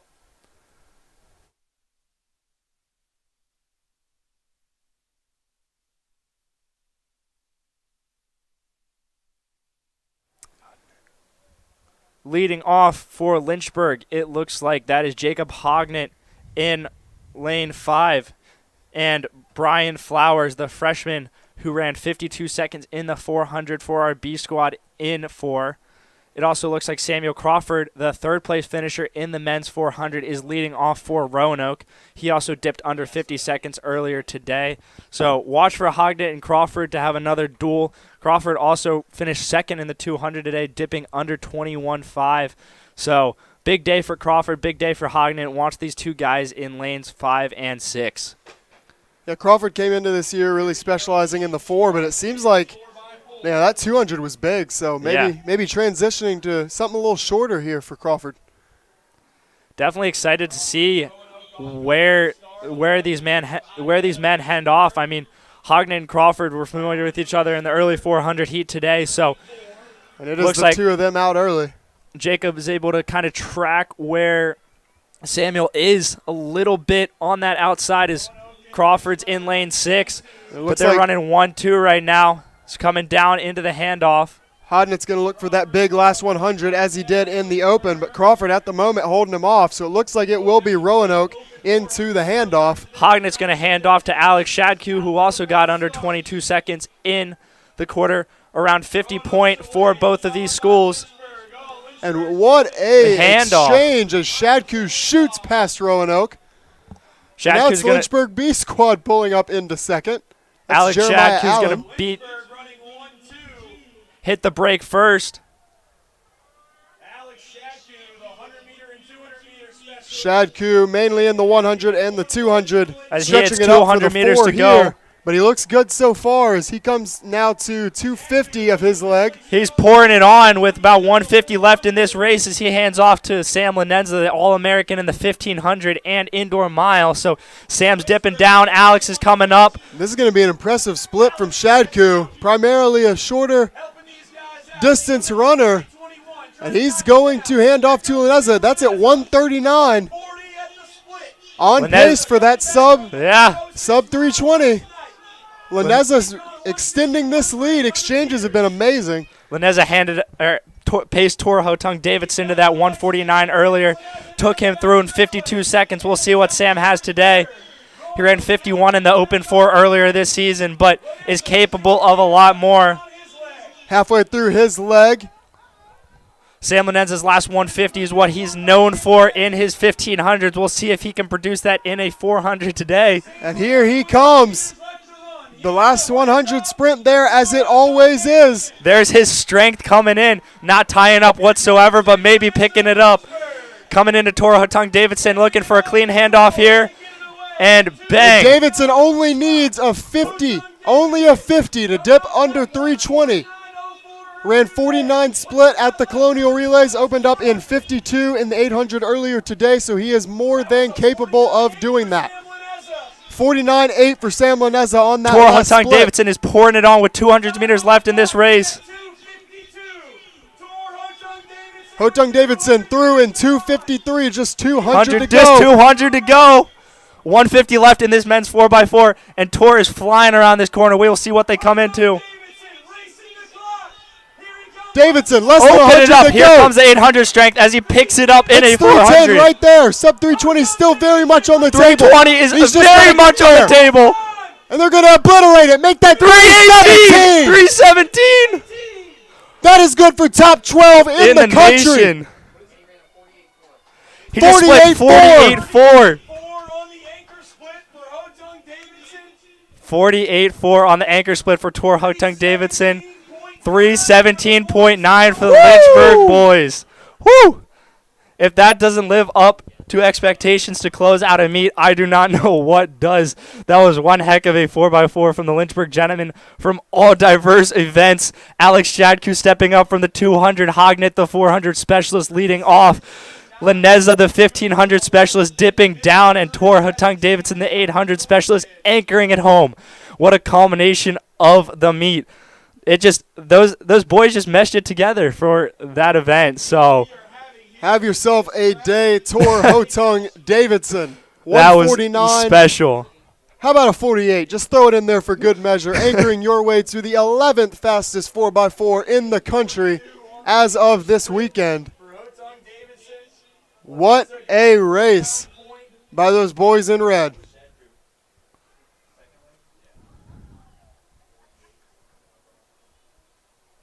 Almost all 50-point splits or under for the Lynchburg gentlemen. on that second leg. Handoffs were great. That will be special. I am excited to witness that at the ODAC Championships. That's going to be a fun one to watch. And how Especially about- if you can get those four gentlemen again in a 4x4. I think something special is ahead. Shaping up to be a very packed day for a guy like Alex Shadku if they call on him again in that ODAC championship. Of course, I believe that 100-meter prelim will be on that Friday, the day before. I believe it will. It's going to be an interesting decision what the coaches decide at these next couple weeks, kind of where everybody lays for the ODAC championships. A lot of decision-making to be done within the entries as a lot of these men can run the 15, the 4, the 8, the 2, and the 1. So a lot of opportunity for the 4x4 still, but definitely excited. I would love to see them chase even a mark at potentially a final qualifier or even at the ODAC championship, but that's going to move them up in school history as well on the national leaderboard. So that's quite exciting. Absolutely. Still time, as you said, to possibly even improve upon that time. But also, how about Sam Lineza dipping under 50 seconds there as well? 4:06 mile yesterday. Again, like you said, pacing Tor earlier today to that phenomenal 800 race. Big day, big weekend for him as well, and showing off absolutely. that 400-meter speed. How about those distance guys? And, I mean, he has something special seated to race potentially the 1,500 next weekend at the UVA Challenge as well as Tor and maybe the 800. So definitely interested to see what the plan is after this weekend for them. Maybe some reevaluating, maybe some changing of things. Definitely excited nevertheless. So we're going to turn our attention to this women's edition of the 4x400 relay. Lane 1's going to be the Hollins A. Lane 2, the A from Southern Virginia. Lane 3, Shenandoah. Lane 4, Lynchburg. Lane 5 is Roanoke. Christopher Newport running in Lane 6. Southern Virginia's B team will take Lane 7, and Eastern Mennonite rounds out the field in Lane 8.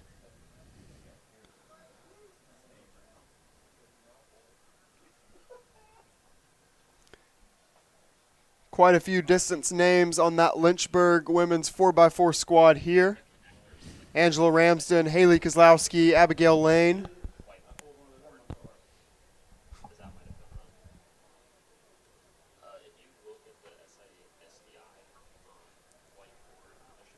All three of those ladies on the distance side of the Lynchburg track program.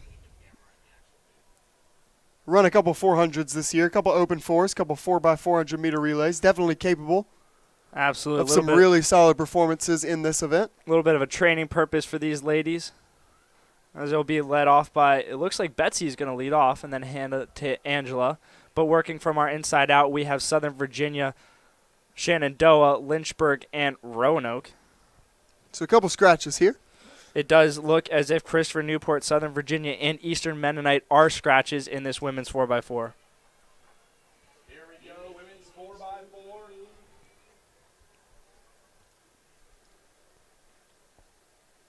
Betsy Monkern running the 400 hurdles earlier today. And all three of those distance girls ran the 800.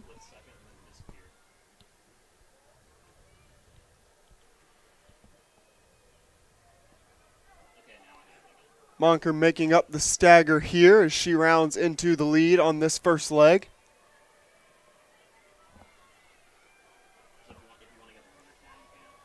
Like Betsy Monger of Lynchburg coming off the turns first.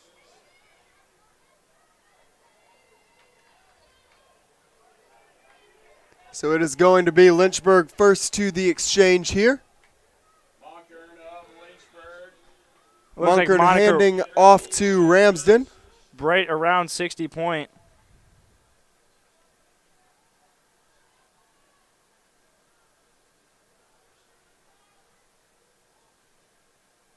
Not sure what happened there. Looks like the Lynchburg squad has stepped off, so just three teams. That first leg, it'll be 3 teams racing around the track here. Shenandoah running out front. So that puts Shenandoah now in the lead. I believe this is Alexis Hubbard running in second for the Hornets from across the state. Shenandoah out front. Here comes Roanoke. Here comes Roanoke making the pass. I believe that is Lily Lippert, who we saw earlier today. And it's going to be Roanoke into this second exchange. Closely followed by Shenandoah and Southern Virginia. So the baton crosses the line at about 2:10 for the Maroons. Shenandoah in pursuit, followed by Southern Virginia.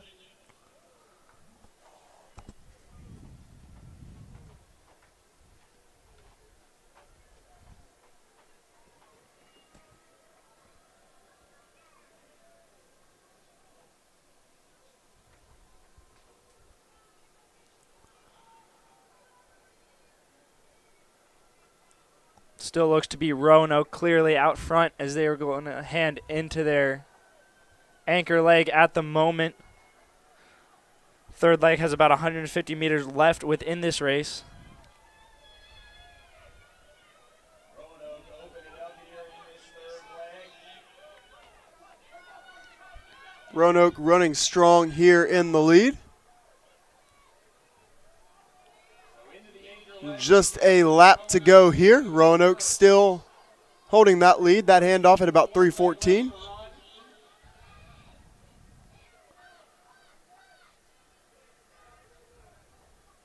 Shenandoah in second. Southern Virginia giving chase in third.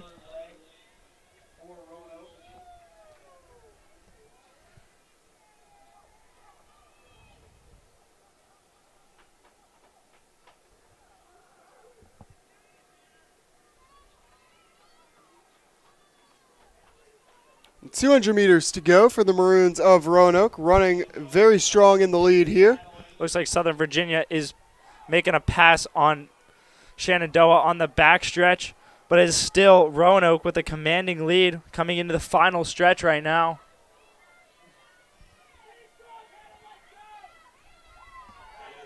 Looks like this is going to be right around 4:15.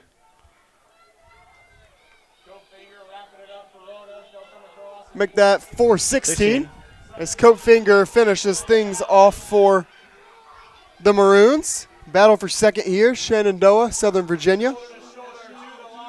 Shenandoah with a slight edge. Looks like it will be Shenandoah there.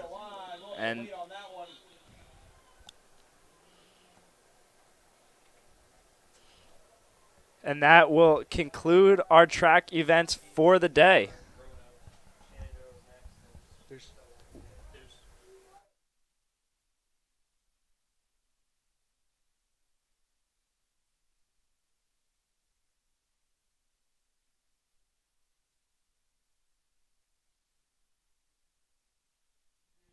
And that concludes the running events today for the 2022 Dennis Craddock Coaches Classic.